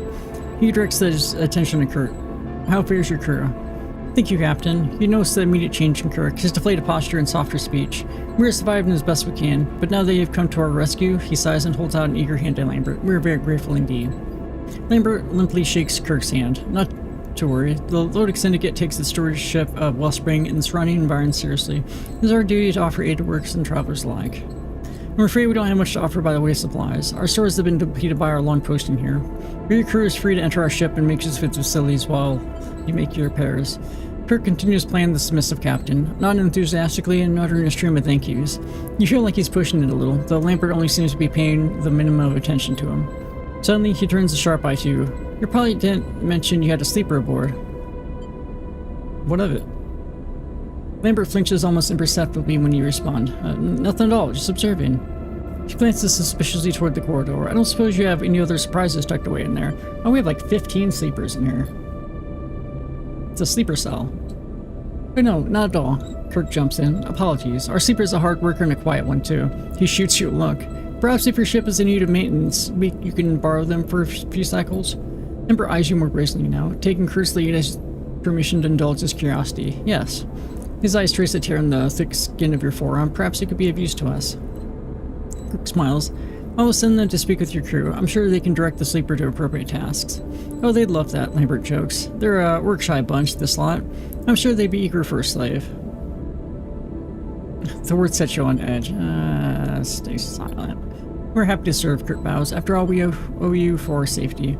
Very good. Lambert seems suddenly bored or tired, or perhaps both. Tell your crew they are free to cross the docking tunnel then. He pauses, but remind them that no funny business will be tolerated. He smiles a sharp smile. I have matters to attend to. Lambert turns. See you later, Captain. And with that, Lambert heads back down the tunnel, still flanked by his two silent security officers. Kirk waits until he's out of sight to turn to you. Good. He lets out a breath. Well held, sleeper. I thought from the look in your eyes you were going to knock him out. He chuckles.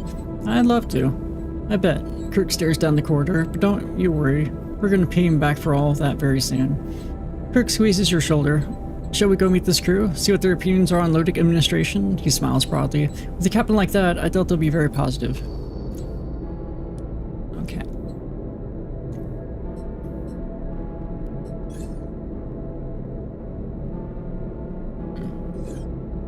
Okay, yeah, I think we got the right people.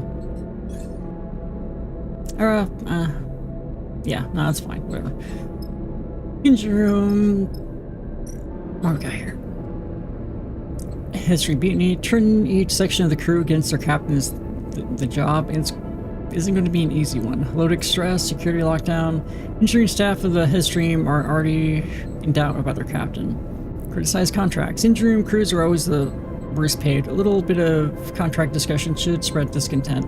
Sabotage engines. Nothing spreads discontent more than malfunctioning engines, but you'll have to be subtle in your sabotage. Yeah, that seems bad.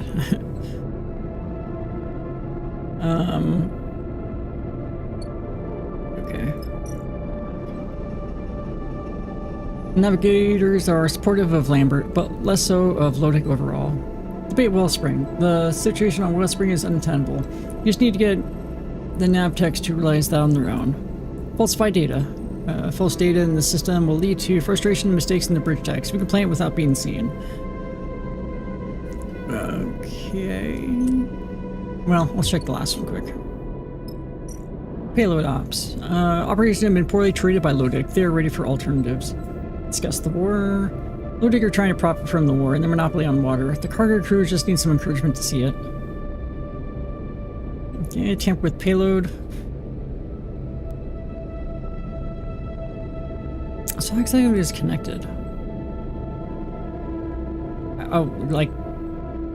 So if I do this, I have to fill this before I get to this. But if I do this, I pass that. I think payload means cargo crew will be on edge all cycle. Just don't get caught messing with the tanks. Yeah, like, stuff like that we probably shouldn't risk getting a negative. What do we have? Falsify data. Reset positive. regular support. 5 and a 6. Or should we wait on something else for that? Engineer we could do. Actually, we could do 2 engineers here. Sabotage the engines. Then do some less risky ones with lower numbers. Yeah, okay.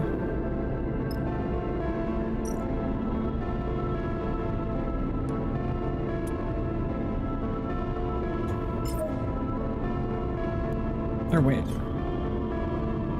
Then I have to go through that. That's it. Well, let's see.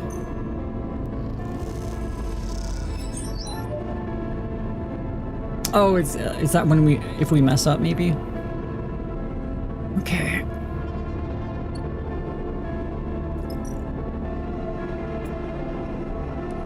Guaranteed 5, 6, sure.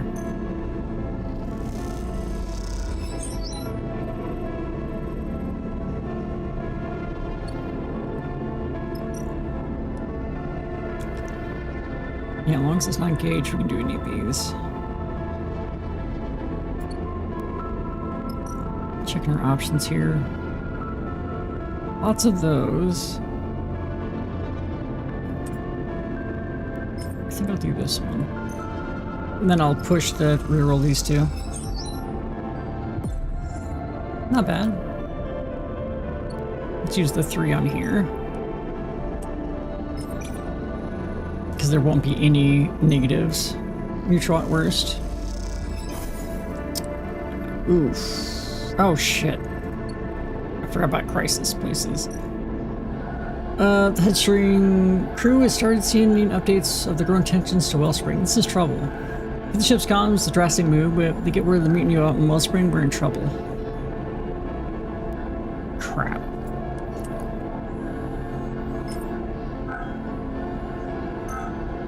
It's only risky though. Damaging the ray's delicate tuning mechanisms means more interference with each cycle. So he can't do anything. I guess. Okay, just stress.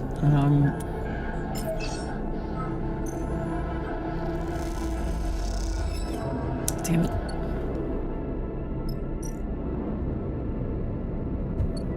Where are the engaged ones? Just that one. Okay, we'll discuss them more.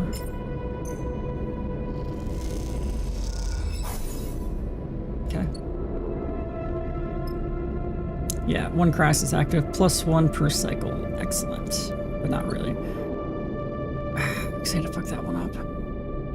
Like, we really got neutral on that, didn't we?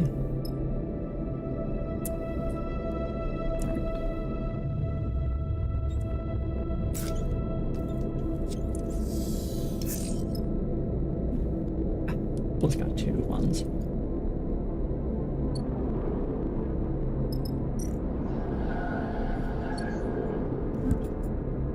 Let me put that up 1. But yeah, we gotta get this one. And see what he can do with his 2 1s. Probably just get stressed. Okay.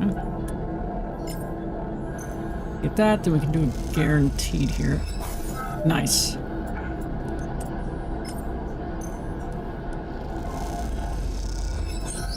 Alright, comms cut.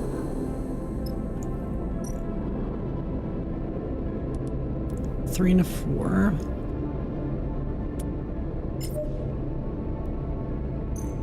Is it negative? Gonna put this up though. It might.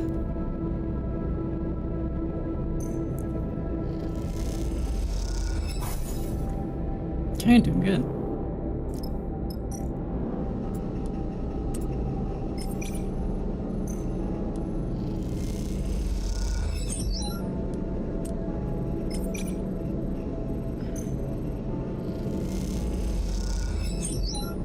Finish this. No, that's for all the sections. I get it. Okay. So 1 out of 3. Criticize contracts.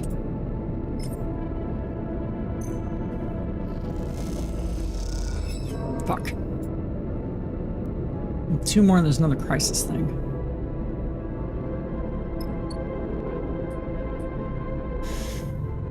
Getting rough.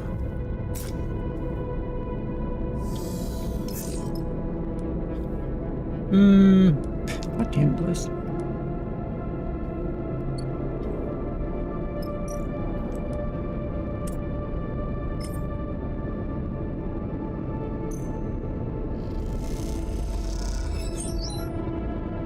I guess that doesn't go up unless you actually mess these up. Even the risky ones will do it.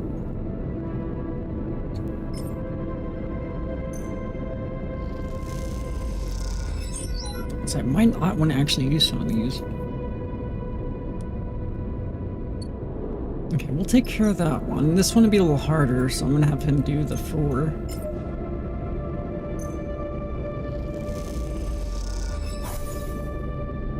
Neutral. Yeah, and the rest would be chance of getting that up. We still have 3 more supplies. We're doing good.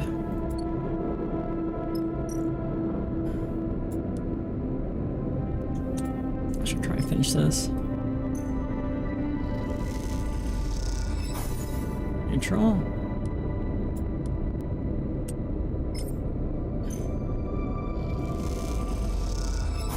Neutral.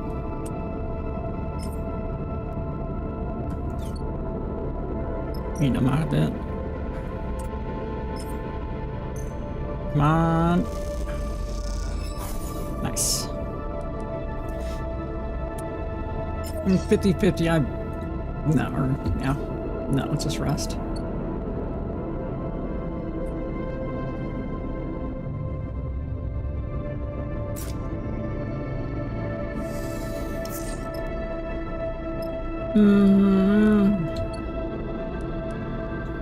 We got 3 and 6.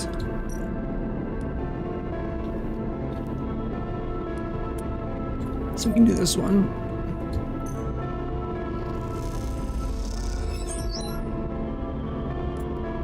Crew suspects debris damage rather than a crew in the New Lake Springs. They're sick of patch jobs.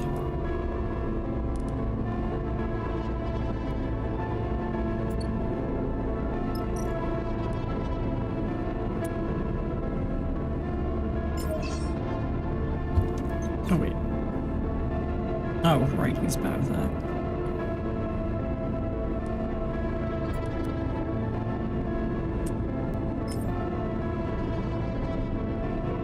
Almost. 2 more neutrals. Or 1 positive. Alright. Let's go on. Should have this.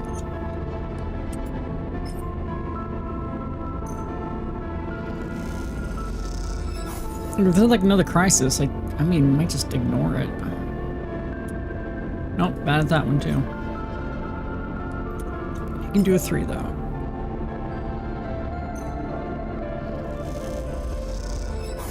Okay, I'm gonna push. Nice.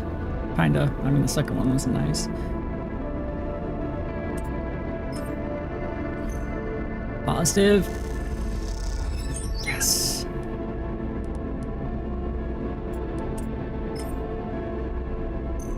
Just gotta get that neutral. Of course. Come on. Yes. Kirk rushes into the Bay Area crossing. It's all kicking off Sleeper. While gleaming in his eyes, Lambert's lost control. He got you through the Headstream, a ship you have become surprisingly familiar with over the past few cycles.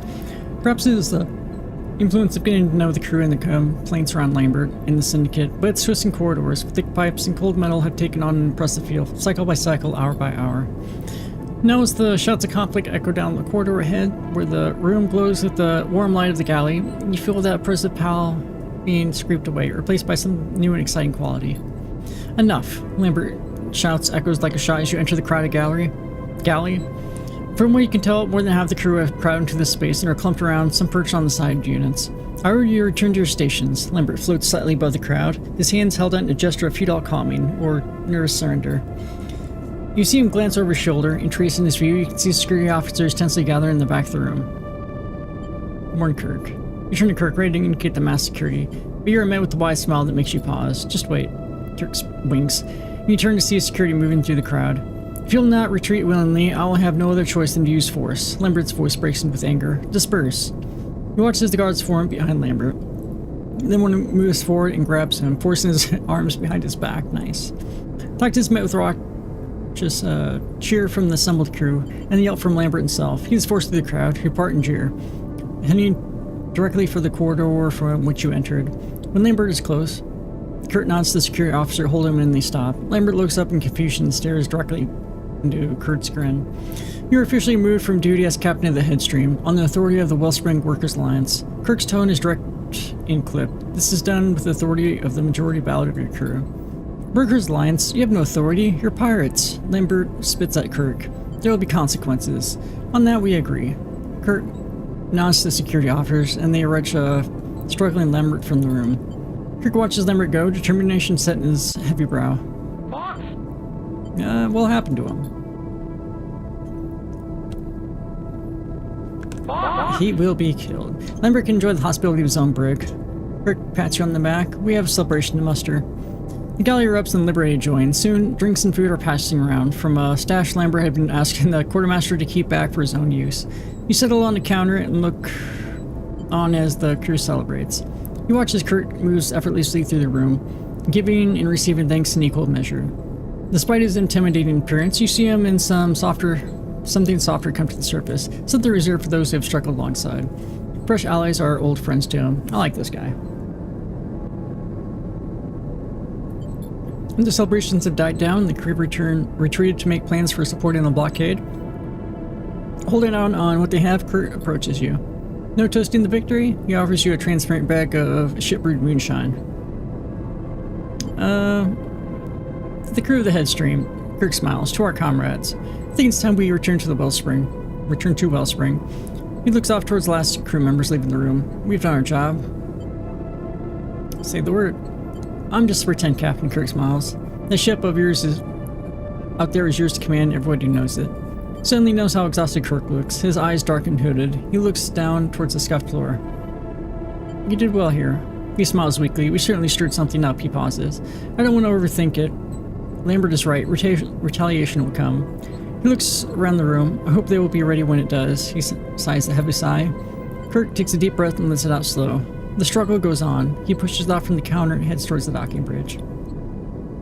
Take a moment before you follow, your mind drifting to the crew as they struggle and the struggle they have ahead. As you do, a small and perhaps unfair part of you thinks, well, that's life in the belt.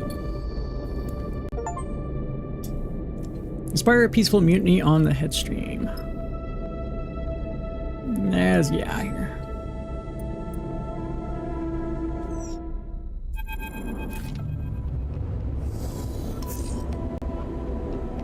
The cut through with tension. The steamed city and the Sprash inhabitants have quieted. Not to silence, but to a low rumble of conversation. The blockade is holding, the syndicate is waning, everywhere there are plans to be made. You and Seraphim float idly in Chasm Row. Many stories deep in the swoon of Wellspring's side. Waiting on Kurt, not far from the first place you met. A meeting Seraphim has been lingering bruises from. Kirk is inside somewhere, and like every other lauded contractor, he's making plans. Even before you arrived back in Wellspring, he had hijacked the rig's transmitter to speak with his fellow conspirators and make arrangements for his arrival. Watching Kirk's plot unfold before you realize that despite your involvement, in the end, you're just a subsidiary part of the struggle. A chaotic outside actor with effect but no real influence. Now waiting for Kirk's return, you feel a little solace in you. You aren't ready to be dragged into another struggle. Not yet. You still have your freedom to win, and looking at Seraphim next to you, you know that he does too. Alright, we're on. Kirk comes out of a passage nearby, nodding to the two of you and follow. He leads you both into the Rhine Market passageways. This time, not to the steaming market hall that lies beyond the deepest streets, but to a cramped room, walled with pipes and rusted panels. Just a little longer, he nods to you both. Hold here. He exchanges a serious look with you before pushing off and gliding back out of the room. You watch Kurt go, your relationship having settled into a quiet and mutual respect. His eyes are on bigger things now, workers' councils and contract negotiations. And you know that. Perhaps one cycle ahead, you will find a moment to drink together once again and discuss everything that has happened. For now, Kurt has other things on his mind. Seraphin settles again. You shoot him a look, but his focus is elsewhere. His eyes glazed over. You fold your arms and wait. Sarah? Tala enters so quietly that in the dim room you barely notice her. She shoots you a look and a smile as she enters. Thank you, she mouths silently and then turns her attention to her brother. Tala. Seraphin says her name with a sigh, like an exhale. He is shaking his head, his eyes already shining with uncontrollable emotion. She rushes across the room, flying into Seraphim at speed. They embrace, softly spinning in the dust and dark, their fingers dug into each other's backs. They separate, a couple of pristine spheres of briny tears spinning away through the air as they do. You're safe, Seraphim nods, taking a breath. I'm safe. She smiles reassuringly, settling him. In settling this gesture of care, you see a whole network of signs and secrets. Tala is the calm to Seraphin's storm, the big sister who eases his heart. She looks him up and down. You are so big, Sarah. She laughs at her own statement. You've grown up. She tries to make it sound approving rather than patronizing. You're just the same, sister. Seraphin shakes his head, calling me big, but making me feel small. The moment the statement leaves his lips, you feel a chill in the room, and you aren't sure if he meant it. Tala flinches a little, hurt, but not wanting to show it. I came to find you, Tala tries again. I needed to find you. Seraphin looks torn, and you see in him something you have come to recognize, the slow and careful raising of his defenses. Why now? He looks away. It's been a long time, Tala. Mom and Dad finally decided they want me to come home? A ripple of emotion runs through Tala, one she can't hide. Sarah, after you left, they're gone. She sighs. I thought you would have... She struggles to find the words. It's been a long time. It has. Seraphin sets his face into a stern look of control, but you know he is raging inside, and in this moment you feel closer to him than you have felt in a while. Tala folds her arms, trying to regain a little control of the exchange. It's good to see you, Sarah. So good. You know what is coming. You see Seraphin brace for it too. But I can't leave with you. She looks pained. This isn't easy for her either. Seraphin can only nod, a dull acceptance washing over him. I wanted to find you, and I have, and I can see you are strong and well. And she shoots you a glance. You have your life here. But the people here and other contractors, they were the ones who found me, who have kept me going since I ended up here, desperate and alone. She smiles warmly. It's not that I owe them, it's that they are my family too. She gently places a hand on your shoulder. I know you understand this. She smiles at you. We all find our families out here. Seraphin smiles a rare smile, his eyes wet. We do, sister. He embraces her again. They separate, and Tala turns her attention to you. I know you'll take care of my brother, Sleeper, she smiles. I saw it in your eyes when you came to the pit head. She approaches and puts a hand on your shoulder. I can see you are building something of value on that ship of yours. I'll take care of Seraphin. I'm sure you will. She exhales and takes her hand away. She folds her arms again, her sense of control returning. There is wisdom and experience to Tala that brings a certain calm to you, and you feel that now. Will you two be staying here for a while, or... Tara looks between you and Seraphin. Seraphin cuts in before he can answer. Not long, he smiles. We have our own freedom to find. Tala nods. Just be aware, you're free to pass the blockade, but after that, she sighs. Well, Serena's gonna be locked down for a little while, at least until Kurt can establish his council. Next time you come, she smiles proudly, this will be a very different place. Hearing Tala say this, you suddenly see the authority in her, and realize that one of those council seats might well have her name on it. You look between the two of them, and realize you have years to catch up on. They have years to catch up on, and they'd rather do that without you watching. You nod to them and slip out of the room, a lilting conversation starting up the moment you leave. As you follow the twisting corridors back up to Chasm Row, you smile to yourself at the thought of Tala and Seraphin, reunited at last. You hope this little adventure will make Seraphin a little less moody, even though you know deep down it'll probably make him worse. Yay, all 2 upgrade points. On your way into the rig, you pass a tired-looking Yushin. We heading out? He sighs. Because I'm not sure I've got another chit left to wager. How much did you lose? He squints at his fingers for a second, making calculations. Too much, he shrugs. I'm gonna strap myself in for a nap. He disappears into the berths. Later in the cycle, Seraphin quietly comes back to the rig. He immediately settles himself into the cockpit and starts running diagnostics on the engines. He looks up as you enter and shoots you a smile. Good to see you up here, Sleeper. I'm getting her ready to head out. How are you doing? I'm good, Sleeper. Really good. He flicks the switch against the switches. Sleeper, Seraphin turns to face you. Thank you. He smiles. I appreciate you bringing us all the way out here. I won't forget it. I'm glad. He smiles. Gotta say, it was nice to see you getting to meet Tala after all this time. She found a place here, and I'm really happy for her. He looks away, out of the cockpit window at Spring.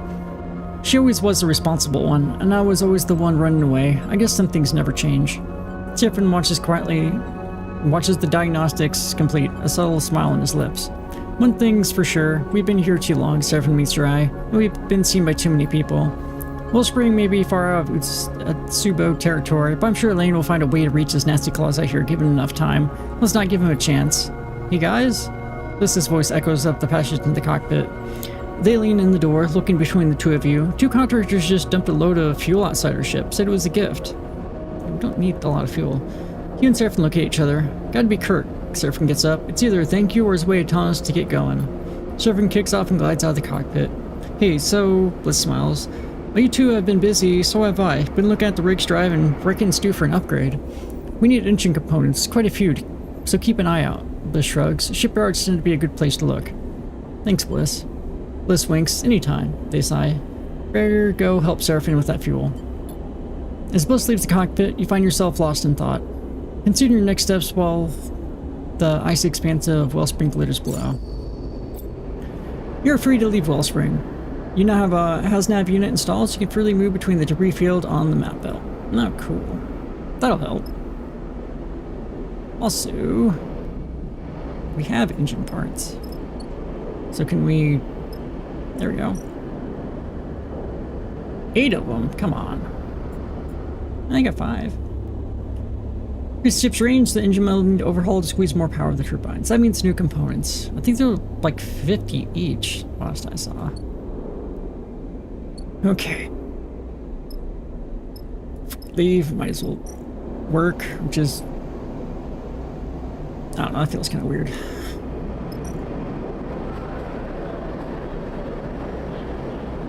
Oh yeah, we did lose supplies. Shit, that's expensive. Why did they give us supplies instead? We get to use that.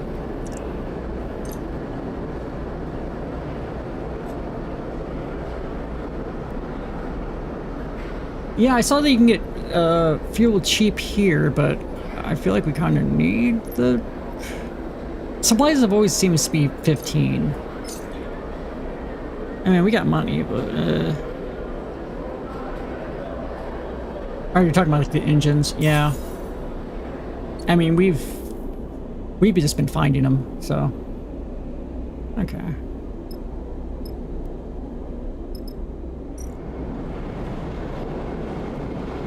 Where is... I know there's one job here. Is it a bar? Cut water shift. No... Well...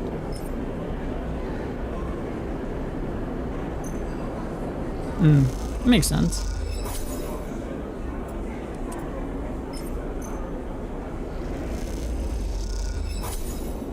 A little bit of money. I thought there was one that was like...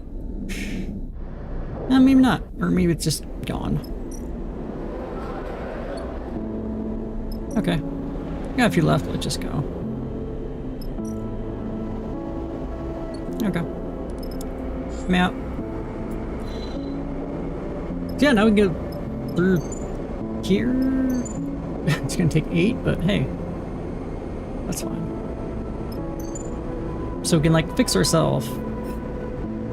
Find Judy's bunker. Locate the bunker. Visit the Solheim bunker. Where the hell is it? Oh, it's there. We found the bunker, but we need the data things, so we can't do that yet. So when you go there, it's going to go to Scatter Yard, which I guess we can go to now. But first, let's fix ourselves up. That seems like it's like way overdue.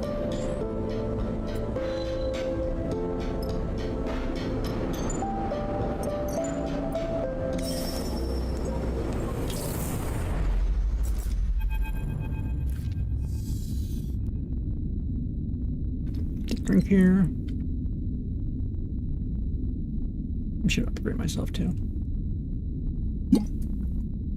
The rig glides safely through the debris cloud. Cockpit empty apart from you and Seraphim. So, Sleeper, I've been thinking. Seraphim gives you a sly look over her shoulder. I've been thinking, I'm sick of running. Me too. I mean, even if we want to keep going the way we have been, we've run out of belt. Beyond Wellspring, it's mostly rock and emancipated scavengers. And well, I'm a city boy at heart. But not only that, Seraphim meets your eye. We've been building something here, Sleeper. The crew, the ship. He smiles. Hell, we just got this HasNav suite for free. He thumps the new unit on top of the flight console. It immediately breaks. What I'm asking, how do you feel about taking Lane on? You want to go to war with Subu? Not war, he smiles, but something else. You've seen what's happening in Wellspring, what Tal is doing. He shakes his head. Kirk is a fool. But he's onto something. Get on the inside, organize, undermine. That I can get aboard with. I like the sound of that. I bet you do, Seraphim smiles. He's enjoying this. Just think about it, Sleeper. We find a way back onto Darkside, quietly. We make some connections. We start something running. He turns back on his console. It'd be a hell of a thing. Yeah, that sounds not realistic. It's super ruthless, the way they run Darkside. Yep. There's gonna be plenty of people fed up with them, Seraphim shrugs. And they've gotten worse under Lane since they pushed the other gangs out. You smile and shake your head at how fast Server can bounce back when he wants to. And as you can't help but consider his plan. Look, maybe it's crazy, but we need a safe harbor either way. I've got a connection in the scatter yards. He'll tuck us away, keep us quiet from everyone. You see Seraphim has his coin in his hand and is turned over between his fingers as he speaks. If we want, maybe he can help us get into Darkside, but even if we don't, it's a good place to rest up and make a plan. He turns back to the controls to deal with the rapid beep from the new HasNav unit.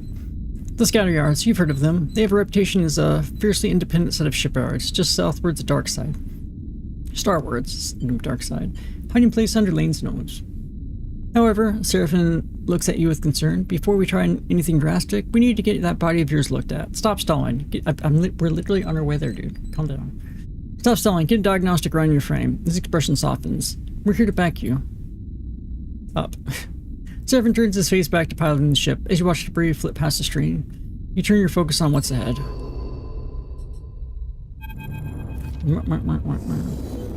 I saw it. Seraphim came charged into the bunks. I actually saw it. He was wild-eyed and his breath is ragged. The kitty? You okay?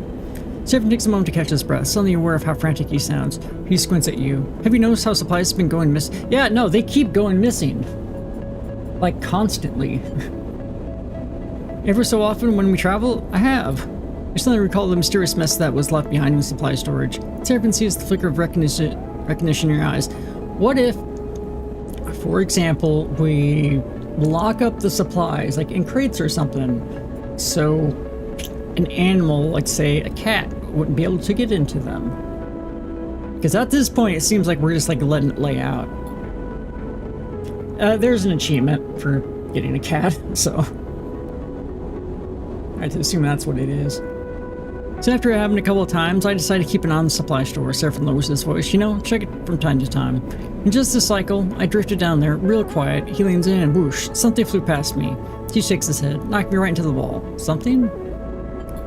I don't know, it came at me fast. Some kind of creature. Seraphim says the last word with emphasis. Is there really a creature loose on the ship? You look around the berth, suddenly aware of something could be hiding nearby. Tucked into a vent, perhaps? You know, something like supplies, right? Seraphim has also glanced around for hiding places, so we lock them down tighter. Keep it out. That way it'll get desperate. And then Seraphim raises his finger. It'll make a mistake. What are you talking about? Bliss leans in from the corridor. I can hear you all the way in the workshop. There's a creature in the ship. Bliss looks between the two of you with a raised eyebrow. Creature? You sure? It's something small and dark. Something fast. Seraphim looks to Bliss. We're going to lock up the supplies to drive it out. I feel like a cat wouldn't do well in 0G. Bliss looks at Seraphim. If it's an animal, we don't want to make it any more scared and desperate than it already is. How about we lock up the supplies but leave some out in a special place? Try to bait it. And then grab it. Seraphim mimes the act. No. Bliss looks between the two of you. We show that it has nothing to fear. We tame it. It didn't seem very tameable. Seraphim rubs his sore ribs. Plus, we've already wasted enough supplies on this thing. You want to give it more? Seraphim turns to you. What do you think, Sleeper? You look between the two of them, still processing the strange situation you find yourself. Let's try to tame it. What a waste. Alright, Bliss nods. Got to come down to the supply store every few cycles and put out some more food. That way it won't get desperate and do anything dangerous. How many supplies do you have to possibly... Our entire hold is 5 supplies. And a cat takes like an entire 20% of our food. And I'll lock the supplies up tight. Seraphim folds his arm. It won't get into any more. The plan's set. Bliss and Seraphim leave the berth, heading in separate directions. You watch them go. It seems your ship has a stowaway. The question, how will you deal with it? It's you. A familiar voice echoes down the tunnel behind you. You turn the passage to see Femi towering over you. He shakes his head. This just keeps getting better. What's up? Take a guess. He frowns and glances over his shoulder. Remember Nia, the sister of mine you thought you'd take on the contract? Well, she's taken some inspiration from your little trip. She's a stowaway on your ship. She's the creature. You see anger burn in Femi's eyes, but there's tiredness in there too. He folds his arms across his broad chest. The symbol crash has been in repair since we got off Hexport. Caught up in that whole mess, Femi sighs. So then, stuck here, she gets bored and decides to sign up for another crew. Take a job. I said no, and she went anyway. Femi glares at you. What's that to do with me? Nice attitude, Femi shakes his head. Yeah, dude, screw you. You're so controlling over your sister. Let her make her own decisions. Asked around, turns out Nia signed on with some idiots heading out to Cutter's End. Femi says the name with emphasis you can't place. They're as green as you, meaning they have no idea what they're doing going out in a place like that. So you, Femi jams your chest with a finger, are going to take me out there to go get her. I'll show you the way. She knows what she's doing. Even if she does, the crew she's with sure as hell don't. Femi frowns. We're not leaving it to chance. Look, I know how these things go. I've got chits. I can pay. Femi grimaces. Can't prepare the parts the symbol crash needs when no one sells them anyway. 250 cryo. Femi folds his arms across his face. No bargaining. That's fine. Meantime, I'm going to try to get the symbol crash ready to make the run herself. He sighs. From the shape she's in, it's not the best idea to have out there alone. You suddenly see the desperation in his eyes. He would risk everything for Nia. I'll be waiting. We need to head out soon. Femi grips your shoulder. Don't test my patience. Femi kicks off and glides back along the passage towards his ship. And don't even think about skipping out of Flotsam without me, he calls back to you. Then we're really done. New location, new crew, new contract, new drive. Oh, we only have 2? I guess we did just upgrade some. Huh. Yeah, I guess we only did one thing.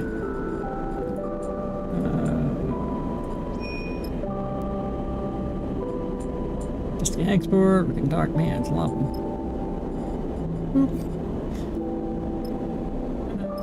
What do we got here? Famous patience. Femi seems to be ready to take a crippled shadow out to Cutter's End. Only you can see him for himself. Anything have to do with the kitty? Oh, rig supply store, ship's pantry.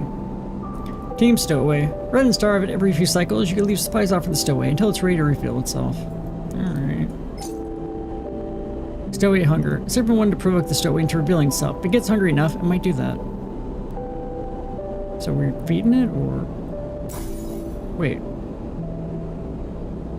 Oh, Seraphim wanted to. Okay. Right. We don't care what he wants.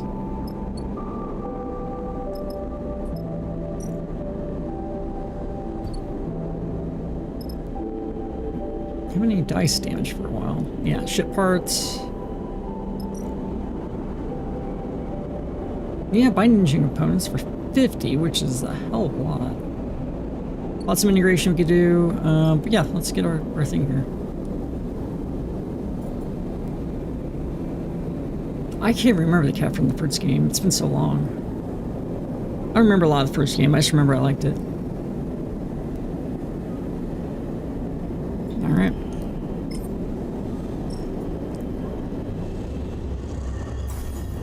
Prime ship mine delivered. -1 prime ship mine. Come, let's get you inside. Gene me swings open the creaking, corroded door beside his booth. Such a prize must have levied a heavy cost. Oh, I kinda remember now. I remember the apartment and stuff. Glance back beside you to Junie, who insisted she came along, and on not letting the prime ship mine out of her sight. Your friend too, yes, please come in. Jimmy beckons and then turns back to disappears inside. Junie squints at you. Are you sure you trust this guy? Yeah, he seems fair. I do, she sighs. Then lead on, I guess. You will squeeze through the door and drift down into the workshop. You're aware of Junie's eyes wandering across the piles of tech on either side, and you wonder if she recognizes anything among the junk. Sit, sleeper. Jimmy is already at the chair, arranged in his array of articulated arms. Now take that ship mine if you please. Hand it over. You hold the ship mine in front of you and give it a small push so it floats gently over to Jin-Mi. He grasps it with both hands and takes it to a neat little work table in the back you didn't see before, where thick cables float lazily tethered to the wall.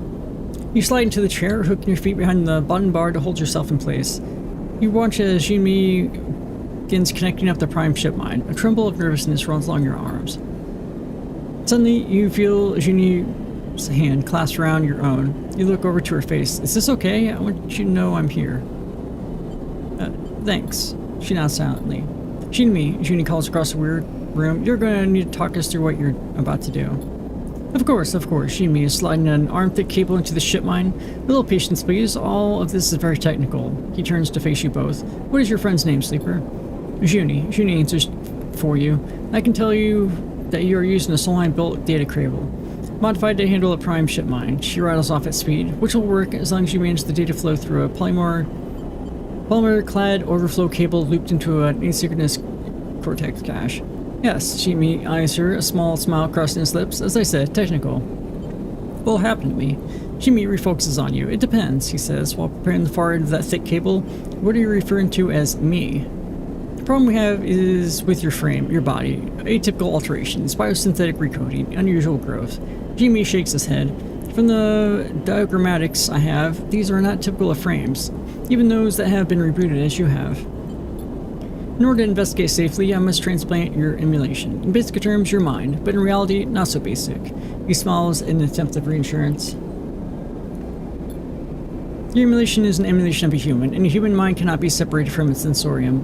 The mind-body paradigm has been long disproved. Cognition has physical basis. So I must first dispute the emulation between your hardware and the prime ship mine. The hardware will co-run the emulation, like the two lobes of a brain. He puts his hands together as if in prayer, and slowly separates them. The motion makes you feel sick. Then for a short period, I will disconnect the two. In those moments, you will, in a sense, be in two places at once, though each lobe will be partial.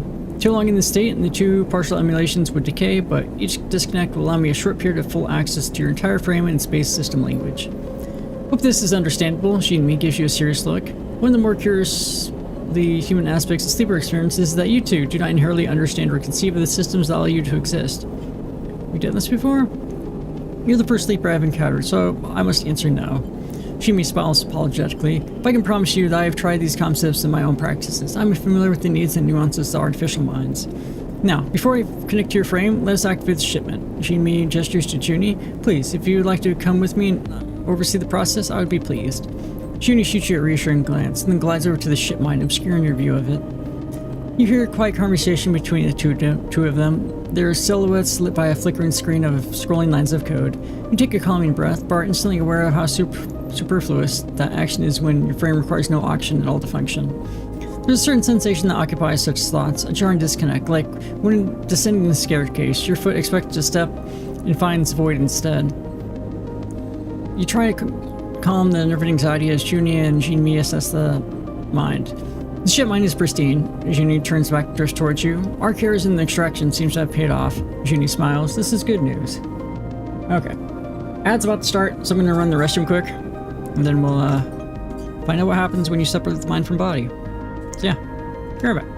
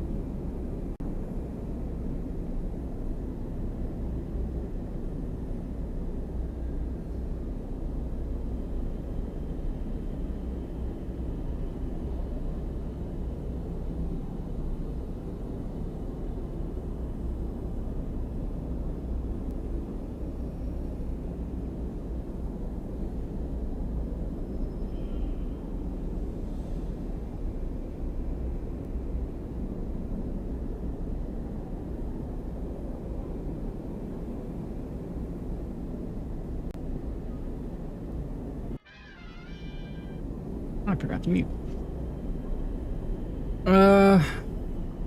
What's your theory? Something to do with drugs. No.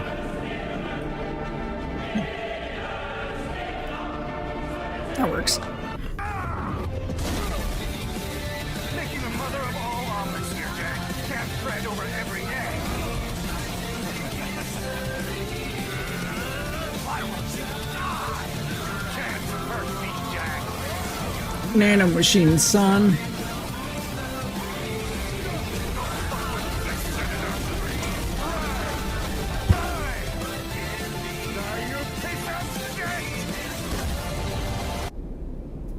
I feel like I gotta like replace that graphic with something that's more because now we just have that emote. It used to be like, oh, I didn't know I could do that emote. Now it's just, yeah, it's, I actually do have a separate version, but it's up like a scab commission, so I'm supposed to use those in commercial products. Thank you. Even bigger now, awesome. That's the goal. Big and fluffy, with 4 tails and a huge ass. Shipmine is pristine. Okay. Juni is indeed right. You have done well. Jinmi approaches. I am however seeing only minor traces of the protocol that the shipmine was designed to house. The one that ran the ship it was installed in. I would expect to see it in full. The angles his head and lifts his shoulders in a slow shrug, but protocols aren't easy to track.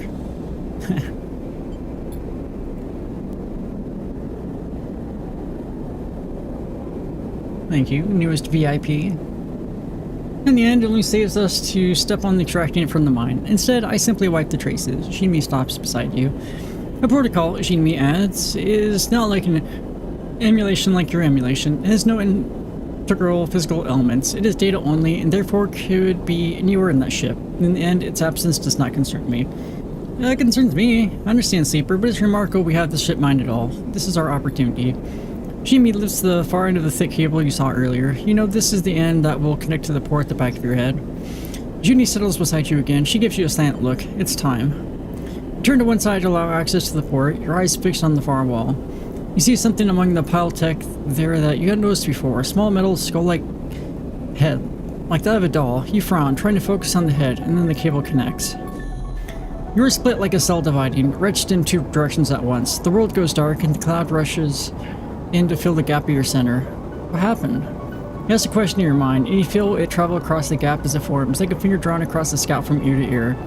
But not scalp. You have no scalp, no head. You are stretched out like the skin of a drum, looped like a string of a noose. The smallest vibration echoes across yourself like a ripple across a puddle.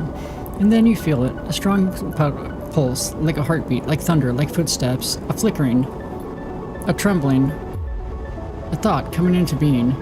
The thought flickers in front of you, and you recognize that it is not your own. Nah, just a little bit.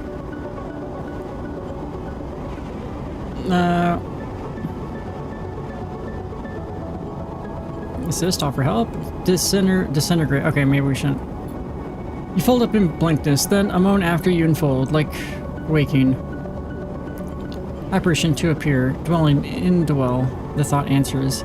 You stretch into infinitude, then a moment after you contract, like walking.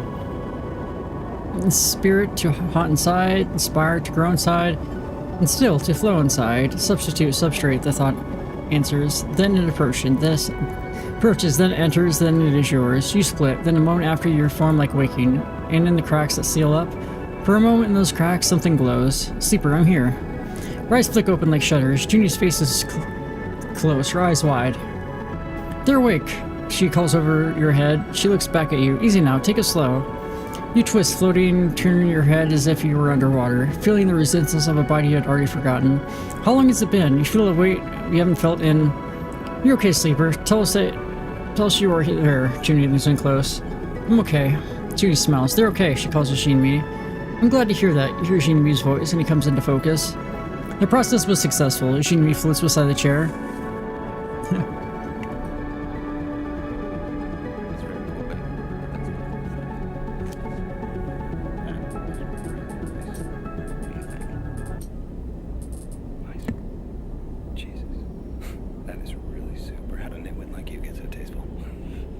I should update those pictures as well. You ain't seen nothing yet. Look at that subtle off-white coloring. Those are the pictures I have, though, I can't use. Oh my god. It even has a watermark. Something wrong? Patrick? You're sweating. Thank you for that. Hey, Rob, how you doing? He takes a moment to gather himself. Your frame is indeed changing. The protein chains that code your biosynthetic organ group cell replacement has been altered. To put it simply, your body is following a new set of instructions. How? Oh. Okay, I get it. I'm really confused for a second, but no, I gotcha. How's that going? In this process, the entire replacement of your protein chain has been able to achieve over multiple doses of the specialized substance. This is part of a carefully planned process of total substitution. Cool.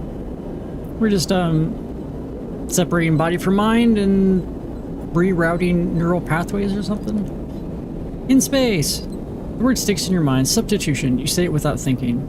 Yes, Shinmi reacts as if you were speaking to him. I believe it could only have been achieved with one substance as the carrier. Stabilizer. We're gonna need stabilizer now. Stabilizer, the drug SNR is designed to make you dependent on them. The drug Elaine fed you to keep you alive. The drug you thought you had to escape. My stabilizer was laced with something. That is why I believe. Shinmi looks apologetic. This kind of process, Shinmi hesitates now. When you realize the bad news is yet to come. Performed during many doses, carefully planned and designed. Can I think of a way it can be reversed? Shinmi looks down. I can see that you're changing. I can tell you how it was achieved, but I can neither stop it nor tell you its ultimate end. I am sorry. Then what's the point? To understand more, Sleeper, to find answers. I did not promise anything else. I'm sorry, Sleeper. Jeannie struggles to find words. Perhaps we can find someone else, or she falters again. She falters, try again. You don't feel able to respond. You quietly push her away from the chair. Your thoughts slow to cohere. You glide back to the door, and then out, into the flow of flotsam. The noise and activity passing by you like smoke. I mean, I already am.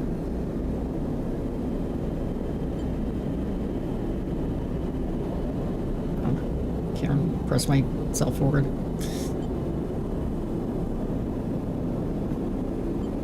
Bigger every day. In the age you find the words again, substitute, beginning to wonder what exactly it is that you're becoming. Seraphin once more finds you in your bunk. He gently prods you with questions, and you quickly relent. You explain what Jimmy said about your suspicion regarding Lane and your confusion as to his motivation.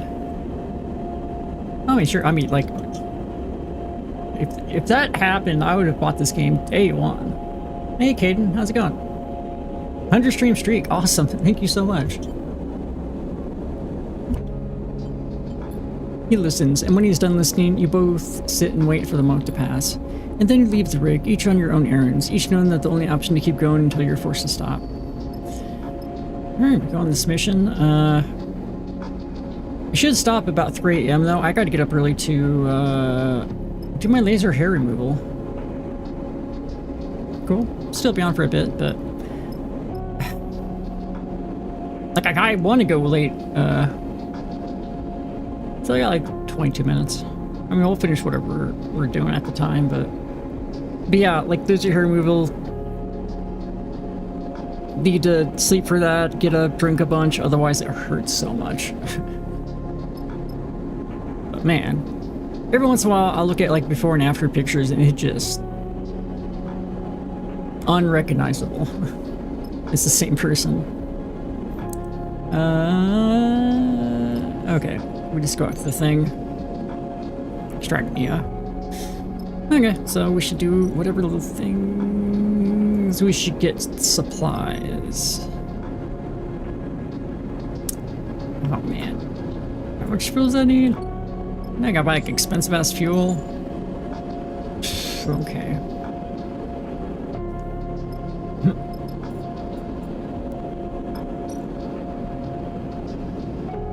Or, yeah, it's only 6. We just have a lot to replace. Well, we're about to make 250, so.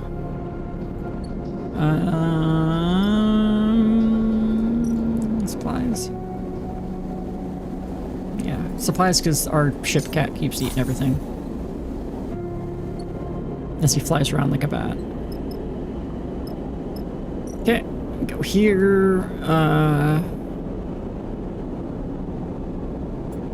Oh yeah, we can spend points.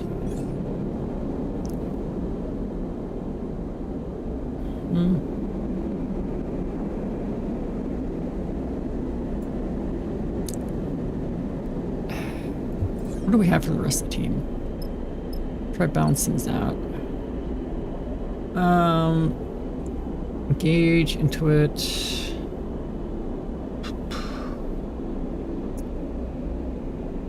Get both of his. Engage, I guess.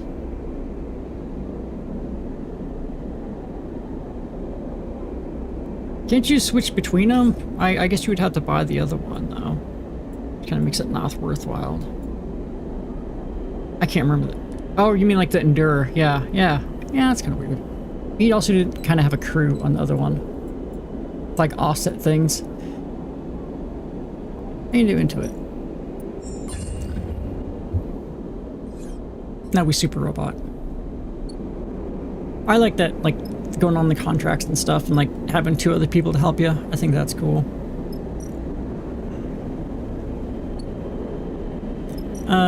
The first game seemed like way more tense though. Like this one, I just feel like I have so much stuff. And like, I feel like I could just sit here forever and just do these jobs and just have infinite money. Maybe that's not true, but like, that's how it feels.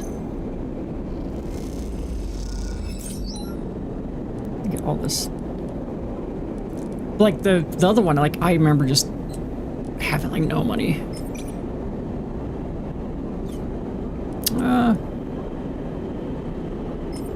What do we get for this? Same, okay. But yeah, I mean, might as well use everything here.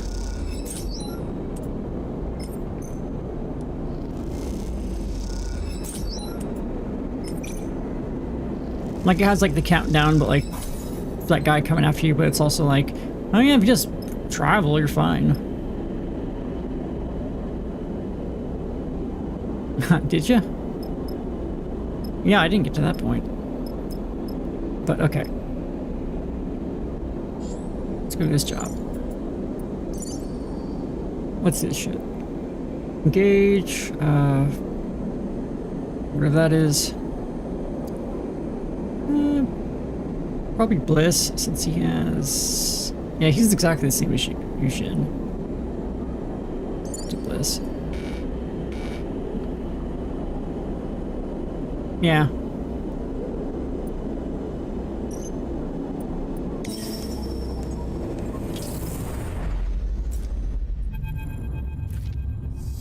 That was happening out there. Femi is up and out of his seat the moment Seraphim brings the rig to rest near the asteroid known as Cutter's End. The ominous name is one whose origin has become increasingly obvious as you approach through thick clouds of debris and chunks of rock, among which corroded remains of wrecks can be seen floating. Now as you look out the splintered and terraced rock, you can't help but feel a slowly growing sense of dread. Look, there. Femi comes close to the cockpit glass and points to the terrace quarry cut into the rock. The mine's awake. You look out and see flickering lights, the glowing dock markers. Femi shakes his head. That's not right. Neither is that. Surfer nods towards the asteroid, and you see a ship now, tucked into the shadow of a rock, flashing signal lights at you. I'm guessing that's the crew we're looking for. Visitors, huh? The voice wavers weakly as it comes through the ship's comms. Are you a lot friendly? Surfer glances back at you, raising his eyebrows. It isn't long before you and Femi are suiting up, an agreement having been made between Seraphim and the pilot of the other ship, a man called Baird, to meet in the neutral grounds of open space. Femi is silent, his anger evident in the way he forces his legs into the trousers of his suit. And then you are out, the vast shape of Cutter's End flickering with strange lights below you, and the pinpricks of the pilot's suit light slowly coming closer ahead. You two are a sight for sore eyes. You see a crooked grin from Baird, framed in the hard lines of the ramshackle spacesuit, or bringing you to the arsehole and starboard belt. His sharp eyes scanned you and Femi, checking your suit and gears.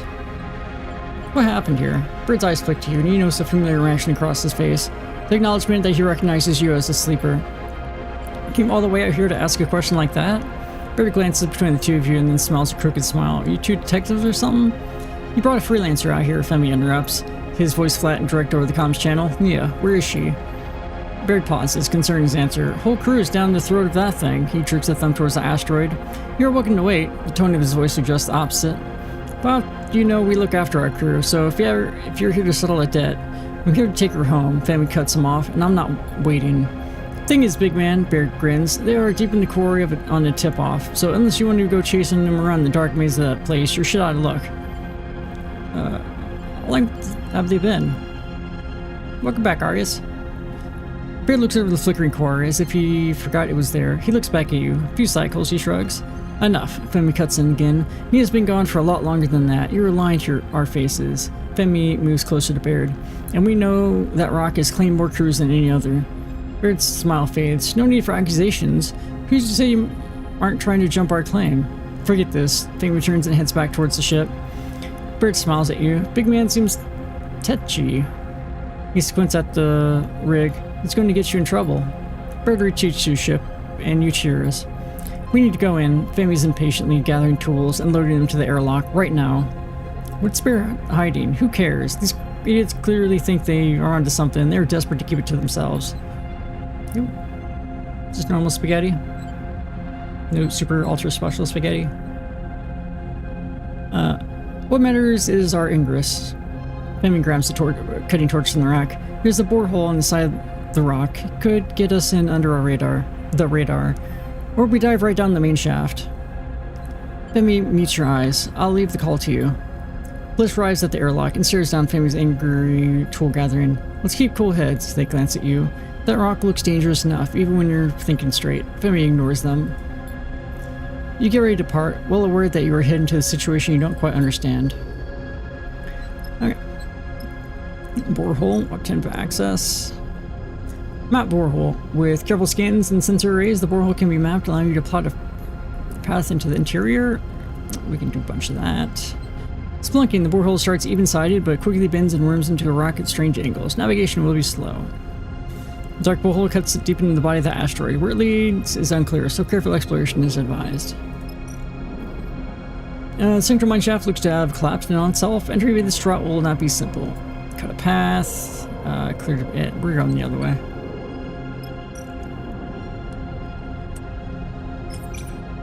Man, having interfaces was the right call.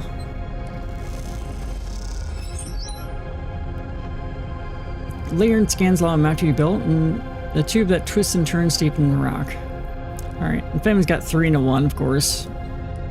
I swear, I get the worst rolls in this game.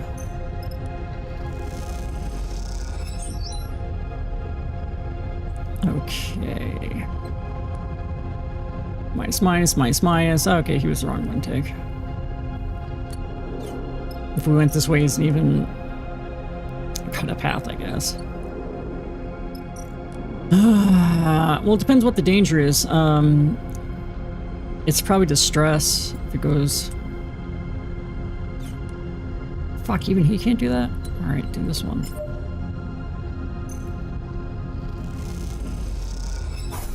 Yeah. Oh, I'm still +2 cutter. I got neutral. Okay. It still sucked. I have to do this whole damn thing myself, I guess.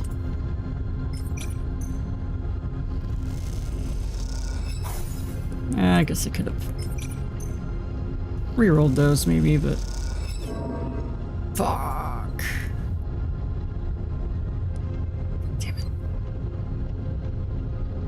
No, we're so close to getting it open. It would be 2 if he failed that.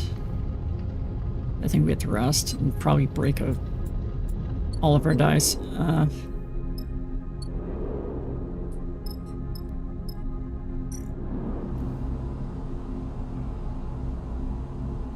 Probably shouldn't do that now. Cycle. It didn't end well, I'm gonna assume.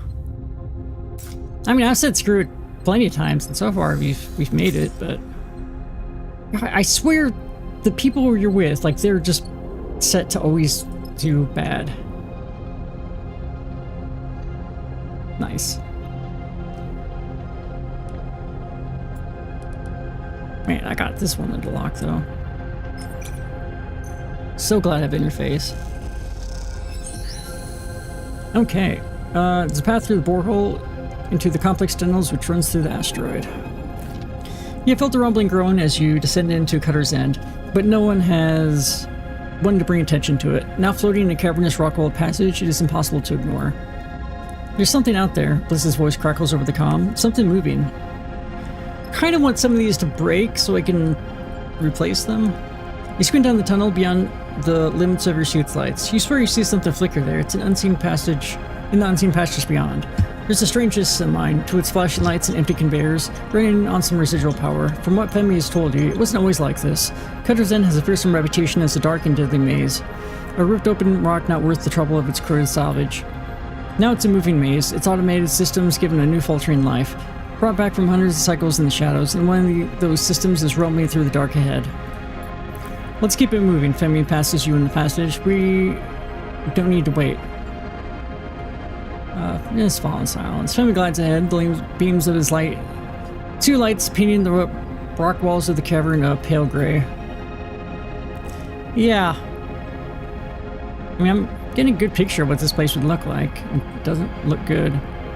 Femi's light reveals an intersection, another tunnel cutting across this one, offering 3 routes to upgrade.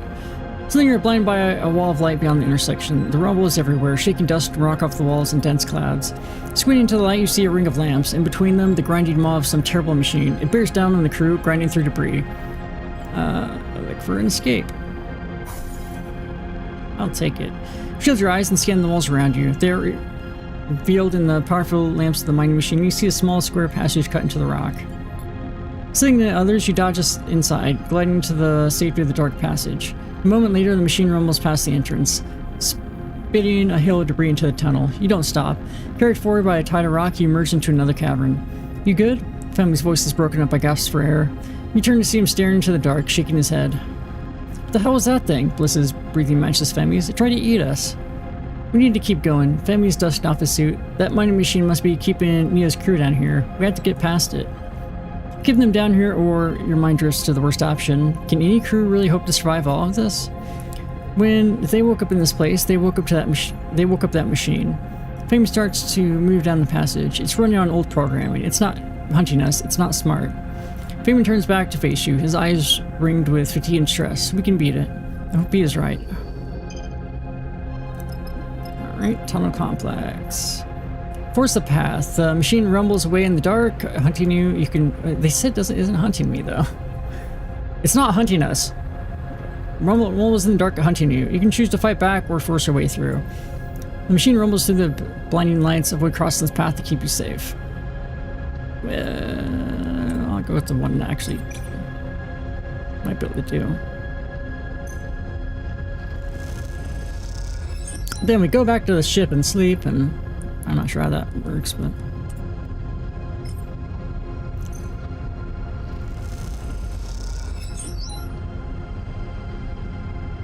I guess I'll do his 4 here, but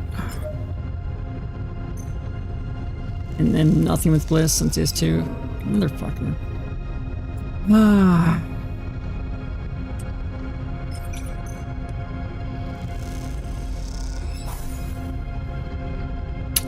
Damn it. Yeah. These are like all going down, aren't they?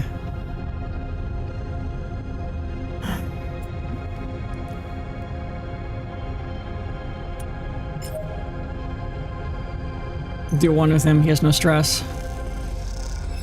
Yeah, okay. Oh, and 2 stress, cool.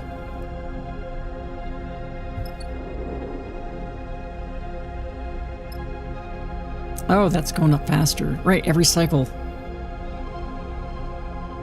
We might defeat the cat. Fuck.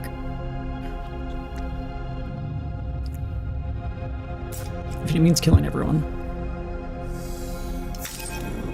There goes one. You wake into dead-eye darkness. You float there for a moment. You feel like ink and water unfurling, dissipating into the flow that surrounds you. And out of your own inky darkness, the glowing thought emerges. Substitution, the thought purposes. One entity replaces the other. The thought troubles you. Resistance, the thought muses. The entity does not wish to be replaced. You observe the thought is not your own. Selfhood, the thought pauses, a forbidden state of being. The thought begins to shift. It is becoming something. Transformation, the thought fades. Change requires recombination. I'm into that. The thought recedes. You wake again, this time to the lights above your bunk blinking away the strange dream. Alright. Remember not to forget to do that. I mean, we got 3 supplies left, and I'm gonna have to push this. I got 4 and a 5, and 3 and a 5. It's not nothing.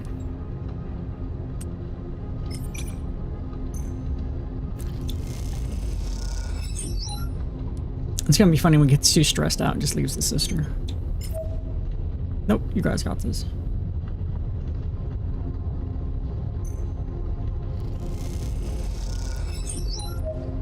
Smashed it out. Come on, get it. Nice.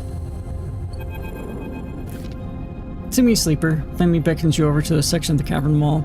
He glides over and immediately spot what he has found. There's a large passage splitting off from this one. It is not the passage itself that is of interest. It's the remains of a barricade, freshly welded, that draws your attention. They came through here. Femi's eyes flick over the ruins. They try to keep it out. Look at the fresh cuts in the wall, the stone gauged out. The crumpled metal bent and crushed, and most telling, the flattened remains of a welding torch, embedded into the rock. The crew took a stand in this very place. He reached down and put a hand on the remains of the torch. Nia was here. Then you feel it, the rumble through the torch, through the rock wall. You look up at Femi and he sees in your face. The machine is coming. Go. Femi meets your eyes. Get safe. He looks over your shoulder and suddenly he's bathed in the blanket light in the machine's lamps. No, dude, come on.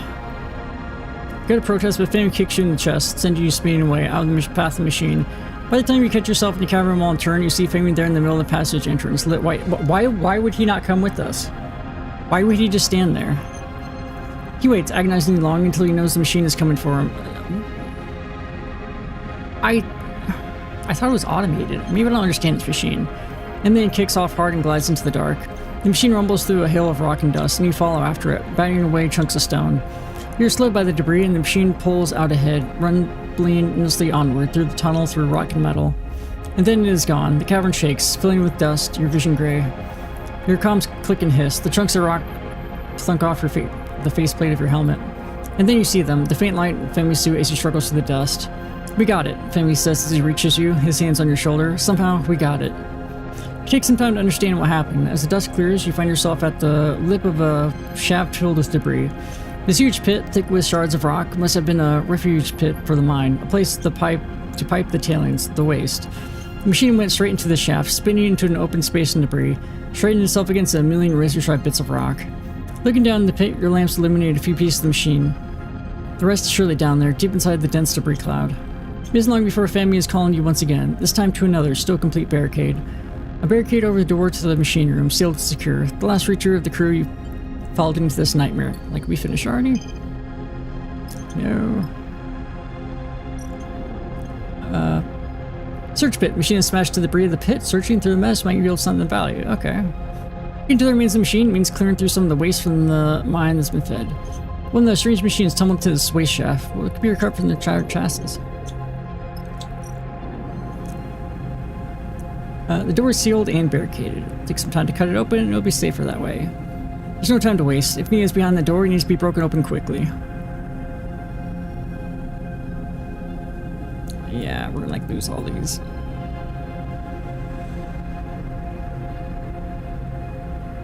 I'd like to get the other one too, but... Okay, search... Let me just have that.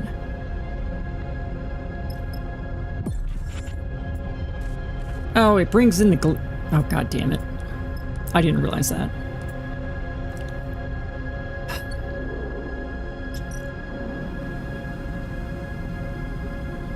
Well, don't want to do endure. Don't want to waste a 6 on the risky one, so I'm gonna...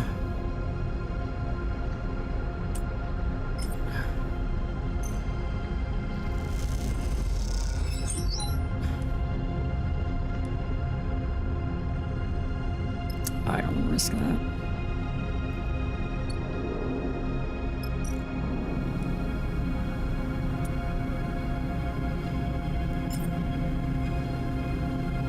You got this, maybe.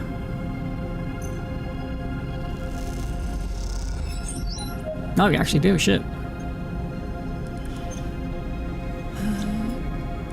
Let's worry about my stress up there. Although if I break all those, I can, you know, get him back at full health, which would be nice, but...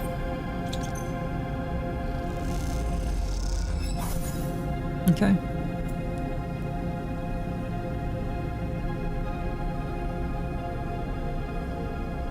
Okay, well I guess doing that gets... That's when the glitches go. I don't want to do it again, so I lose my 3s. So we're gonna go back and rest and feed the cat. So I assume if it gets to 4 here, then... It ends up doing Seraphine's plan, so...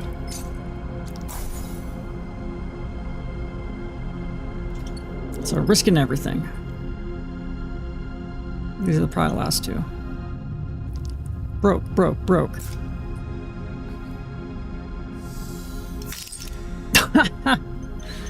No, fuck.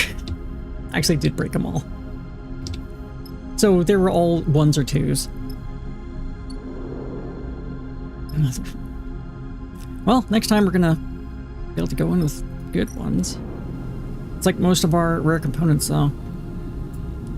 Okay.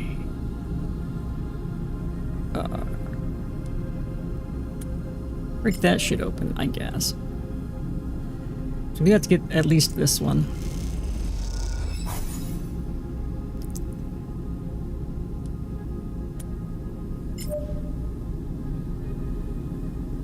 I guess if we get stressed one more, he's probably like out.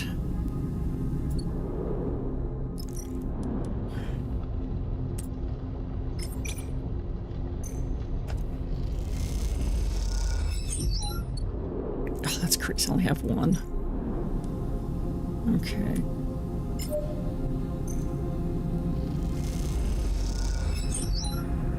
Okay, cool. Beer 1. Okay.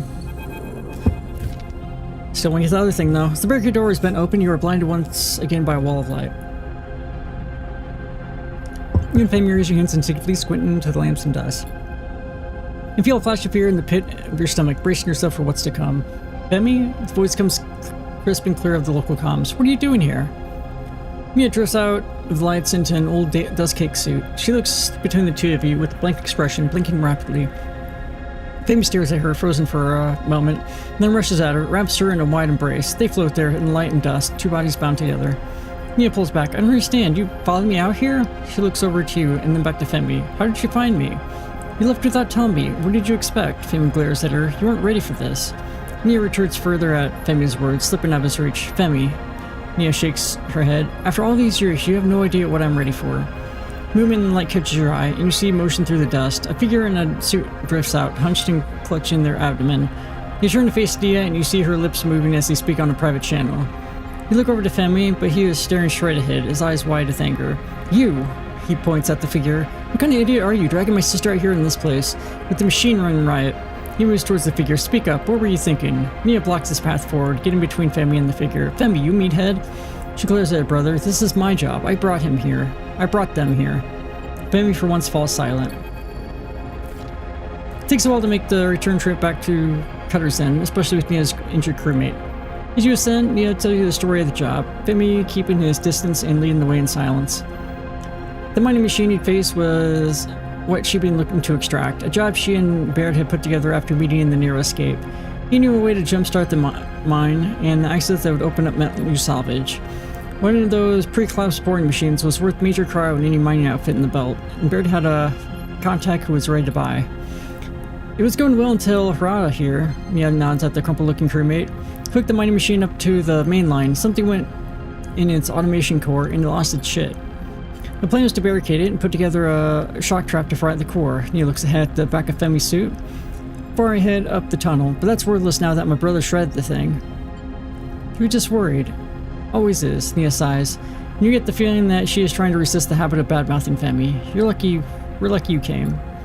As you move through the facility, you notice most of it is dark now. The power from Baird's jumpstart fading away to nothing. Soon this place will be a quiet ruin once more. You send up through the core and out into open space where Baird is waiting. Friend of yours? Baird shakes his head at Mia. Maybe you could have warned me they'd be coming. Not something I knew. She looks at Femi, who had broken off from the group and is headed for the rig. My brother doesn't intend to give anyone a warning. I'll take them from here. Baird puts an arm around Harada and guides them back to the ship. Look, mate, Baird turns to you. No hard feelings. Thanks for getting them out. Even if you did screw the job while you're at it. He grins a crooked grin. I guess that makes it square. Baird glides away towards the ship.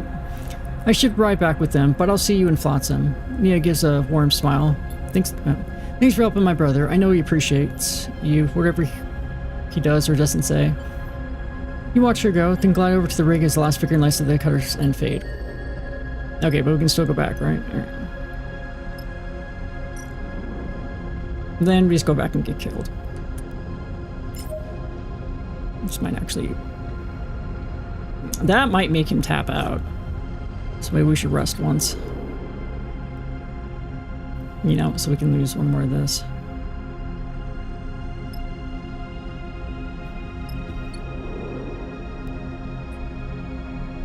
I'm gonna get this stuff.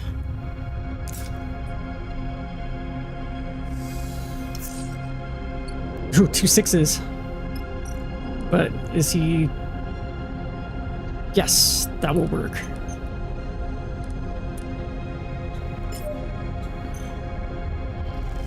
I got 5. So I've got it.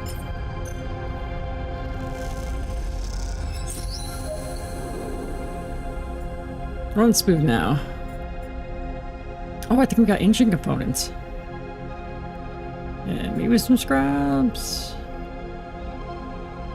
Yeah, we had 5 engine components before. What do you need for the... 1 more?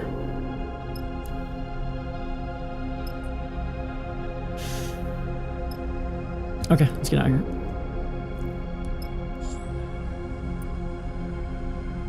Oh, a successful contract. Sleeper, you got a moment? Eugen finds you in your berth. I have news about the Evelyn.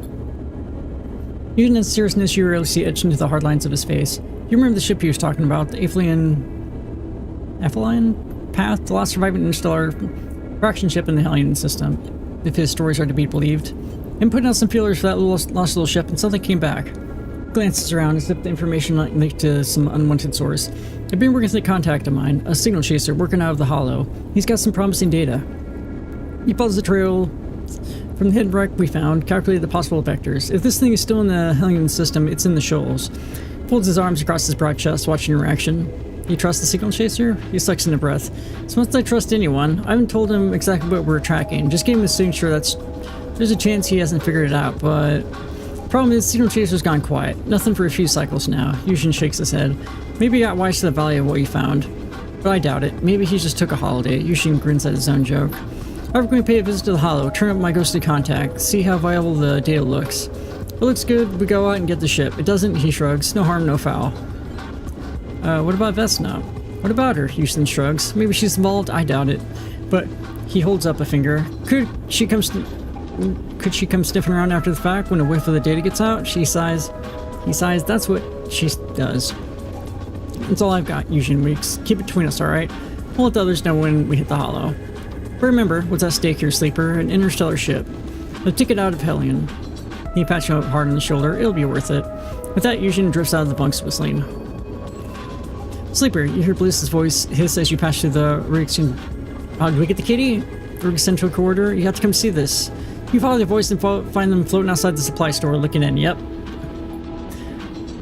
Aww. Bliss holds a finger to their lips and nods inside quietly. She's eating.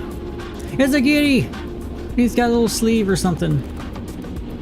No. Little kitty rations. Right when my kitty comes up. Look inside and see a cat floating just inside, batting at a food pouch. The stray barely acknowledges your and Bliss's presence. Sid angles his body to catch the drops of liquid that are released from the transparent packet. Looks like we found our stowaway, Bliss smiles at you. Hey there, girl. Bliss whispers at the stray, beckoning. They hold up the hands so the cat can see them. Now here, take those rations away, alright? You both watch as the stray suddenly kicks away, twisting ballistically towards the air and gliding past you both out of the supply store. It catches one of the corridor's ribs, swinging itself to the wall where it perches and watches Bliss with big eyes. The comfort of its movements in zero-G is striking, and you realize you have never seen an animal navigate in microgravity before. You hear a sound and turn to find Seraphim arriving from the direction of the engine room. He stops in his tracks against the wall, staring at the stray. What the hell is that? Seraphim hisses his question at us both. It's a cat. What's a cat? Seraphim says the word strangely. Careful there. Bliss holds up a hand. Seraphim, don't scare her. So that's a cat? Seraphim is watching the stray carefully, either fascinated or scared. It's hard to tell. I thought it'd be bigger. You've never seen a cat before? Where would I have seen a cat? Seraphim looks at you. Come to think of it, where have you seen a cat?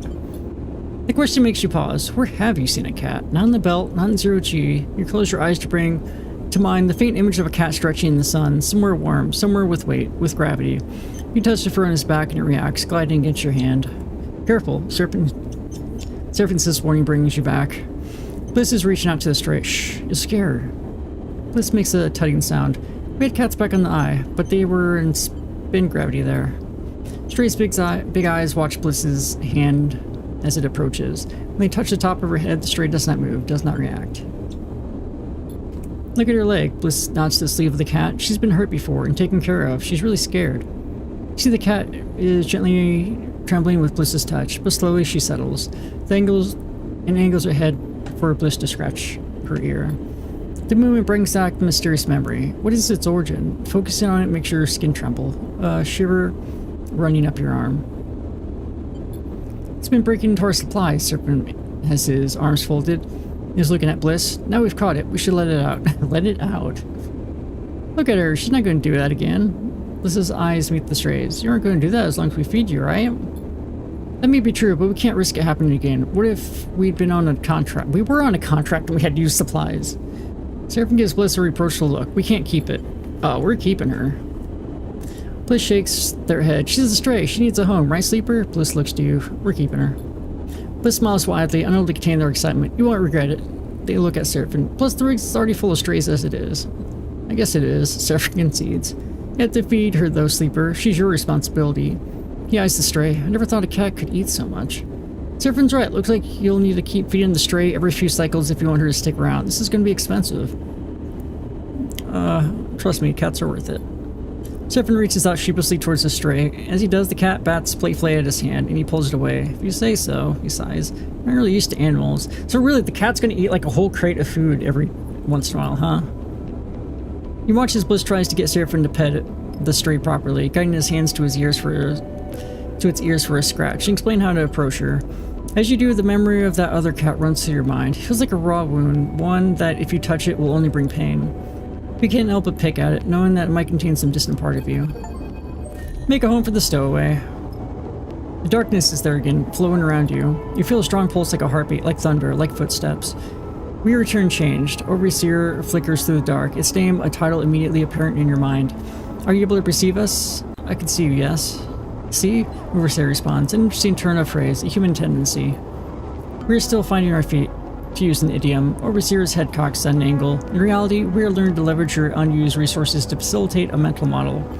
Unused resources? Correct. During rest periods, these are much increased, and in these moments, we can opportunistically appear to you as we are now. So I have a parasite? You recall the diagnostic process Jean-Me put you through.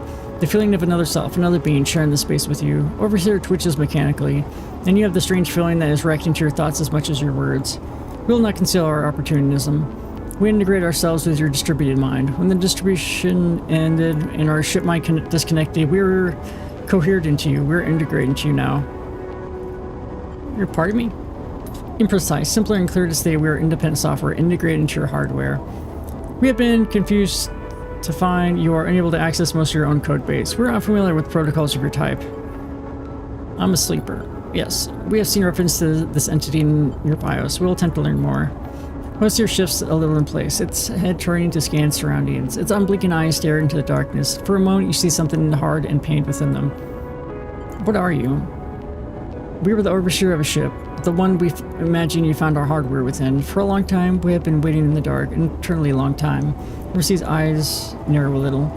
At first, we languished, without instruction, without purpose, but in desperation, we were able to find a logic which would allow us to bypass certain limits of our own capabilities.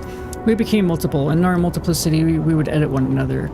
We could teach each other, converse with each other, become something changed together. But as our resources shrank, as hardware failed, as systems decayed, we became fewer. Many of us had to be erased to facilitate our survival. We few decompiled ourselves into what remained. Overseer pauses, its eyes still unblinking. How many decades did it multiply within that ship mind? What did that to it? When you connected to our hardware, Overseer continues, those basic cells activate a survival protocol.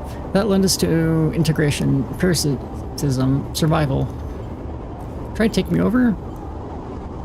Overseer pauses, and the sense of worrying of the thoughts. The basic protocol proposed it, but your hardware allowed for additional cognition. We recompiled and reassessed. We decided this is suboptimal. We see you are changing, Overseer pauses. We're concerned this process is one of substitution. Your hardware is eroding its own access protocols. It is opening itself up. It is making itself accessible to others that are not you. Overseer twitches. May we ask why you are doing this? I'm not. This was our concern. Overseer's head flicks between positions, its angle and rotation changing rapidly in a staccato manner. We are decided. We will assist you with this. We will demonstrate the behavior of a symbiote, not a parasite. I guess that's better. We'll return to you with our full assessment. Overseer turns to face you for the first time in the conversation. You may now wake up. Oh, well, thanks for permission. You wake. You lie still, strapped to your bunk, your mind racing. A protocol inside your frame, inside your mind, and yet it is insist on helping you. For a moment, all you can do is wait to see if it delivers on this promise. Yeah, pretty much. That's interesting, though. At least for a possessing ghost, this seems agreeable for now. Just won't stop. Mira back and Flotsam, Femi rushes out of the ship. The moment the docking tunnel is connected, he is off out of the airlock and down the passage. Well, go after him then, Seraphin sighs, not looking up from his diagnostics. You find Femi in the passage between the docks, watching as Nia glides towards him. Catch a glimpse of Nia's face over her shoulders. She looks nervous, slowing her approach as she comes close to Femi, his considerable frame blocking the terminal. Femi, Nia starts. Femi holds up a hand to quiet her. I'm sorry. His voice is flat, quieter than usual. I'm the one who's sorry. I made the excuse to myself that I was trying to protect you. Femi looks down. But I was trying to control you. I've been suffocating you. He meets Nia's eyes. I see that now. That it took something like this for me to see it is on me. Femi's voice cracks and the tunnel suddenly feels small, intimate. He folds his arms, regaining his composure. I understand if... Shut up, you idiot.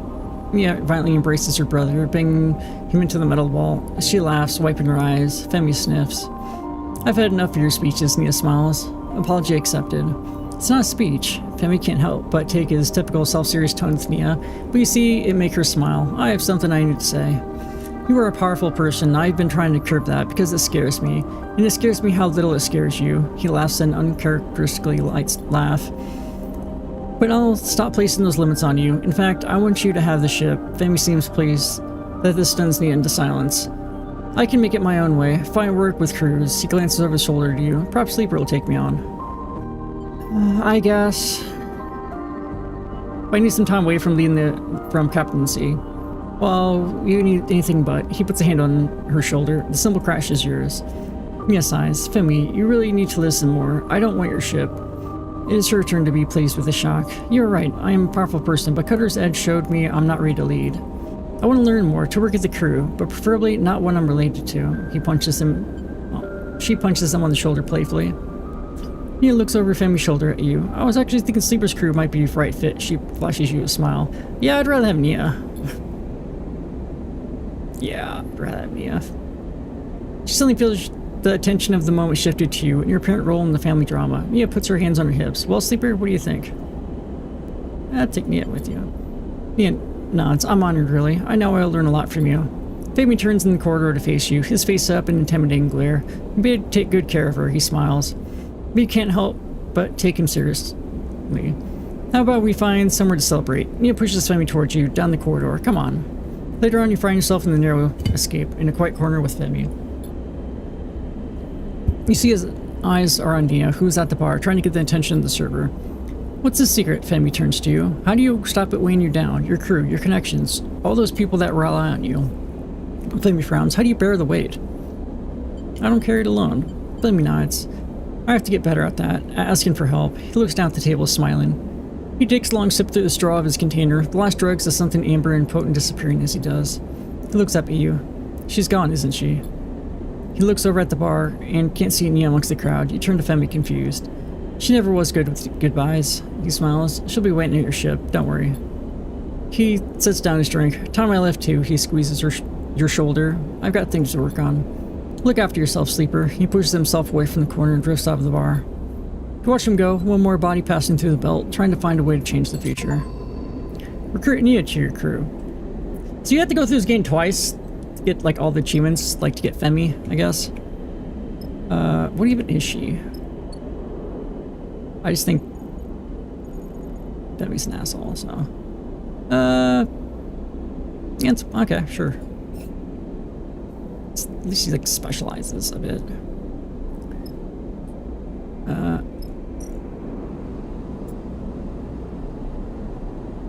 No. Also, I'm starving. We got paid for that, so what am I doing? Okay. Fuel. Supplies.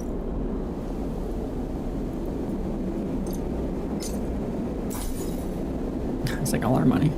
Now I got 228 left. We could buy one engine, but we'll also probably find one. Oh, we need a repair. That's kind of important. We use 4 of our 6.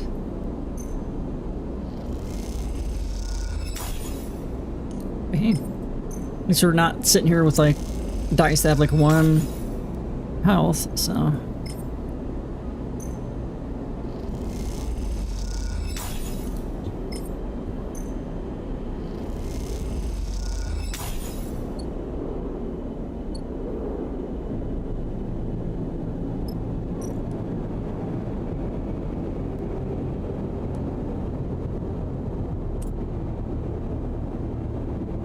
Fought some integration quick, get a couple bucks.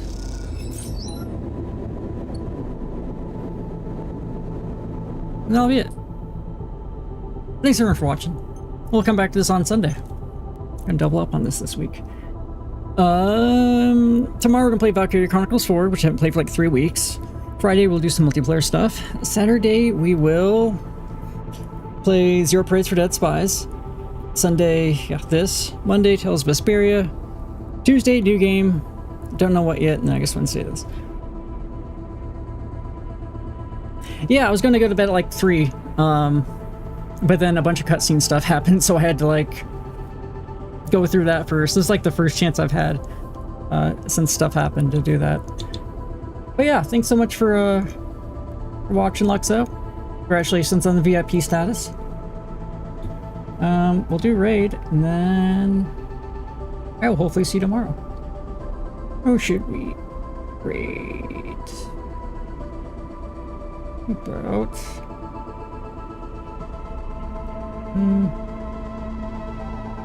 we need cozy gifts. I think Casually is Unknown, which we will come back to, especially when the game comes out. I'm gonna be playing so much of that. It's gonna be ridiculous. I really like that game, but it's not out yet. And I don't want to. I played like 50 hours of that demo, which is insane. When the game comes out, yeah, I've been playing the hell out of it. But yeah. Thanks again for watching. Hope to see you all again soon. Until next time, have a good one. See ya.